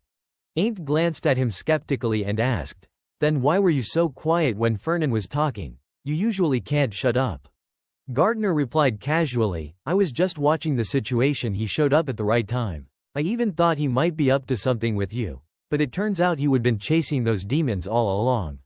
Then, sobering, it warned, those fiends are cunning and dangerous. They may have started moving earlier than I expected. Gardner glanced at Ain't with approval. Also, that one's not bad. I knew Bow-Shape had talent, but I did not expect her to be this strong. It observed calmly, she cut through those demons easily, while you were still struggling with them. Ain't fell quiet at the remark. Right, he remembered, Luina had fought impressively. She is only a year older than me, yet the gap in ability is terrifying, he thought. Then his mind flicked to Fernan and he inwardly mused, if I could have allies like Luina or Fernan, fighting demons would be so much easier. Gardner was not entirely approving, though, and cautioned, Bow-Shape's fine, but do not trust the Pellenbergs lightly. Do you know what happened when they used to trade with demons? The forest was hushed except for the two of them talking, and Ain't immediately protested, you always say that that was 1,000 years ago. He stayed resolute, even so, it does not change anything. You absolutely can't trust the Pellenbergs. He looked at Gardner with a puzzled rebuke, but they fought alongside humans, that is how they became one of the powerful houses. Why drag up the past and hate Fernan for no reason? Gardner seemed more puzzled than Ain't at that. Then Ain't sighed and said something that made the spirit indignant. What does a 1,000-year-old event have to do with him now? He demanded. Gardner, annoyed, swooped over and smacked him on the head, snapping, hey, are you his defender or something? You kids never listen to elders. Ain't, a little exasperated, protested, I am only saying you should not be so biased against people. Ain't dropped his gaze to the ground, ashamed, then confessed, besides, if we actually became allies, I would just be dead weight. He is far stronger than I am. Gardner reassured him confidently, do not worry about that. Then it brightened and announced, we have arrived. Ain't looked around in surprise. Here, Gardner turned to him, full of certainty. Yes, you will grow much stronger if you eat what is inside that. Ain't recoiled in bewilderment. Eat what? He stared at the massive tree towering several times his height and shouted, that, the whole tree. Gardner quickly corrected him, no, the miraculous elixir is inside it. Relieved but still curious, Ain't asked, okay, how do I get it out? Gardner instructed him in detail. Stab into the trunk. He followed the directions. The moment the blade came free, a burst of brilliant golden light poured from within the trunk. The crack widened until a glowing orb was revealed, nestled inside. Gardner examined the sight and explained, the founding emperor made this with his own hands. It is unlike any other divine remedy.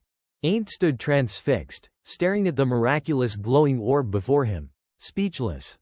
Gardner watched proudly and announced, once you consume that, you will be transformed completely. By now the sun had fully risen, illuminating the island in the wide, endless sea. Suddenly a thunderous explosion echoed from the shore. Fernan and the others were still fighting the sea serpent. Fernan had been summoning jagged rock spikes and driving them into the beast's hide. He kept directing more stones, flinging them straight at the serpent. The creature was struck all over and howled in pain, thrashing wildly. Fernan pushed the assault relentlessly, chanting spells as he went. A vast magic circle blossomed in the sky above. From it, countless stone spikes rained down like needles, bombarding the serpent's body. Seizing the opening, Bella leapt forward with her sword and carved a long, powerful cut along the serpent's flank. Luina followed in quick succession, rushing in and channeling force around her blade, slamming it against the creature's scales. Unfortunately, the serpent's scales were incredibly tough. Her blade only pierced a little. Luina gritted her teeth and tried to drive the sword deeper, but she failed and had to withdraw quickly to avoid a counterstrike. She landed beside Fernan and clicked her tongue in annoyance. I can't cut through it. Bella, equally exasperated, assessed the situation. Its outer shell is too hard. Fernan, calm and measured, added, even hurling boulders won't do much. Seeing the serpent still vicious and alive, he warned, decapitating it does not look feasible either. Bella panicked. Then what, is there nothing else we can do? Fernan frowned, thinking quickly. Maybe it is the demon magic interference. It has taken fatal wounds but won't die. He fretted inwardly, I still need Ain't if we are truly going to finish this. Just then, a beam of golden light shot in from the distance and struck the serpent's body, instantly opening a grievous wound. Luina's eyes widened in astonishment. Bella looked on, shocked and fearful, and whispered, "That is." Approaching them, wrapped in radiance, was a figure glowing from head to toe. Fernan allowed himself a small, satisfied smile. Yes. It is him. The wounded serpent before them made Fernan recall an old report. The founding emperor had crafted a special kind of divine elixir. Aint watched with sharp, focused eyes as the figure's brilliant light reflected in them, sparking another thought. In cases where a descendant lacks an innate affinity for light, the elixir forces assimilation with the light element. In other words, it restructures the body and compels synchronization with light, enabling the heir to learn the Armian clan's secret sword techniques, which are based on light. Aint nimbly vaulted to avoid a column of water from the serpent. Fernan observed the fight and reviewed the elixir data in his head. If someone already has light aptitude, drinking this only amplifies their aura. Watching Aint gather radiant energy into his blade and strengthen his strike, Fernan realized that is exactly what had happened to him. Now Aint could nearly perform Armian swordsmanship perfectly. In the next instant, Aint slashed across the serpent's eyes. Its two eyes were destroyed in a blink. The beast howled in pain and snapped blindly at him but missed.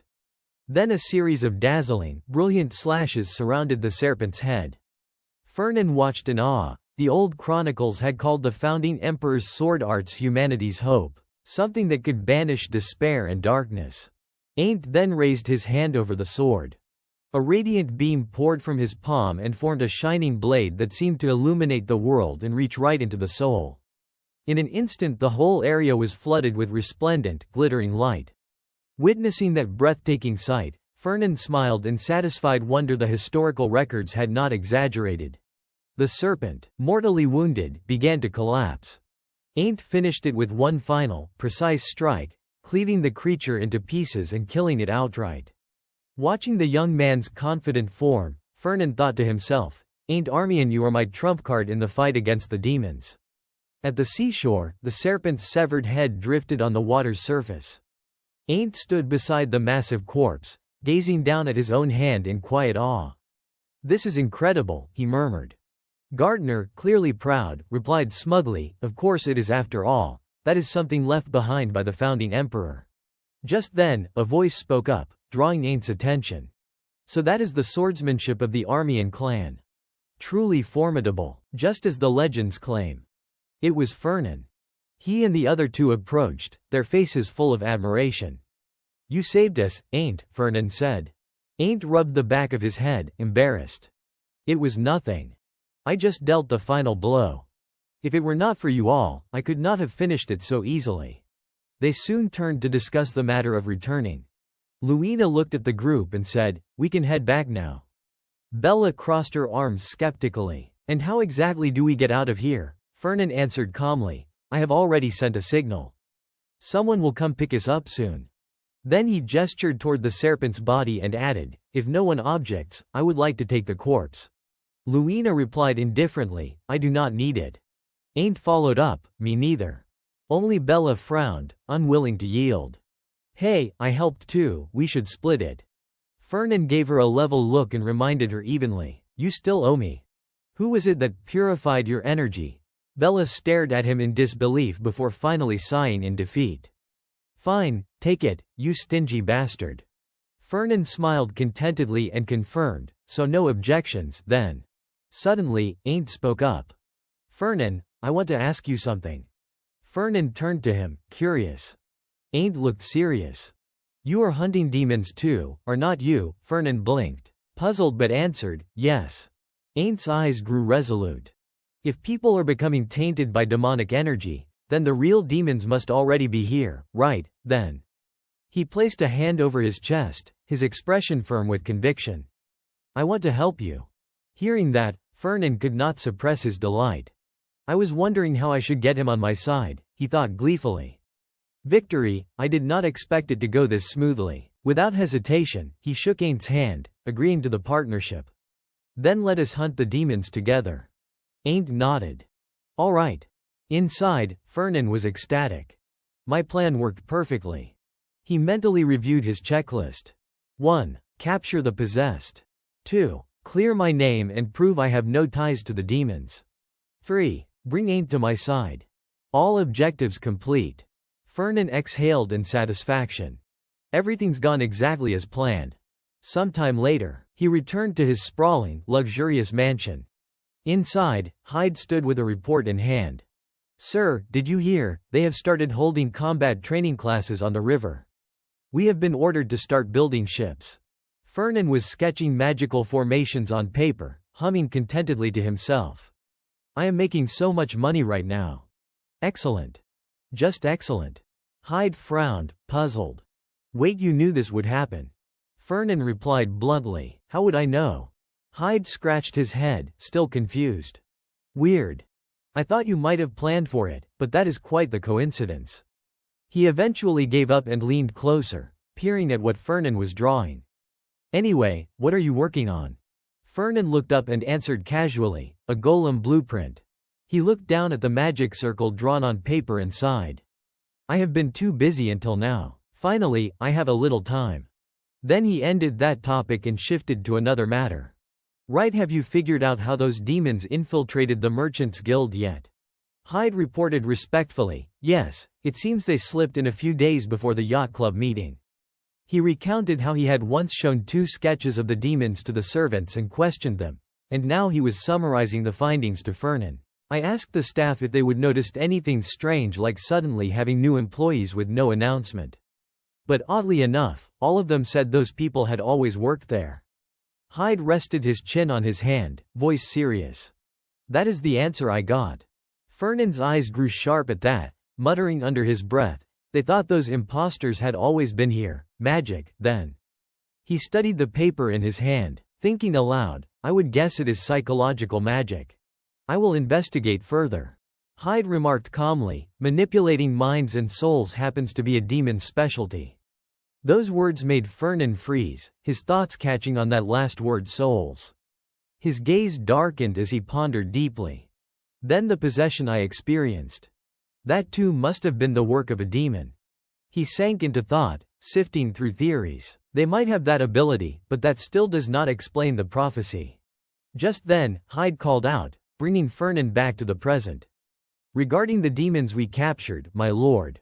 Fernan turned toward him, curious. Did you find anything? Hyde shook his head. No. The confession spells do not work on them. We have locked them in the dungeon. Fernan removed his glasses, his expression turning cold. If necessary, you may resort to torture. I am busy. Anything else? Hyde nodded slightly. There is a message from the Duke. Fernan raised a brow, doubtful. From my father, what does he say? Hyde straightened, reporting precisely. This time, the Freudian family will be supplying the students with spirit stones and world tree leaves. He clasped his hands behind his back, his tone steady as he relayed the Duke's orders. As usual, the task of transport falls to us, given the value of those materials. And the Freudian family has chosen you to oversee the delivery personally. Fernan repeated in disbelief. Freudian wants me to handle it myself. Folding his arms, he frowned and thought. Why, there is no reason it has to be me. I have a bad feeling about this. At the same time, far away at an academy, Bella was walking down a corridor beside Luina, talking quietly. I am still shaken by those demons. I could believe in demonic energy contamination, but actual demons existing, I still have my doubts. She frowned, puzzled. Why did Fernan tell me not to inform the academy? Luina, munching on a pastry, replied casually, because we do not know who is an ally and who is an enemy. Bella blinked, realization dawning, then asked again, right. So does he have a plan or something? Luina glanced at her and answered with quiet confidence. He must. He always does. Bella's eyes widened in mild surprise. You really trust him, huh? She said as they continued walking. Since you two became a pair, have you been working on this case together? Luina hesitated, then replied uncertainly, I guess so. Bella sucked on her lollipop with a thoughtful look. Ah, I see. That makes sense now. I did think it was strange before. Luina tilted her head, confused. What do you mean? Immediately, Bella began recounting the rumors circulating around campus. People say there is no way you would ever be friends with Fernan Pellenberg. They think you only got close to him for money. Then she smiled triumphantly, but the truth is, you are actually working together to hunt demons, right? Luina froze, completely baffled by how Bella could have jumped to that conclusion. Bella clasped her hands behind her back, sighing in admiration. Teaming up with someone you dislike for the greater good, how noble. You are a real knight. Luina fell silent, unsure how to respond. Bella was awed, but there was no stopping her imagination once it got going. I really respect you, you know, Bella added earnestly. Meanwhile, just one floor below them, Ain't was strolling leisurely through the crowd of students. Gardner sensed the light-hearted mood in Ain't's voice and commented, affirmatively, you seem to be in good spirits. Ain't walked with a relaxed stride and nodded. I feel much lighter now. He chuckled, a genuine, carefree laugh. Before, I was completely stuck, not knowing how to deal with demons. But now, as long as I can discuss things with Fernan, I will manage. Hearing that, Gardner could only sigh in agreement. Having the Pellenberg family as allies is far better than having them as enemies. Ain't smiled sheepishly, though his expression carried a trace of happiness. Besides, this means I will get to see Luina more often. Gardner immediately snapped in irritation. No, that is not what matters here.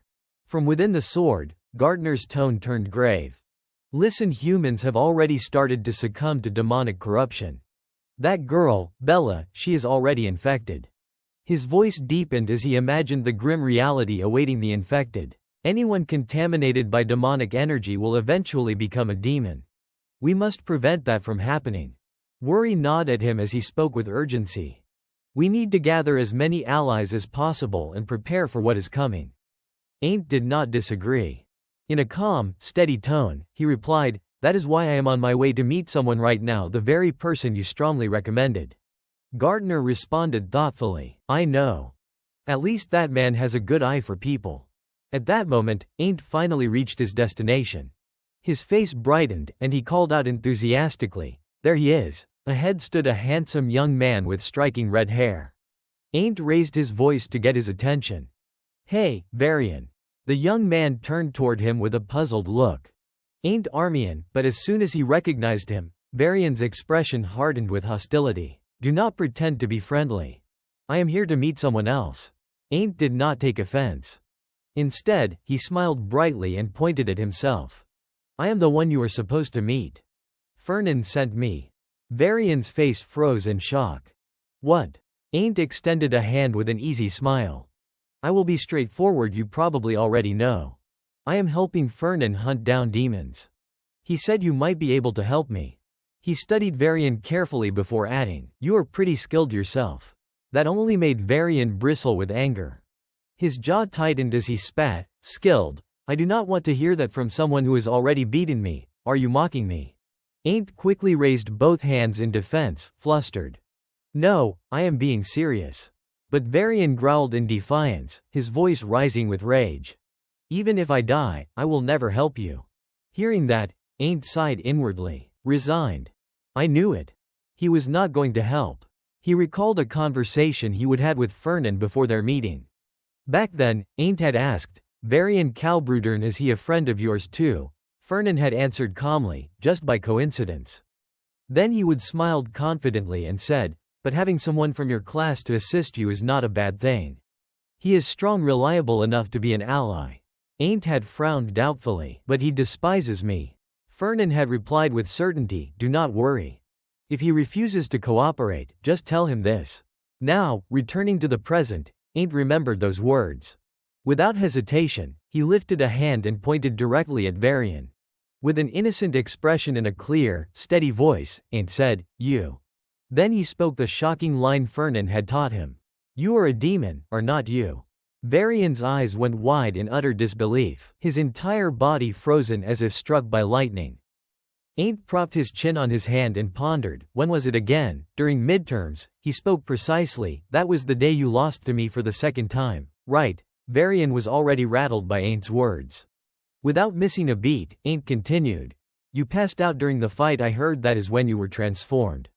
I heard that if Fernan had not been there, it would have been much worse. Did not he tell you do not remember that day?" With every sentence, Varian's composure thinned.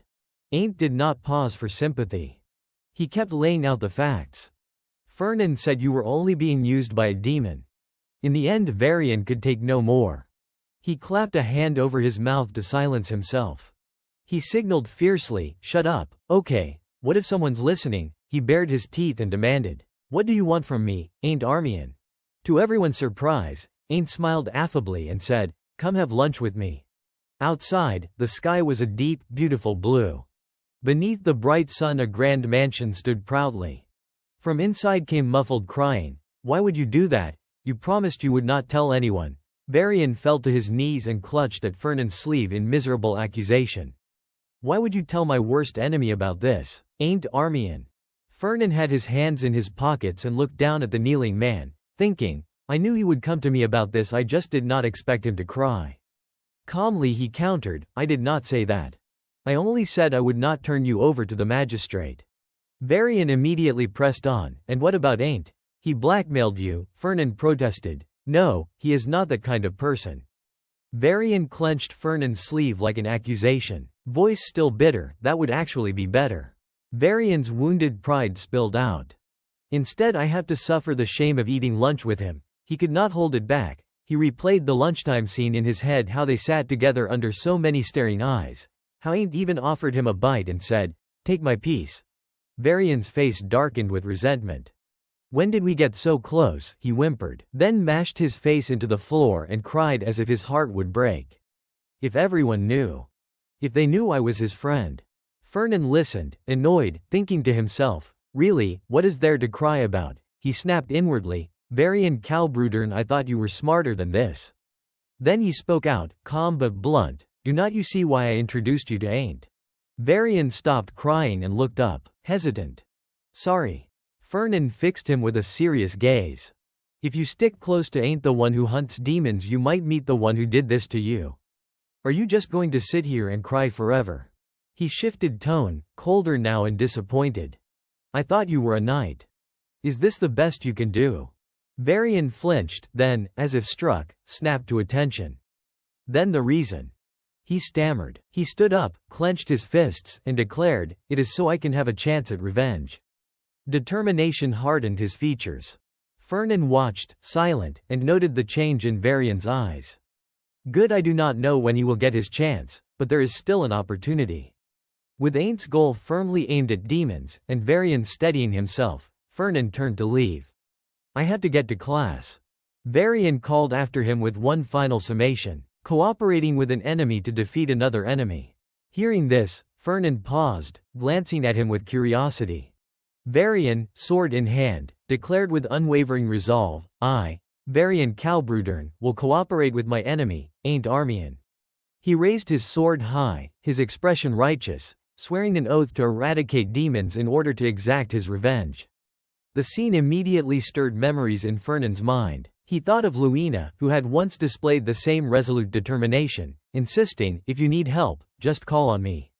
Then he recalled Ain't, who on the island had similarly presented himself with a straight, earnest gaze, inviting others to join in slaying demons. Now Varian, too, mirrored the same earnestness. Fernan sighed internally, thinking, and now him as well. All of them shouting their demon-slaying slogans behind me. Why are all these knights like this? Is that just how people like them are? Meanwhile, at the academy, in a classroom dedicated to the study of monsters and other magical creatures, a man stood at the podium calling roll. Kirillo Denev, present. Ludger Schwaben, present. Luina, standing among the students, scanned the room but did not see any familiar faces. She furrowed her brow, thinking, "Where's Fernan? Today's the practical session." Her irritation grew as she worried he might have skipped class. Just as the teacher was about to call his name, Fernan Paylenberg appeared, raising his hand and answering politely, "Here, sir." As Fernan arrived beside her, Luina whispered a mild complaint, "You are late. Do not you know roll call counts toward participation?" Meanwhile, on the podium, the teacher continued, calling names. "Alia Torta." Fernan muttered softly below, "Luckily, I am here. Sorry, I had to speak with someone." Once attendance was complete, the teacher addressed the class seriously, "Everyone is present. I trust you remember my instructions from last time. In an instant, a magical circle appeared beneath the teacher's feet, and he announced, today's topic is cooperation. He lectured with authority, explaining that some monsters are so powerful that one cannot face them alone. Below, the students, intimidated by the energy radiating from the magic circle, nevertheless listened attentively. In front of the classroom, the teacher simultaneously summoned various intimidating creatures while explaining their traits. Some had stone-hard bodies, almost impervious to attack. Others had high magic resistance, rendering spellcasters nearly useless. Hence, the cooperation between mages and knights was vital. Luina whispered to her neighbor, "These are training targets used by students. It is your first time seeing this type, right? They are a form of golem." Fernan, calm as ever, replied, "I have only heard about them." Above, the teacher warned the class, "They cannot move like the real ones, but underestimate them, and you will fail." He then positioned the creatures opposite the students and signaled, "Begin." Over the following period, each student faced a different monster. A young woman wielding a sword teamed up with a blue-haired youth to defeat one of the golems. When they finished, the teacher announced the results, Kirillo Deniv and Alia Torta 2 minutes 58 seconds. Soon after, 2 more students cooperated to finish their match, Ludger Schwaben and Alman Denertz 2 minutes 15 seconds. The teacher held up his stopwatch, calmly assessing the situation. The next top-tier pair stepped forward. He called out 2 names, Fernand P. Lenberg and Luina Beau Shape. At his command, the 2 stepped out of the line. Then he turned his attention to the creature formed from earth and stone. "The monster you will face is a Goliath." Everyone watched apprehensively as the pair approached. A black-haired youth hesitated, muttering, "Goliath. That is going to hurt." Yet neither Fernan nor Luina showed the slightest fear. Fernan walked steadily, explaining as he went. On average, a Goliath stands about 3 meters tall, its body covered in stone. He glanced up at the massive creature and noted, its resistance to both physical and magical attacks is extremely high. But there is always a way. Consider its traits and weaknesses. Then, calmly, he added, its weak spot is the neck. Luina responded with equal composure, "I know. I will immobilize it." "You strike the neck." Fernan, smiling confidently, shook his head. "No, I will hold it." She frowned, warning, despite its size, it is surprisingly fast. The 2 continued their relaxed conversation, paying little attention to the monster as it raised its massive fist. Luina, serious, instructed, "I will engage it," but before she could finish, the Goliath slammed its fist down toward them, sending sand and dust flying. The teacher watched carefully, frowning, thinking, have they failed? Is the Goliath too much for second-year students? Yet as the dust cleared, the scene revealed Luina holding her sword aloft, blocking the Goliath's strike. She even had time to turn her head and scold. "And you thought you could use me as bait?" Fernan grinned smugly. "Who said I would be the bait?" He summoned a magic circle above the Goliath, clearly instructing, "I am talking about keeping it immobilized." Immediately, massive stones rained down from the magic circle like endless droplets, striking the Goliath again and again. The stones seemed infinite, hammering its body relentlessly. Students nearby gawked in astonishment, their jaws dropping. What is this?" they gasped, unable to believe their eyes. Soon, the Goliath was completely buried beneath the mountain of stones. Fernan, smiling with excitement, nudged Luina. "What are you waiting for? Finish it." From the podium, the teacher checked his stopwatch and commented, "The method you used is difficult, considering the mana required, but you did it." He then announced the results. Fernan P. Lenberg and Luina Beau Shape, 3 seconds. Fernan's face lit up with triumphant pride, first place. Ludger, watching, crossed his arms angrily, muttering, "Second place again." The surrounding students whispered among themselves, astonished. How much mana does it take to do that? He actually coordinated with Luina for a reason. Fernan, pleased, thought, did I just get extra points with Luina? But when he glanced at her, his smile faded. Luina now frowned, clearly not happy. Fernan felt a pang of confusion, thinking, Luina. She does not look happy at all. Walking beside Fernan, Luina let out a soft sigh of admiration. You were incredible back there. Every time I look at you, I feel like I am discovering a new side of you. Fernan tilted his head, curious. Are you complimenting me? Luina's expression turned cool. Of course. Thanks to you, I got first place. Fernan glanced sideways at her, then asked, then why do you look like that? Luina pouted. What is wrong with my face? Fernan frowned in frustration. You are pouting, what is that supposed to mean? Just say it already. Luina rolled her eyes, hesitated for a second, then said, it is nothing serious. It is just that it was my first time fighting an imitation monster. Her next words made Fernan stop in his tracks, realizing something. I wanted to keep fighting a bit longer, she admitted. He thought to himself, I probably should have given her more time. She came in second, 2 minutes and 15 seconds slower.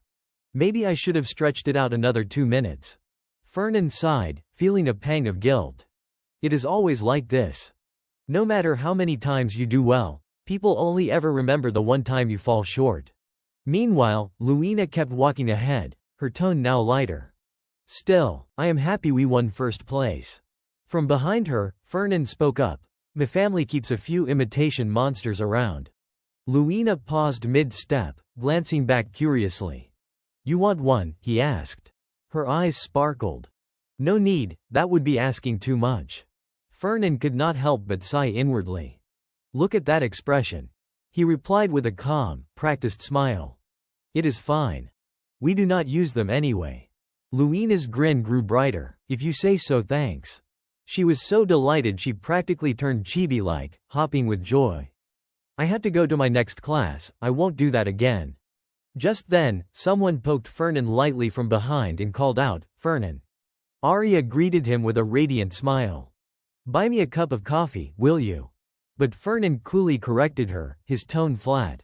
If you want to talk, make an appointment first. Arya Fridian.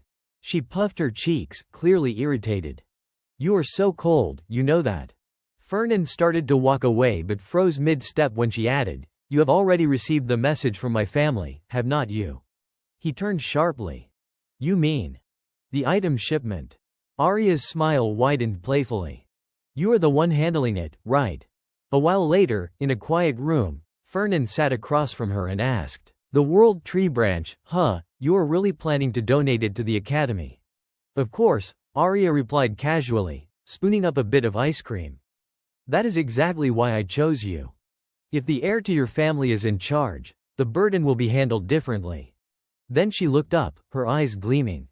You do understand how valuable a branch of the World Tree is. Do not you? Fernan leaned back slightly, suppressing a sigh. Of course I do. The image of the World Tree suddenly surfaced in his mind, a single sapling that the World Tree could only produce once every 100 years. Naturally, it contained deep, boundless mana and the very essence of the forest itself.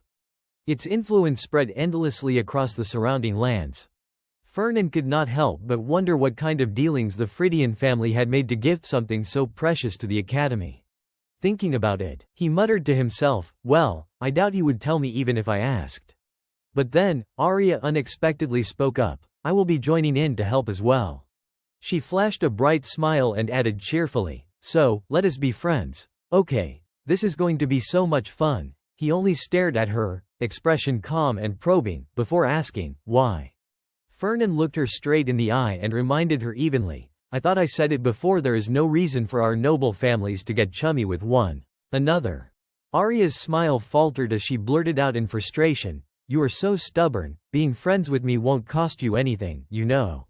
He suddenly changed the subject, asking, Do I have to take a leave from class? Arya quickly nodded. Yes. The Academy already approved it. We can substitute the practical sessions with theory work. Both of us can do that. Fernan continued his calm interrogation. Then when do we leave? Arya closed her eyes and grinned. 2 weeks from now. We will prepare everything by then. He reached for the glass of water on the table, gently brushing his fingers against it. I see. But the moment he heard her next words, a sharp current seemed to jolt through his body. We just have to go to the Fridian territory. The cool glass slipped from his fingers, crashing to the floor and shattering into pieces. Fernan gritted his teeth and pressed his hand to his head, muttering inwardly, It has been too peaceful lately. In an instant, his surroundings changed. Fernan found himself standing amid a ruined battlefield. Today is the day Andromalius descends, is not it? He glanced around, confused. I have already seen this prophecy. Why am I seeing it again? Then his gaze fixed in one direction. That is. In the murky air, bloodthirsty creatures slithered out of the shadows. The sky burned crimson, the people below screamed and fled in terror as demonic miasma spread across the land. A demon was descending through a widening rift in the heavens, and at the very center of it all stood a branch of the world tree. He turned abruptly. Ain't was standing behind him without a sound. Fernan's voice trembled slightly. It is that, is not it, Ain't, that world tree branch, it is the power source for the summoning circle. Fernan's eyes locked onto Ain't's face, unblinking. I heard that ever since the branch was brought to the academy, it has not grown at all. That is because it has been tainted by demonic energy. Ain't clenched his fist silently. Fernan narrowed his eyes. But that world tree branch was not it delivered here by the Golden Tortoise Merchant Guild. He stood not far from the boy, thoughts flooding through his mind like a relentless tide. Just like that yacht incident before, now this again, it all made sense. The Pay-Lenberg family must be involved. I knew it. That nouveau riche bastard really did betray humanity. Ain't slightly parted his lips. That does sound suspicious. If what you are saying is true. Suddenly, he let out a furious scream that made Fernan's eyes widen. I will never forgive Pellenberg. Fernan, standing across from him, shouted back instinctively, No, Ain't, I am not working with demons. Out of pure reflex, Fernan grabbed someone's wrist. Ain't, wait. Then he blinked in confusion. The hand he was clutching belonged to Arya. Listen to me first, he blurted out, panic in his voice. Arya stared at him, bewildered. Fernan. Are you all right? He did not answer. His eyes just glared ahead, his mind cursing violently. Damn it. A rush of thoughts exploded in his head. I heard that ever since the branch of the world tree was brought to the academy, it stopped growing because it was tainted by demonic miasma.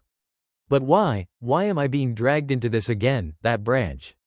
It was delivered by the Golden Tortoise Merchant Guild, was not it? Just like the yacht affair last time, now this. The Pellenbergs are definitely connected, I knew it.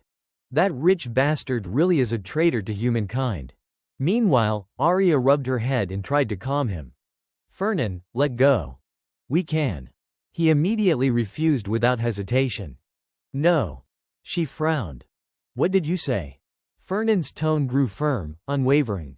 The Golden Tortoise Merchant Guild is no longer in charge of transportation. I have already withdrawn from everything. The thought had barely formed when Hyde's cold voice cut through. That is not good. I am afraid I can't allow that. With his hands clasped behind his back, Hyde continued, This is the Duke's decision. Fernan merely nodded, pretending to comply, while his mind whispered, I know. The prophecy never specified how, when, or where the world tree branch would be tainted. Even as Hyde sighed in resignation, Fernan's mind refused to stop racing. Both the Academy and the Phrygian territory have strict security systems. That means the contamination must have happened during transport. He rubbed his forehead in frustration. How the hell am I supposed to stop it? A faint voice echoed in his memory. Have you forgotten, you were summoned once for helping to reduce the Bow-shaped family's debt? But I do not even know how the contamination happened, he thought bitterly. Then Andromalis's face flashed across his mind. Even if I manage to bring the world tree branch back safely, I still can't prevent Andromalis's descent. If he can't use the branch, he will just find another host. Fernan's fingers began to tap rhythmically on the table. 1, 2, 3. High risk. Low success rate. But in the end, the result won't change. Fernan clenched his fists so tightly that his knuckles turned white. The best option is to withdraw, he thought bitterly. Even if it means taking some losses after all, we volunteered for this mission ourselves. He ground his teeth and furrowed his brow. If we get any more entangled, everyone will think our entire family is colluding with demons. His voice dropped into a low mutter. This is not something I can handle alone. Suddenly, Fernan slammed his hand against the table and stood up abruptly. Hyde, bring me the demon containment orb. Hyde blinked, startled. The orb, why, what for? Fernan shot back immediately, I will confirm it for myself. Right now. Night fell over a sprawling, opulent estate. Inside the demon containment orb, a violent reflection flickered a glimpse of the raging demon trapped within. Yvonne watched the projection with furrowed brows and a skeptical tone. This is truly a demon. Fernan was quick to explain, his voice steady but grave. They infiltrated the merchant guild, disguised themselves as staff members during the last yacht club meeting. We managed to capture one alive and have it imprisoned beneath the academy. If you wish, father, I can show you. Yvonne's brows knit tighter as he lifted his gaze. You caught one alive, is that true, Hyde? Hyde responded firmly, yes. I verified it myself. That answer only deepened Yvonne's frown. Demons. In the merchant guild. Then his composure broke. And you did not report this sooner. He thundered. Fernan remained calm despite the fury in the room. I ordered him to keep quiet. Facing the piercing stares of Yvonne and the butler, he continued, his tone steady but resolute. I thought it best to gather more evidence first. But now, things have become too urgent. A faint smile curved Fernan's lips before his expression hardened again. Based on everything I have learned so far. His voice dropped to a grim tone as he laid out his suspicion. I believe the demons are plotting to drag our family down. Inside the grand castle, murmurs of discussion filled the hall. I understand your point, Yvonne Paylenberg finally said, his tone heavy with contemplation. I know the yacht club incident was the work of demons. He weighed the matter carefully. And now, he thought, their next target is the branch of the world tree. If we do nothing, the world will surely misunderstand our intentions. Yet doubt lingered in his voice. Still, you seem too quick to conclude that the demons are trying to eliminate our family. Even so, Yvonne tried to convince himself otherwise. Perhaps it is all just coincidence, he murmured. Fernan Pellenberg, standing nearby, thought to himself, that is what I believed at first, too. He recalled the beginning, how he had dismissed everything as mere bad luck. After all, the Bow-Shape family had long harbored resentment toward the Pellenbergs. And during the yacht club meeting, the demons had clearly targeted Ain's life. But the events that followed proved otherwise. Fernan's expression hardened. No, it was not coincidence at all. Analyzing aloud, he said, Armian's involvement makes more sense. But why would the demons set their sights specifically on the Pellenbergs? He began recounting an ancient tale.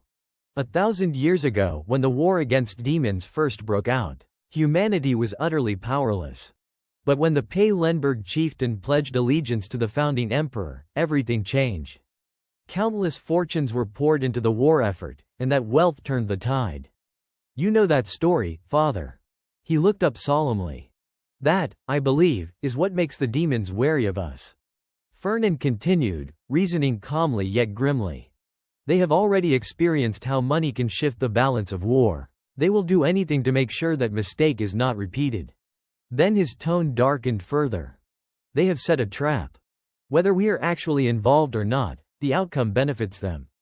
If the Pellenbergs are connected, then we will be branded as traitors to humanity. If we are not, then we will be seen as weak and irrelevant. Either way, it sows distrust, especially in Ain't.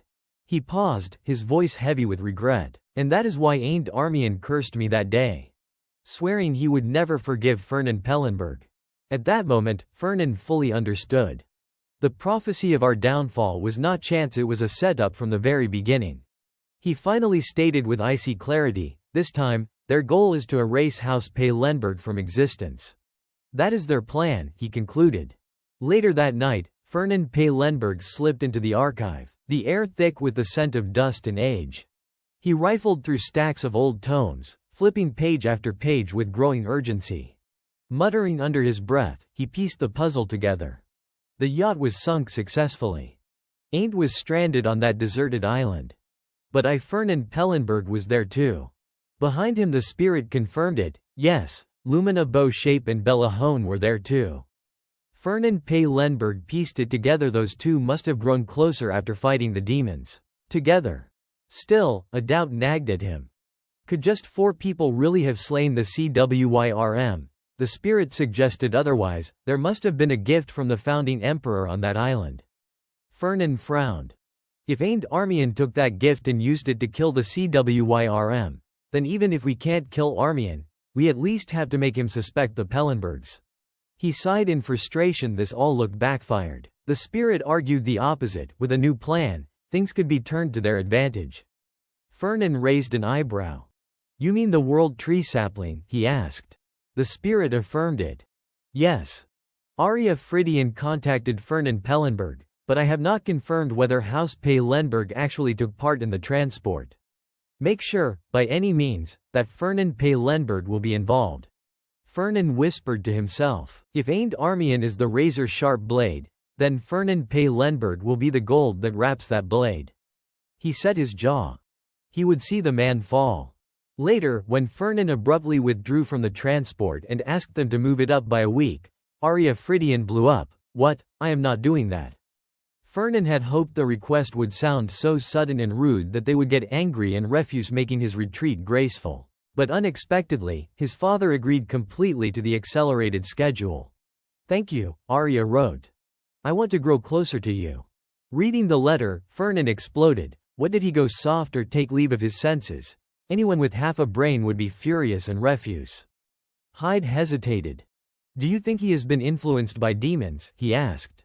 Fernan's face darkened. High probability. He cursed the demons silently. He asked himself how much influence they really wielded. He knew what they were doing and yet he could not stop them. Even holding the Empire's greatest fortune and a seat on the Electoral Council, he felt powerless. The thought made him furious and restless. He scowled. Fine. Then I will do this. Hyde looked up, curious. What do you intend to do? Fernan's voice dropped, heavy as a gathering storm. I will confront them directly. Because he believed that if there was a problem, then it simply needed to be solved. Moreover, Fernan Pellenberg reminded himself that a true merchant never lets his composure waver, no matter how unpredictable the circumstances. With those words, he left in irritation, muttering under his breath, let us see who wins this time. Left alone, Hyde murmured quietly, but right now. You are the one who is the most shaken. Time passed once more. After several days of waiting, 6 days later, the transport convoy departed from the Fridian estate according to plan. 10 horse-drawn wagons, 100 guards from the Golden Tortoise Merchant Guild, 50 elven warriors from Fridian, and 100 workers. As expected, leading them all was Fernan Pellenberg himself. He reminded himself, the World Tree branch is hidden inside the 4th wagon. Furthermore, Fernan thought grimly, aside from the most trusted few, no one knows what I am really transporting. The chest containing that branch is protected by dozens of magical seals. Only Arya and I can open it. Yet frustration gnawed at him. How could it have been exposed to demonic energy in a situation like this? A troubling suspicion crossed his mind. Could it be Arya herself is the demon? He immediately dismissed it impossible. He recalled that Arya was supposed to be Ain't's companion, the one foretold in the prophecy, destined to follow Ain't Armian. At that moment, Arya asked casually, how long until we reach the academy? Fernan snapped back to reality. About a month, he replied. He laid out the itinerary in a measured tone. We will need to cross 2 territories to the east before boarding a ship. Arya Fridian smiled brightly. Got it. Ah, that reminds me. She leaned closer, her tone playful. Would you like to invite me to your yacht club? Fernan answered without hesitation. No. Arya huffed in indignation. Why not? I am an excellent student. My family's of high standing too. He replied coolly, some of the elector families do not like you. Fernan did not hesitate to twist the knife where it hurt most. Because you are still an outsider. Arya's face darkened. Do not look at me with that pitiful gaze. She snapped back, you are the one who helped mediate when the Bircheffs sold their golden ox. Were not you?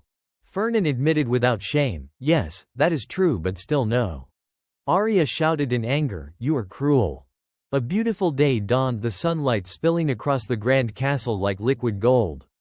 Inside, voices echoed through the hallways. The negotiations should go smoothly, one said confidently. Thanks to the information you shared about the demons with the council through Jace Wines. Orlando added, "We will soon receive their aid and wipe out every demon still hiding among us." Yvonne Pay Lenberg shifted the topic. "All right, any news from Fernan yet? He should have arrived at the academy by now." The butler replied, "They departed just this morning." Yvonne's hand slammed hard against the table. Of course, he thought grimly. This is clearly a trap set by those demons. But even knowing that, I have no choice but to walk right into it. His expression darkened as he recalled Fernan's confident words, "I will make thorough preparations." Yet their opponent this time was not a mere rival merchant or noble house, it was demons. If this transport operation fails, Yvonne realized, the reputation of my merchant guild will crumble. And worse still, I will lose my only heir, my only son. How dare those monsters lay a finger on me? He rose to his feet and barked an order. "No, gather the Crimson Tortoise unit immediately." Orlando hurried to stop him. "My lord, please, calm yourself. If you do that now, things will only grow worse." He spoke gently, trying to reason with him. Young Master Fernan specifically instructed that this matter be handled quietly so the demons won't realize we have already uncovered their plot. "Please, have some tea." "Yes." Then he added reassuringly, "Do not worry, my lord. The young master has known about the demons and our countermeasures long before we even did." Yvonne hesitated. "That is good. But also troubling." He admitted thoughtfully, "I have considered that myself. When he discovered that hidden mana stone vein no one else knew about, I began to wonder." His brow furrowed. It is almost as if he has seen everything before, as if he has come from the future itself. "I have so many questions I want to ask him once all this is over. But aside from that." Frustration overtook him again. Why not just hire a group of mercenaries and send them instead? Orlando offered a calming smile. "My lord, please rest assured Master Fernan will be fine." He said it with conviction, because deep down, he believed it. The young master always exceeds our expectations. Meanwhile, on the road, Fernan Pay Lenberg glanced at the sky in suspicion. Strange. It was not supposed to rain today. Back at the estate, Orlando held firm to his faith. "I am certain this time, too, he will do exceptionally well." And with that belief, he whispered to himself, "That is why. All we can do now is trust him and wait." The sky had turned pitch black, and rain poured down in relentless sheets. As Arya Prydian gazed thoughtfully at the curtain of rain outside, Fernan Pay Lenberg stood behind him, deep in conversation with Hyde. "I am guessing we won't be able to continue the journey today," he said matter-of-factly. "We will have to make camp here. Tell the guards to protect the wagons." Hyde bowed slightly in acknowledgement and hurried off to carry out his orders.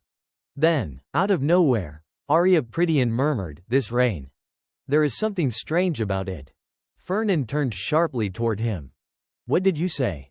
Arya removed his hat, his tone sincere. "I asked the spirits," he explained, "and they said the other regions are all under clear skies. Only this area is being drenched like this." Fernan began to grasp the implication behind his words.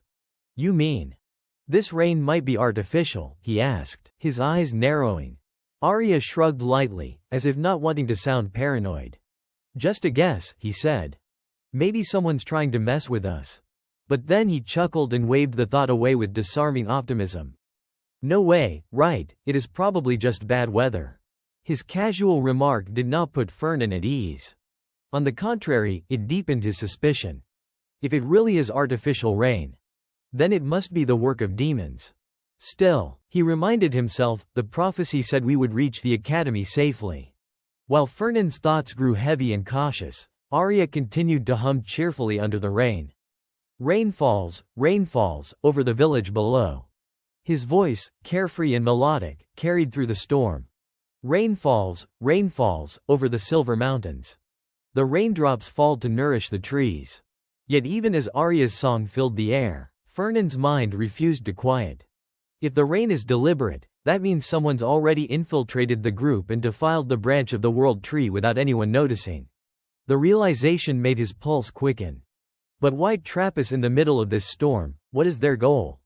A blinding flash suddenly split the night sky, followed by a thunderous crack. A bolt of lightning slammed into the ground nearby. The wagons shook violently, and the earth split open beneath them. quaking as if the world itself were tearing apart. A ferocious gust swept through the camp, a storm so powerful that men, horses, wagons, and shards of earth were hurled into the air like toys. Caught in the maelstrom, Fernan gritted his teeth and reached desperately for his weapon. The orb atop his staff blazed to life, radiating dark, oppressive energy. Its glow intensified, discharging tendrils of lightning in every direction. Thunder roared across the heavens, and the storm raged like a beast unchained. When at last the winds began to subside, the world had been reduced to ruin. What remained on the ground was a wasteland of shattered debris.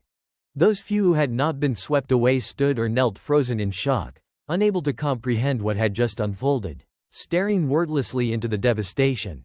Fernan Lenberg was still being tossed helplessly through the air, his body spinning inside the roaring vortex.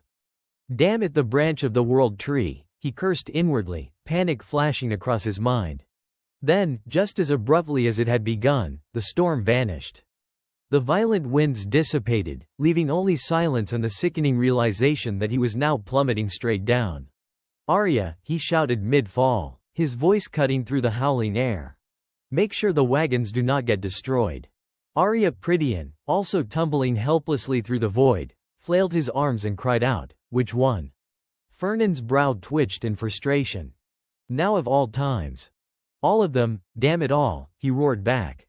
Moments later, the wagons, horses, and rocks came crashing down in a deafening sequence of impacts. Arya squeezed his eyes shut, screaming, I can't do this."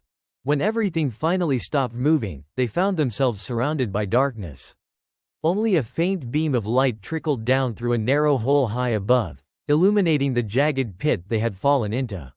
Fernan took a deep breath, quickly estimating their situation. "This pit's deep. Around 40 meters at least," he calculated grimly. The thought made his face harden. Those damned demons. So this was their plan, to separate the convoy like this. He turned his gaze toward Arya, who was miraculously unharmed, and exhaled in relief. "Everyone's still okay," the young man muttered weakly. Fernan glanced around, spotting the nearby wagons scattered in the gloom. The one carrying the branch of the world tree had fallen along with them, but miraculously it was still intact. He let out a slow breath. At least, nothing catastrophic happened yet. Catching Fernan's stare, Arya blinked and asked drowsily, "What is it now?" Fernan frowned slightly, not understanding. "What?" Once he regained his composure, he said evenly, "We should start climbing out of here." He did not notice that, behind them, several crimson eyes had begun to flicker in the dark, gleaming with malice. A low, guttural growl rumbled through the chamber. Then came the slithering scrape of something enormous moving closer. Fernan stiffened instantly, turning around just in time to see the multi-eyed creature emerging from the shadows. Of course, he thought grimly. Things were never going to be that easy. He raised his staff, pointing it toward the beast. Dark energy flared from the orb at its tip, crackling in defiance as it met the monster's aura head-on. Arya, trembling behind him, gasped, "Fernan. What the hell is that thing?" "A Sade," Fernan replied curtly, his eyes fixed on the enemy. "A what, a Sade?" Arya stammered in disbelief. Fernan shot him a sidelong glance, incredulous. "You do not know what a Sade is, did not they teach you about them at the academy?" "I did study it," Arya protested quickly. "But Sade are not classified as monsters. They are magical entities, and magical entities and monsters are completely different things. Monsters had existed on this continent since the dawn of creation, grotesque, savage beings that resembled humans possessed by demons. But demonic creatures were something else entirely, brought forth by the demons themselves, fiercer and more destructive, capable of obliterating entire villages. They were saturated with demonic energy that was what set them apart from ordinary monsters." That brief explanation was enough. Returning to the present, Arya Prydian, panic rising in her voice, cried out to Fernan Pellenberg, "But how can demonic creatures even exist in this age?" Fernan Pellenberg's expression turned grim. "If demonic creatures exist," he said flatly, "then so do demons." His tone was absolute.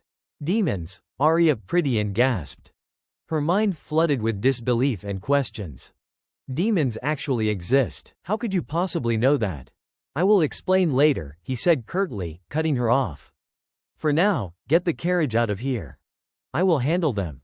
But Arya Prydian, true to form, managed to test his patience once again. She hesitated and mumbled nervously, I do not think I can. Fernand's brows twitched in irritation. He spun around, his voice rising in frustration as he lectured her sharply. How can you say you can't when you have not even tried? How do you expect to survive in this world with that cowardly attitude? When I was your age, I was not even allowed to talk back to my mentors, do you understand? Arya shrank back under his glare but still stammered, I want to follow your orders, but I can't. Because that thing. Her trembling finger pointed ahead. Fernand turned to look and froze. That is Barca. Before them loomed a colossal beast, eyes glowing blood red, roaring with primal fury. TCH. Fernand clicked his tongue in annoyance, finding himself in a truly difficult situation. As the beast prepared to charge, Fernand instinctively shouted, hide. An explosion of blinding light erupted, scattering debris in all directions. Dust and smoke filled the air. Arya coughed violently, covering her mouth, while Fernand stood still, calm amidst the chaos. Through the haze, a figure emerged, hide, sword slung over his shoulder, stepping forward like a god descending from the heavens. He positioned himself between them and the monster, his voice steady and protective. Are you all right, young master? Arya Prydian's eyes sparkled as she stared at Hyde, admiration lighting up her face. Your butler is so cool, she breathed. Fernand Pellenberg, however, showed no reaction. His expression remained blank, though his mind was racing. Barca. The creature was just as it had been described in the research compendium on demonic beasts and monsters. Its outer hide was like metal, thick, sinewy, and tough as steel. Its claws were sharper than most swords, each strike as precise as it was deadly. And those teeth. They could pierce through anything, jagged like saw blades, dripping with viscous saliva. A rank 4 demonic creature. It could easily crush trolls or ogres, an entirely different class from the mere rank 8 Sade. And now, one stood before them, alive, breathing, and seething with murderous intent. Fernand's gaze hardened as he analyzed the beast from head to toe. In that instant, something clicked in his mind. So that is their plan. The demons did not bring a Barca here just to steal a branch of the world tree. They are trying to kill me. He clenched his jaw and called out, tense, Hyde. Can you kill it? Hyde did not dare give a definitive answer. It won't be easy, he said after a pause, but if you give me a little time, I can. Then I will stall it. Kill it when you are ready, Fernand ordered. Yes, sir. Hyde vanished in a flash, moving faster than the eye could follow. Arya blinked, dumbfounded. Where did he go? I thought he was going to fight the monster. Fernand did not even bother answering that ridiculous question. His voice grew stern and commanding. Arya, listen carefully. While I fight, you protect me and the branch of the world tree from that Sade. Wait, she stammered, you are going to fight that thing yourself. Fernand did not answer directly, only said coldly, if you do not want to die, then do as I say. Why yes, sir. But do you even have a plan? Arya pressed anxiously. Fernand gritted his teeth. I will summon James, he said, his tone uncertain. Whether it works or not. We will see. James, Arya blinked in confusion. Who is James? Before she could finish, the Barca let out a deafening roar and charged, the ground trembling under its massive weight. Fernand raised his staff, chanting under his breath. The crystal orb atop it burst into radiant light, projecting a vast magic circle across the ground. From that glowing seal, a towering silhouette began to take shape. Then an explosion shook the entire area. The shockwave blew dust and debris everywhere. When Arya finally dared to open her eyes, she froze. That is a golem, she gasped. The towering construct stood firm, sword in hand, its crimson eyes locked onto the Barca like a beast ready for war, its every movement controlled by Fernand Pellenberg. The monstrous Barca was forced back several meters by Fernand's golem, its heavy frame skidding across the ground as the giant construct pressed forward. Arya stole a glance at Fernand and could not help muttering under his breath, damn it. I knew he could create golems, but to actually control one at his level, His eyes widened slightly in reluctant awe. He is better than I thought. Under Fernand's precise command, the golem James leapt high into the air, sword raised overhead. It came crashing down with a devastating swing that split the air itself. But Barca caught the blade with one hand. Effortlessly. The creature's jaw split open into a horrifying grin as it lunged forward and bit at the golem's arm. "James!" Fernand shouted in alarm. His voice echoed through the cavern as he clenched his teeth, growling between them. "Damn it! What the hell is wrong with this thing?" he thought, eyes narrowing in disbelief. "Why is it so strong?" After tearing through the golem's defense, Barca roared and charged straight for Fernand and Arya. Its speed grew faster and faster, each thunderous step shaking the earth beneath them, guttural growls rumbling from deep in its chest.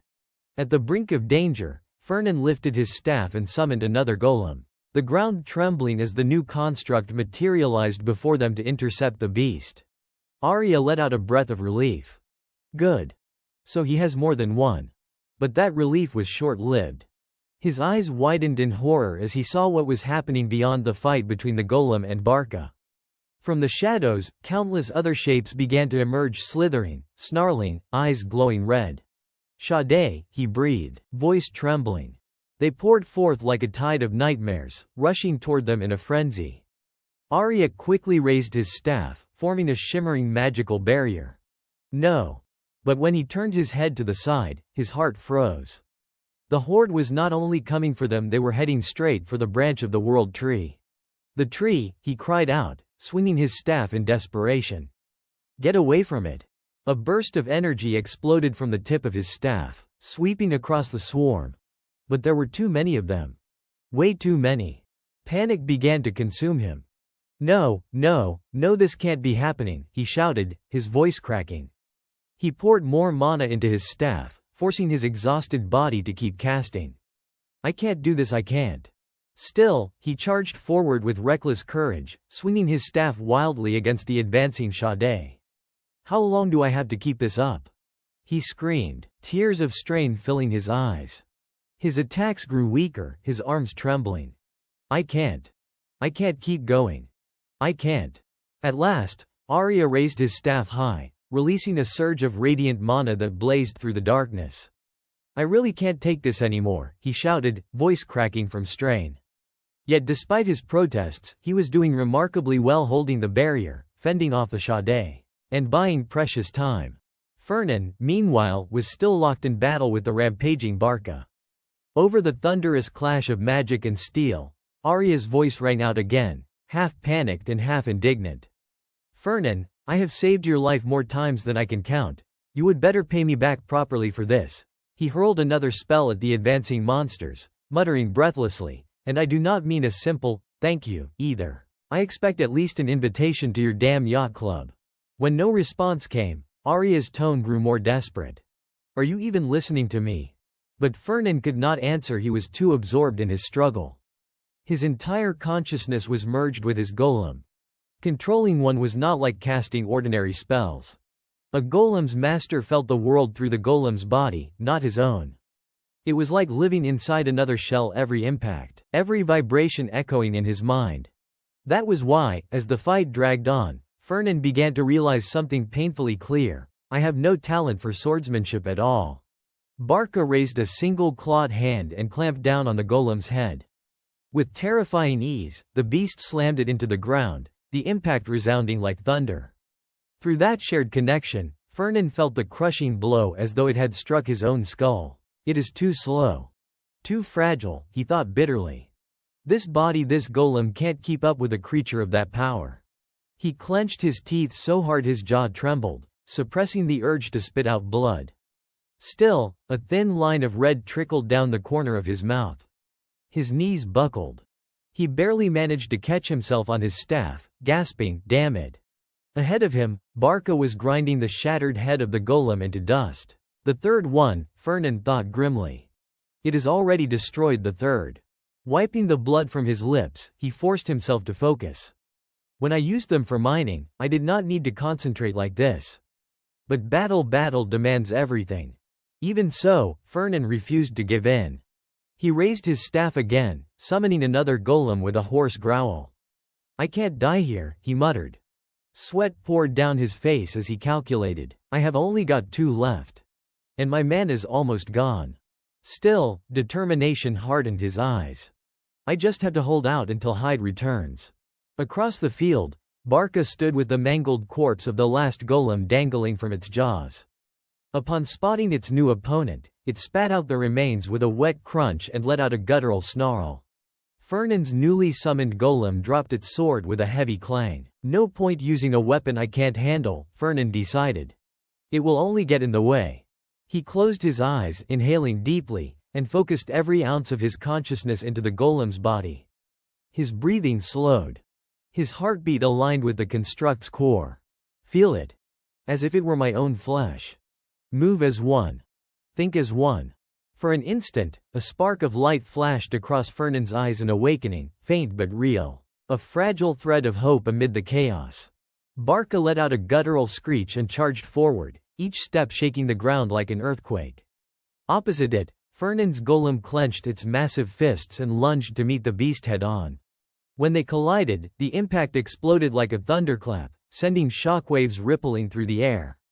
Debris and stone blasted upward, raining down in a storm of dust and rubble. Behind them, Arya strained to keep the protective barrier intact, shouting in panic, "At this rate, the whole place is going to collapse, damn it." The golem's arm began to fracture under the pressure of Barca's claw, cracks spider webbing across its rocky surface.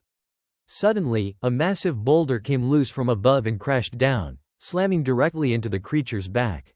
Seizing the moment, Fernand pushed his concentration to the limit and drove the golem forward. Its massive fist rocketed upward and smashed squarely into Barca's face. The monster reeled backward several meters, roaring as shards of rock and blood scattered across the cavern floor. Fernand did not let up. He sent the golem hurtling forward again, this time launching a brutal kick that echoed through the chamber. But Barca was far from finished.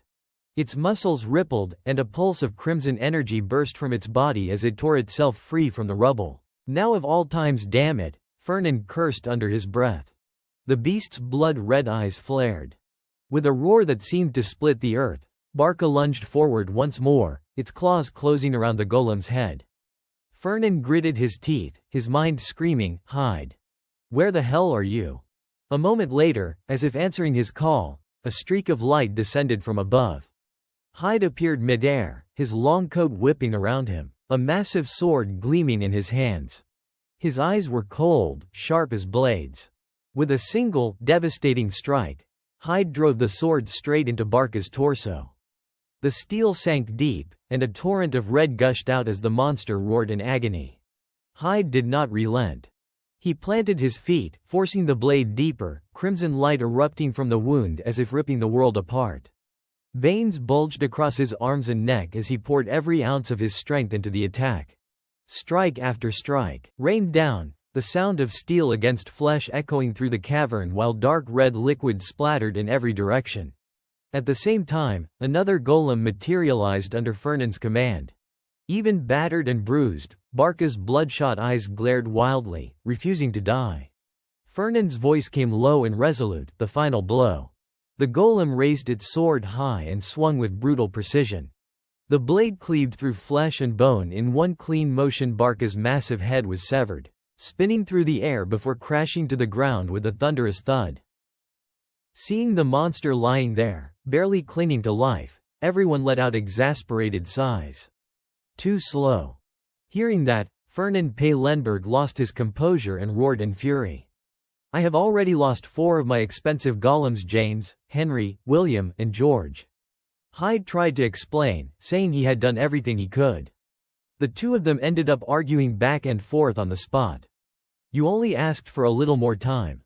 I have already waited nearly 20 minutes. But I was." Nearby, Arya Prydian was still fighting. He shouted angrily at them.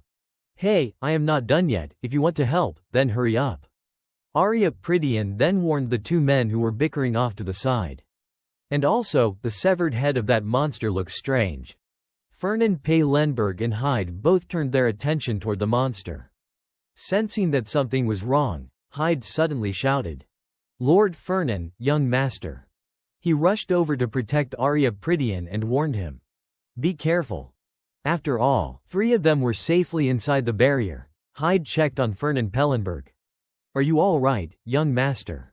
Standing beside him, Fernan Pellenberg pressed his lips together and replied. I am fine.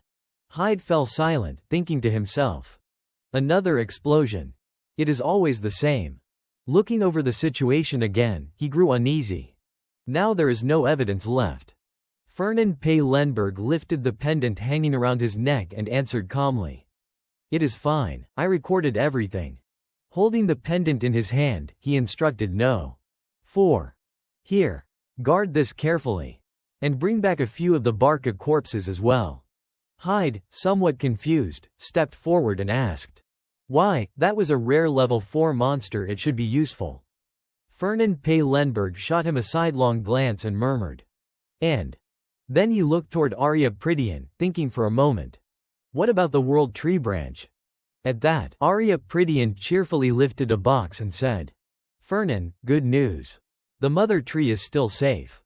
Arya Prydian explained that the box had cracked slightly, but it was still intact, probably thanks to the protective runes engraved on it. Hearing this, Fernan Pellenberg voiced his doubt. The box cracked, you say? Arya Prydian enthusiastically showed it to him. Everything else was shattered by the explosion, but as long as the mother tree is fine, that is what matters. Fernan Pellenberg nodded, as if satisfied, and said. I will go take a look myself just to be sure. Hearing that, Arya Prydian grew a bit anxious and hurriedly insisted. Look, it is fine. Really? Seeing Arya Prydian's reaction, Fernan Pellenberg was not surprised at all. He simply smiled and said. You can't tell whether something has been contaminated by demonic energy with the naked eye. That is exactly why I had the guild craft this artifact. Fernan Pellenberg thought to himself that, despite how outrageously expensive it was, it had still been worth it. At that moment, he recalled a conversation he had once had with someone else. Do you know that custom-made artifacts also include royalty fees? Then how much would that be? When Arya Prydian noticed the item in Fernan Pellenberg's hand, he jolted in surprise and asked. You even prepared something like that, did you know this was going to happen? Fernan replied calmly. First things first. He carefully reminded Arya Prydian. Check whether it has truly been contaminated. Letting out a small sigh, he continued. I hope it has not, but. Mid-sentence, something suddenly caught Fernan Pellenberg's attention. The object inside the box, right in front of both Fernan Pellenberg and Arya Prydian, vanished into the air as if it had grown wings. Fernan's face darkened as he cursed. Damn it. We are finished. So furious that his anger twisted into a warped smile, Fernan Pellenberg thought. So it really was contaminated, after all the hardship I went through to protect this thing. He clenched the branch in his hand and asked himself. Is this how it ends? Is this failure? Suddenly, Arya Prydian began snapping off branches, confusing Fernan Pellenberg, who snapped at him. Hey, what are you doing? If we just cut away the contaminated parts, we can still save it, Arya replied. He gently reminded Fernan. Do not underestimate the vitality of the mother tree. Hearing that, Fernan was visibly surprised. We can really save it. Arya continued breaking off branches as he explained. We just need to remove every part that is turned black. It is a bit difficult, though. The others still felt uneasy and warned Arya Prydian. Hey, do not touch it so casually. Make sure you wash your hands with holy water afterward. Fernan Pellenberg finally began to accept the situation. Raising his voice, he called out. Hyde, get over here and help. Hyde, who had been busy with something else, turned around and answered. Yes, sir. Seeing how clumsy everyone was, Arya Prydian snapped irritably. Please just cut off the darkened parts. Fernan Pellenberg, also growing impatient, shouted. Hurry up, the contamination is spreading, are you planning to let everything be ruined? The most pitiful one of all was probably no. 4. Understood. After a long stretch of frantic work, Arya Prydian finally lifted the branch with delight. Thank goodness. Fernan Pellenberg frowned slightly and muttered. But. It looks rather bare now. He continued. Anyone can tell it has been cut. Would not that basically be admitting that something went wrong during transport? Arya Prydian let out a sly grin and jabbed at him. So you want to cover this up, then? He walked closer and bluntly exposed Fernan Pellenberg's intentions. If this gets out, the Pellenberg family's reputation would take a hit, would not it? Fernan shook his head and explained. Not exactly. I just want to hide the fact that we encountered a monster. Arya Prydian looked puzzled. Why, that is proof the demons are active out there. The public needs to know. Fernan Pellenberg replied calmly. And that is precisely why we have to hide it. Because. Although the explanation had been rather long-winded, Arya Prydian seemed to finally grasp it. His eyes widened as he exclaimed. So that is it, you want to keep this a secret, because you are secretly hunting down the demons? Fernan Pellenberg nodded in confirmation. You have guessed correctly. If word gets out, they will go into hiding. With evident interest, Fernan continued. That is why, if we cover this incident up, you will become our ally. He declared cheerfully to Arya Prydian. We will fight the demons together. For reasons even he did not fully understand, Arya Prydian grew visibly moved. Covering his mouth, he murmured. Allies. I will be sharing a secret with another Elector family. His eyes sparkled as he looked at Fernan Pellenberg. Does that mean we will be seeing each other often? Yes, Fernan replied. And we will grow even closer. Filled with burning determination, Arya Prydian shouted.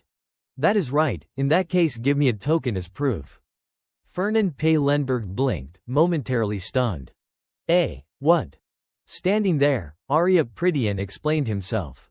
My tongue slips easily. Who knows when I might accidentally blurt out what happened today. He addressed everyone present. But if I have something that proves you and I are allies, then I will gladly keep this secret until the mountains crumble and the seas run dry. Fernan Pellenberg sighed inwardly. I thought this would be simpler than this. Still, he nodded gently in agreement. I will give you an invitation to the yacht club. Will that satisfy you? The moment Arya Prydian heard that, he jumped up in delight. I love it. Fernan Pellenberg then asked in a stern tone. So what happened here today? Arya Prydian answered with a wide grin. Nothing at all. As for the aftermath, it was not difficult to handle. We replaced all the missing supplies and carriages, and arranged substitutes for those who were injured. As the group traveled together, Fernan Pellenberg repeatedly found himself feeling both exasperated and helpless at Arya Prydian's personality. Thanks to that miraculous medicine we gave the World Tree Branch, its recovery was incredibly fast. Seriously, why would a damn tree even need something like that? By the time they arrived at the academy, it looked exactly the same as it had before departure. 1 month later, the Pellenberg trade caravan safely reached the academy. Arya Prydian received a letter with a bright smile. It meant that the Merchant Guild's reputation had not suffered in the slightest. I will keep the secret, he thought.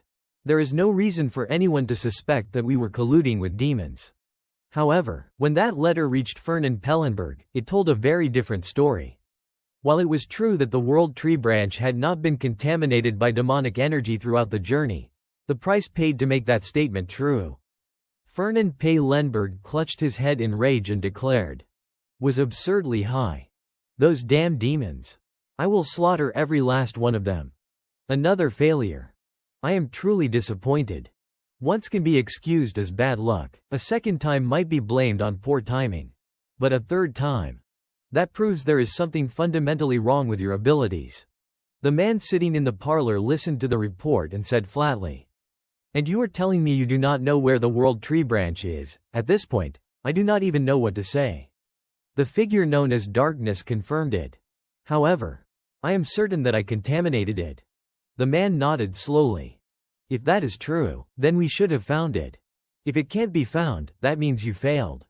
Darkness lowered his gaze, his voice heavy with despair. Please. Forgive me. The man looked slightly taken aback and asked. You are apologizing. Then he continued, as if something else had just occurred to him. Ah, right. How did Fernan Pellenberg survive the Barcas? At that, Darkness hesitated. After struggling for a moment, Darkness finally forced the words out. He had 5 golems. The man's eyes widened in shock. Golems, not 1 but 5. Could it be that he knew our plan in advance? No. Impossible. He fell into thought, reviewing everything that had happened. Perhaps he was simply prepared to an excessive degree. Should I call him a coward or just overly cautious? Turning back to darkness, the man said, I suppose you failed because he was far too meticulous. Thank you for helping me understand. With a casual wave of his hand, the man cruelly ended the life of his subordinate. But that does not mean I will spare you. After disposing of darkness, the man sat quietly, Fernand Pellenberg's face lingering in his thoughts. Fernand Pellenberg. I thought overthrowing his family would be enough. He pondered further. But he has become more of an obstacle to me than even Armian. For that, I want him dead. A faint smile crept across his face. What a shame, but there is no need to rush. With arrogant certainty, the man thought to himself. I still have one more opportunity. Upon returning to the castle, Jace Vines greeted Fernand Pellenberg in a bright, cheerful voice. Welcome back after such a long journey. The two sat down to drink tea together, and Jace Vines asked casually. There must be a reason you came to see me right away, even though you are clearly exhausted. Fernand Pellenberg, looking irritated, cut him off. I am quite busy, so I will get straight to the point. He continued. On the way here, I encountered several demonic entities. Jace Vines stiffened in surprise. Demonic entities. Then he erupted in anger. So the demons are not even bothering to hide their existence anymore. His voice flared with fury. How dare they lay a hand on an honored guest of the order? Fernand Pellenberg sighed helplessly and warned him. If you destroy this place one more time, I will be sending you the repair bill. Jace Vines immediately returned to his usual warm, pleasant demeanor. Of course, of course. Fernand Pellenberg then took out a box and informed him. We dealt with them, but unfortunately, something that belongs to me was contaminated by demonic energy. He placed the box on the table and opened it. It felt like a waste to simply discard it, so I would like to ask you to purify it. Jace glanced inside. This just looks like a piece of wood. Fernand Pellenberg replied calmly. It is a fragment cut from a branch of the world tree. Jace Vines repeated the words in confusion. A world tree branch. He picked up the box and examined it more closely. From Phrydian. So this is what those demonic creatures were after. Fernand Pellenberg nodded. Yes. I had to use the artifact you gave me. Raising an eyebrow, he asked directly. You can handle this, right? Jace Vines broke into a wide grin. This is easy. Child's play. He gestured animatedly as he boasted. I once purified Bella with holy light. It was a piece of cake. Fernand Pellenberg immediately stopped him. Do not use that method. Jace Vines froze mid-motion. Frowning in displeasure, he stepped closer and demanded. Why not? That is a proven purification spell for demonic energy. Fernand Pellenberg explained calmly. It is too powerful. I have a feeling the branch would be burned to ashes. He added. I need you to use a method other than holy lightning. Jace muttered under his breath. It is holy light. Fernand Pellenberg waved it off. Same difference. Jace Vines narrowed his eyes at the box, thinking carefully. Then the only option left is holy water. 1 vial won't be enough. He looked up to confirm. Are you sure? It is going to be expensive. Instead of answering immediately, Fernand Pellenberg turned the question back on him. Do you truly believe it will work? Jace Vines let out a hearty laugh as he replied to Fernand Pellenberg. We won't know until we try. I have never purified demonic energy with holy water before. Hearing that answer, Fernand Pellenberg was instantly enraged. He lifted his teacup and took a slow sip, thinking to himself, what? Do not tell me this is basically just water. So you are saying I have to spend money on something even you are not sure will work, this guy. Seeing how tense Fernand Pellenberg had become, Jace Vines pointed confidently at himself and declared. Do not worry, it will work. Trust me. Fernand Pellenberg set his teacup down. I trust you, Jace. He coughed lightly, then added. But I am concerned about the order's reputation. If word gets out that holy water does not work. Jace Vines narrowed his eyes at the box and said. I still think it will work. Fernan Pei Lenberg replied coolly. You said it yourself, we won't know until we try. His gaze turned icy as he leaned closer and pressed Jace Vine's. And what if you are wrong? What if the Order's image is ruined because of you? Jace Vine's hand trembled slightly as he raised it to cover his mouth. You are right. A mage should speak only the truth. Tears streamed down his face as he confessed. I was too arrogant, Jace. I repent. He collapsed to his knees, muttering miserably. The Order has always prepared to confront demons, but since they have not appeared for 1,000 years, we truly lack practical experience. He continued in a trembling voice. If only we had something to test on. While Jace Vines was still sobbing softly, Fernan Pei Lenberg called out to him. Jace. Fernan Pellenberg's entire body seemed to glow faintly as he presented an item to him. I will provide you with a test subject. Jace Vines stared at it in confusion. This is. Fernan Pei Lenberg bent down and explained calmly. The corpse of a Tier 4 demonic creature. A Barca. Jace Vines clutched his face in shock and cried out. A Barca. So that is what you encountered on your way back. He then launched into an overly dramatic stream of praise. With this, we can verify the effectiveness of holy water in purifying demonic energy and collect detailed data on demons and demonic power. Fernan Pellenberg, you are my savior. Suddenly, realization struck him, and he froze.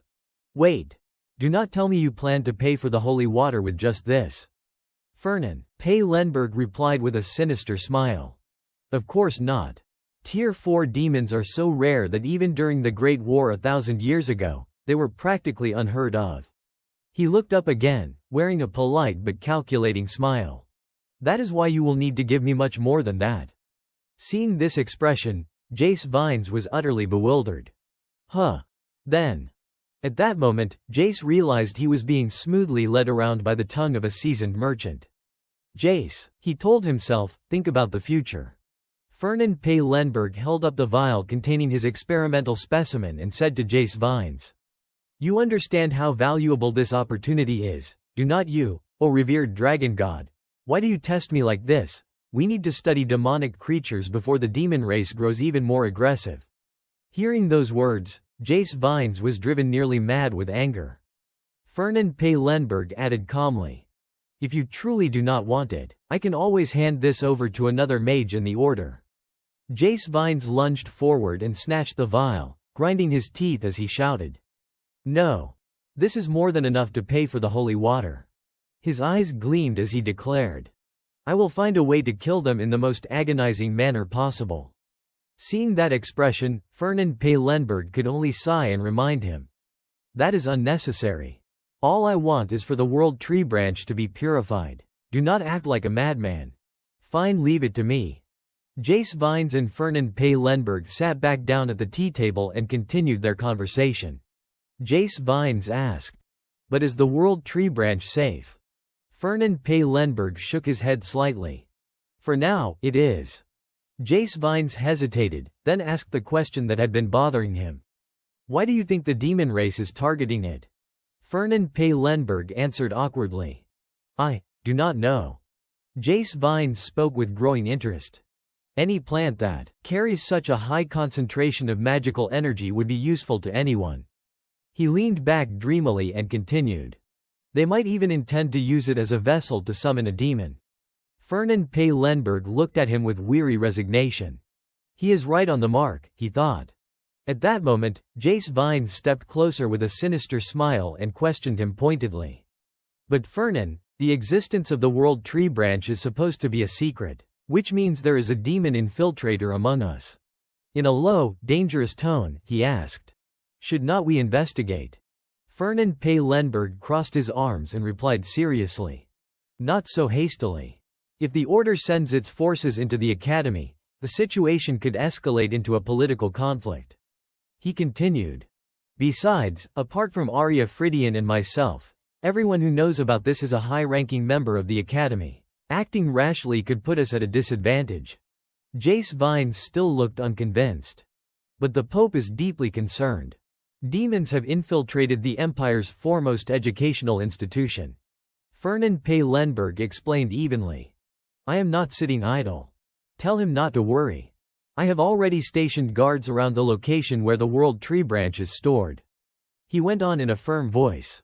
As long as the demon race has not given up on summoning, they will do everything they can to corrupt that branch. Then, his tone turned cold as he declared to Jace Vines. If we are lucky, it won't be long before you find out who the traitor to humanity really is. At the gathering point, a fellow student asked Fernan Pay Lenberg casually. How did your final exams go? Fernan smiled faintly and replied. Same as always. Just keeping up with the pace was exhausting enough. Fernan Pay Lenberg laughed cheerfully and said. It is fine, I have got study materials. His classmate frowned and complained. Study materials, you are just taking shortcuts. Fernan Pay Lenberg replied with some irritation. They are treasures passed down by the upperclassmen. The classmate shook his head and dismissed it. Suit yourself. Fernan turned to him and asked. What about you? The classmate thought for a moment before answering. I think I did pretty well. The only regret was the paired exam. Because of my mistake, we lost first place. As he spoke, his frustration boiled over and tears welled up in his eyes. I really thought we were guaranteed the top spot this time. Who would have thought? Winning first place just once would have been enough. At that moment, Professor Rosalia approached and addressed the crowd. Is everyone here? She continued. Then I will explain the rules of the final exam. Professor Rosalia laid out the principles of the test clearly. You will be divided into 4 teams. The team that defeats the most pairs, or captures the most flags from the opposing teams, will be declared the winner. She smiled encouragingly and added. You are Team 3. Make sure you remember each other's faces well. Each team will also need a captain. Professor Rosalia looked around and asked. Does anyone want to volunteer? When the group remained silent, she sighed helplessly. It seems this team is full of shy students. Luina, I thought you might step forward. Fernan Pay Lenberg rubbed his chin thoughtfully.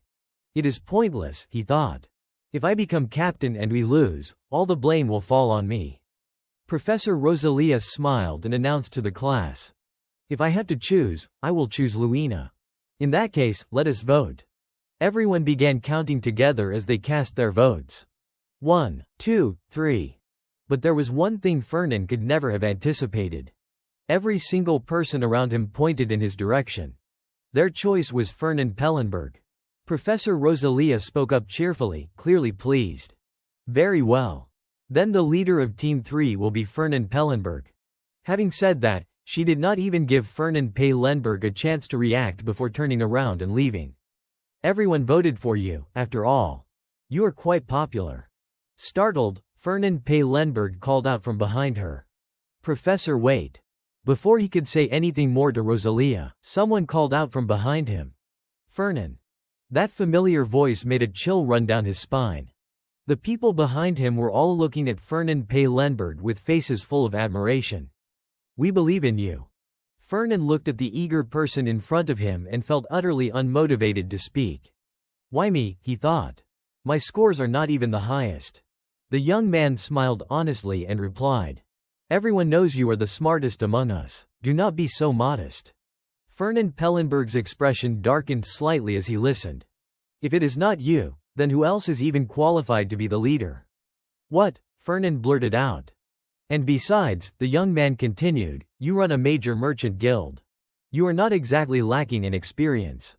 With a faintly annoyed glance, Fernan turned toward Luina and suggested. Luina, would not it make more sense for you to be the leader? You should take on this responsibility. Please say something to them. Yet Luina, without the slightest hesitation, fully supported him instead. She raised her thumb with a satisfied grin. I believe in you, Fernan. Hearing that made Fernan Pay Lenberg feel utterly fed up. Now you too. Deep down, he had no interest whatsoever in the position. I really do not want this, he thought. But it looks like I do not have a choice. Aloud, he said. I will do my best to lead the team to first place. In the end, his resolve softened anyway. If it means Luina will like me more. The people in front of him crowded around excitedly. You will help us win, right? Swayed by just a bit of beauty, Fernan Pay Lenberg finally gave in. Fine. I will do it. That is enough already, you are embarrassing me. The scene shifted. Professor Grad sat by a rocky cliff, muttering irritably to himself. How did Fernan end up as the leader? He hates that kind of thing. Professor Rosalia spoke up from behind him. His team members elected him. Professor Grad responded with interest. Oh, that is intriguing. Professor Rosalia smiled with clear amusement. Which team do you think will win? At that moment, Fernand Paylenberg was staring at a map, deep in thought. The team with the highest chance of winning would be Team 1, led by Ludger Schwaben. Based on what he knew about Ludger. Back when he was still a prince, he commanded an army. He has the greatest advantage in this trial. Hearing this, Professor Grad had already guessed what would come next. I imagine the other teams will form an alliance to take him down. He nodded thoughtfully. Team 1 might be eliminated sooner than we expect. His brows slowly drew together in tension.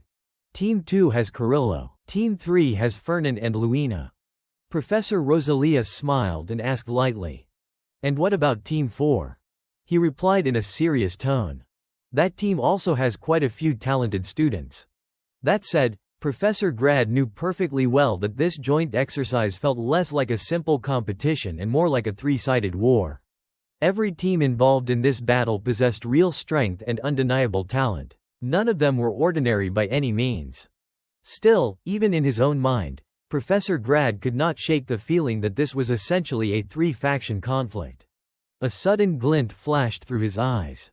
The most mysterious thing of all is how Fernan and Luina ended up paired together. Professor Rosalia laughed aloud in agreement. Exactly. At first, a lot of people even thought they were dating. He turned toward her with a stern expression.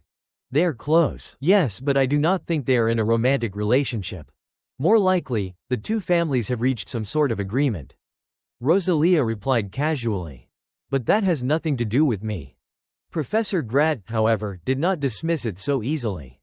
Neither the Paylenberg family nor the Beau-Shape family is insignificant. He knew the situation all too well. The Pellenbergs go without saying. As for the Bircheffs, they were once on the brink of collapse. But they struggled hard to survive, even giving up their status as an imperial elector family. Now, they are slowly reclaiming their former glory. From an external perspective, this meant only one thing. The balance among the 7 elector families could shift. Professor Grad's analysis grew sharper. Of course, this is not something a mere professor like me should be worrying about. But in the end, he still worried. Fernand Paylenberg turned toward Professor Rosalia, his voice low and biting as he emphasized every word. Is not that right, Professor Rosalia Weinberg? Yet this attempt at psychological pressure had no effect on her at all. She simply smiled faintly. I do not know. I am not interested in family power struggles. Unwilling to accept that answer, Fernand Paylenberg turned back to the map. Lies, he thought. From where I stand, you are involved too. Before he could continue, Professor Rosalia leaned in close and said softly. It looks like they have started. Hearing this, Professor Grad immediately nodded, excitement flashing across his face. You are right. Fernand Paylenberg stared intently at the various marked positions on the map, his voice filled with anticipation. I was not wrong. It seems the other teams are joining forces to attack Team 1, Your Highness. On the battlefield side, Alain Donnertz approached Ludger and reported. Our scouts say that members from several other teams are moving toward us. It looks like they have formed an alliance to attack. Upon hearing this, Ludger smiled with satisfaction. I understand. I saw that Fernan is the leader of Team 3. I suspected this was his plan. Alain Donnertz added seriously. We are at a numerical disadvantage, should not we come up with some kind of counterplan? Ludger stroked his chin, his calculating gaze fixed on the map. I already have one. I spoke in advance with teams 2 and 4. They are only pretending to follow Fernand's plan. Alain Donnertz was startled. What? Ludger chuckled softly and continued. You remember Fernand ranked first in the midterm exam, do not you? Carrillo has held a grudge against him ever since. And based on my judgment, he added calmly. He was visibly delighted when I suggested stabbing Fernand in the back. I am going to eliminate Fernand Pellenberg. He then turned to the final team. As for Team 4, they immediately changed their stance once they heard that Carrillo and I were working together. Perfect. Alon Donards looked at him with suspicion and repeated. So Teams 1, 2, and 4 are forming an alliance to take down Team 3. Ludger curled his lips into a faint smile. That is right. His eyes showed no attempt to hide his ruthlessness as he continued. So go to Team 4's base immediately and seize their flag. Alon Donards was shocked once again. What, but did not you just say we are cooperating with Team 4? Ludger answered coldly. Only one team can win. The moment Team 3 is eliminated, that alliance will fall apart. He spoke as if this were self-evident. In the end, we were bound to betray each other anyway. It is better to strike first. We will take out Team 4, then join forces with Carrillo's team to attack Team 3. Alon Donards voiced his doubt at once. So from the very beginning, you knew Fernan would work with the other teams? Ludger laughed with excitement. I know him very well. His gaze gradually darkened. He really is smart, but this time, I am faster. Elsewhere, Fernan Lenberg stood beside Luina, carefully observing the situation. According to the images coming through the binoculars, the strongest members of Team 2 were advancing toward Team 1 and Team 4 was doing the same. Luina frowned slightly and asked, Fernan, why did you tell the rest of the team to return to base? Fernan Lenberg tilted his head and replied calmly. Because we are not going to attack Team 1. She gasped in surprise. What? Fernan Lenberg maintained his confident tone as he explained further. While Teams 2 and 4 are fighting Team 1, we will sneak into the other team's bases and take their flags. Luina stared at him in disbelief. We were the ones who proposed the alliance. And now you want to be the traitor too. He explained seriously. That is right. The weakest members will be guarding the bases. Just the two of us will be enough. Why? She asked. Suddenly, Luina sprang to her feet and looked at him intently. No, I like this plan. Which base do we hit first, Team 2's or Team 4's? Fernan Lenberg was not dense enough to miss the implication. He spoke with a hint of reproach. You think I am cowardly for betraying them, do not you? He added. Because it goes against the spirit of chivalry. Guilt stirred within Luina, and she answered quietly. Yes. Even so, she still turned back to him with determination and declared. But you are the leader, so I will follow your orders. What matters is that we take first place. As she spoke, she clenched her fist. What matters is doing well on the exam, not whether the tactics are dishonorable. Fernan Lenberg was utterly fed up hearing this. He stood up slowly, his tone heavy. You are always stuck in second place because you care too much about justice and loyalty. On her side, Luina suddenly hesitated. She watched his expression carefully before continuing. So. That is why The more she spoke, the more she felt herself growing grand, almost heroic in her own mind. I will become a despicable winner rather than a righteous loser. There are things more important than victory. And yet, the world only remembers the victor. Her thoughts tore at each other, the inner conflict reaching its peak. Seeing the conflicted expression on her face, Fernan Lenberg asked indifferently. Are you sure? You look like you are in a lot of pain. Luina answered firmly. No. I am not in pain. Even as the agony gnawed at her from within, she covered her face and turned away. Sorry. I really am simple-minded. I hate this part of myself the way I keep tearing myself apart. At that moment, Fernan Lenberg sighed softly and called out. Luina.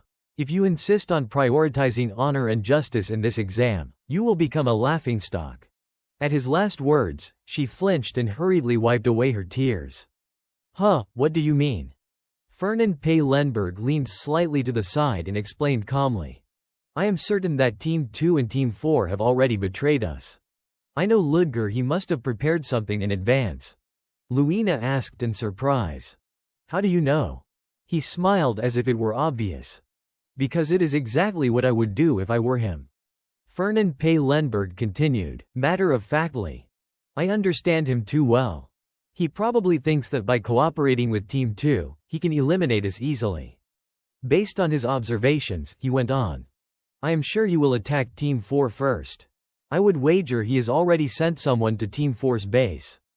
And no matter how fast or powerful that person is, they will be sent to ensure the flag is taken. He narrowed his eyes.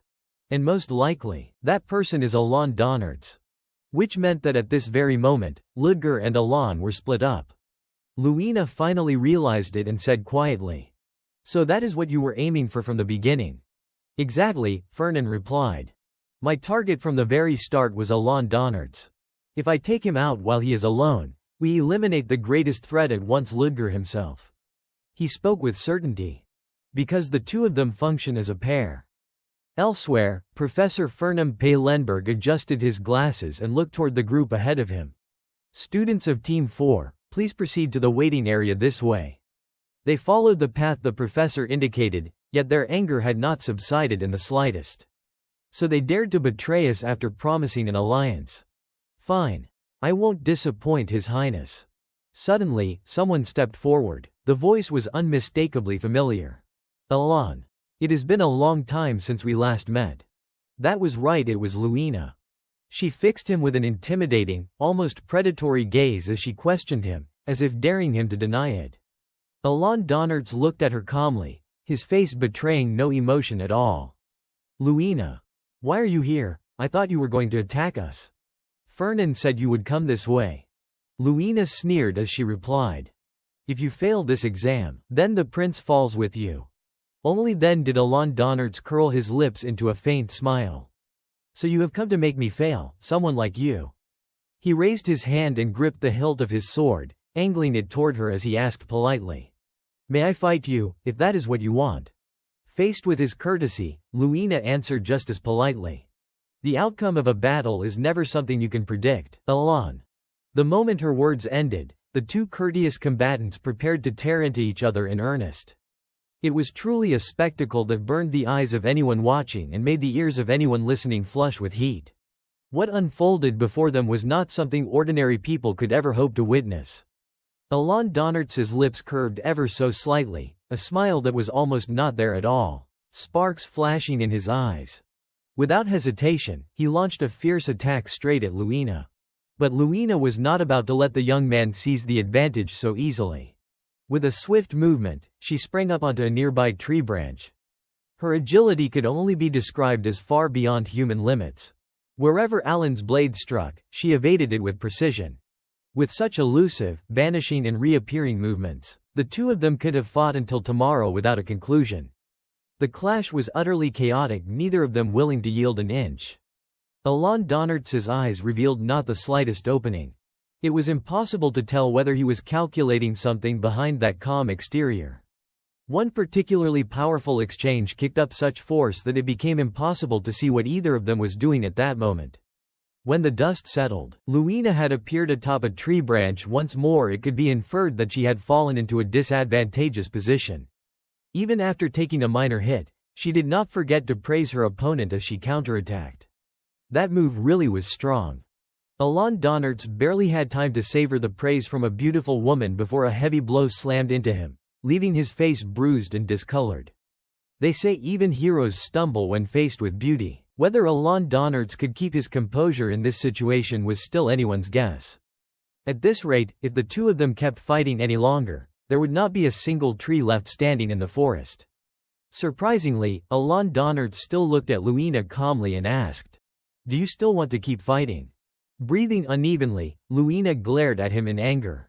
He maintained his courteous demeanor. "You look exhausted." Alon Donards let out a faint chuckle. "I know you understand how this would end if we continued one-on-one. But you insist on fighting openly, like a true knight, because for you, honor matters more than victory." Luina was momentarily taken aback and asked, "Do not you care about honor?"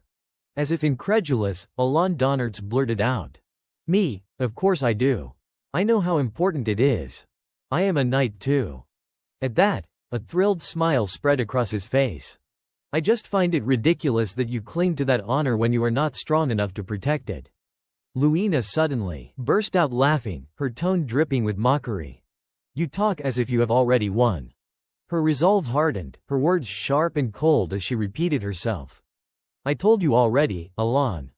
Clearly dissatisfied, she continued. "The outcome of a battle is never predictable. At that moment, a massive surge of power struck from behind. Before Alon Donnertz could even raise his guard, he was blasted away, his body tumbling hard across the ground. The attacker did not let up, following through with another devastating strike that sent dust and debris exploding into the air. Sitting on the ground, Alon Donnertz glared furiously at the opposite side. I did not sense anyone's presence. Grinding his teeth, he shouted in anger. So you waited for the exact moment I let my guard down. This was your plan all along. He roared a name, his voice filled with fury. Fernan. Fernan Pay Lenberg appeared, wearing a serene, almost benevolent smile as he looked down at him. With a supremely self-satisfied, lofty expression, Fernan declared. You have never lost to Luina, have you? And that is because you were certain she was alone. Luina cut in irritably. And thanks to you, I will be able to take Ludger down just as easily. Fernan Pay Lenberg spoke in an even, unhurried tone. But even if we would attack you together from the start, the result would have been the same. The only difference is that the fight would have dragged on longer. He paused briefly, then concluded. That is all. After saying that much, Fernan Pay Lenberg and Luina turned to leave. Before she did, Luina did not forget to smile mockingly at the courteous brother behind them. That is right, she said. I do not have the time or the energy to waste it all on just you. We still have Team 1 and Team 2 to deal with. We are leaving. As she spoke, Luina lowered her head slightly, as if reminding herself of something. From now on, I will live more realistically. More flexibly. Then she lifted her head and gave Alon Donnertz a gentle smile. Because in war, victory is the only true glory. Elsewhere, behind a thicket of trees. At Team 1's position. Carlos crouched behind the bushes and reported, in a low voice. Team 3 must have realized what was going on and fled. Ludger felt an uneasy knot tighten in his chest. Something was not right. Strange. Going back to the base now would not mean anything. The more he thought about it, the more wrong it felt. If they were not here, then where was Fernan? After a moment, Ludger clenched the sheet of paper in his hand and shouted in anger. He went after Alon. Turning to his teammates, he announced grimly. We fell into a trap. Someone exclaimed, shocked. Your Highness, were we wrong? Behind him, Carlos clenched his fists, lifting his chin as if he were the savior of the world. Your Highness, I do not know exactly what happened, but it looks like Fernan caught him. I knew it. Only I can stop Fernan. This is my mission. With that, Carrillo led his teammates toward Team 3's base. Judging by what had happened, Team 1 followed Team 2, driven by vengeance for their captain. Their momentum was no different from that of a revolutionary army. Nothing could stop their fervor. At that moment, a professor stepped in to announce the results. Team 1 is eliminated in its entirety for failing to protect its flag. Therefore, Team 1 and Team 4 are eliminated. Teams 2 and 3 remain. Please proceed to the waiting area. TCH, damn it, someone cursed.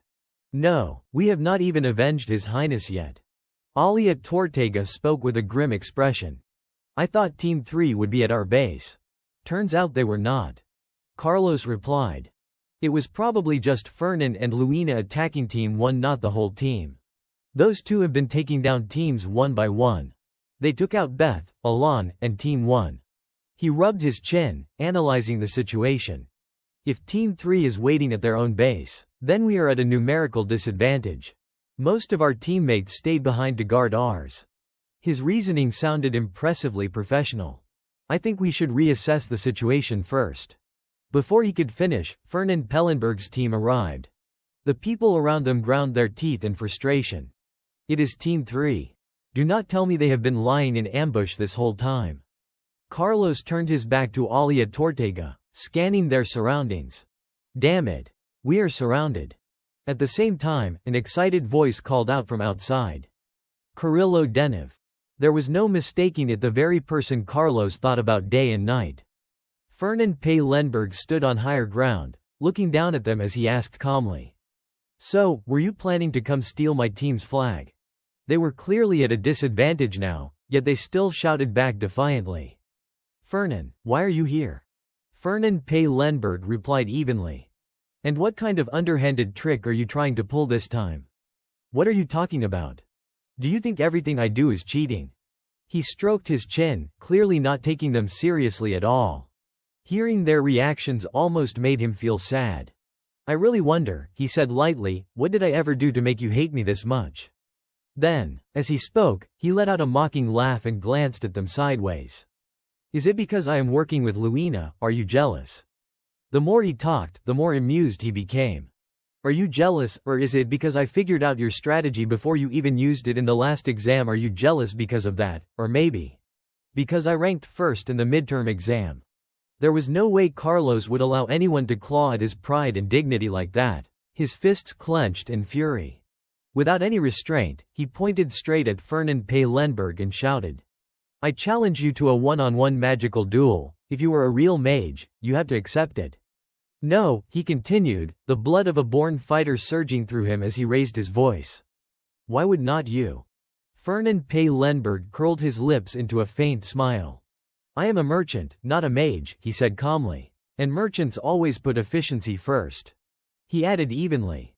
I do not need a duel to take all of you down. What? At that, Fernand Pay-Lenberg smiled again, an enigmatic, knowing smile. It was obvious he had an even larger scheme in mind. Then, without wasting another moment or letting his opponents so much as catch their breath, Fernand Pay-Lenberg shouted loudly. Attack.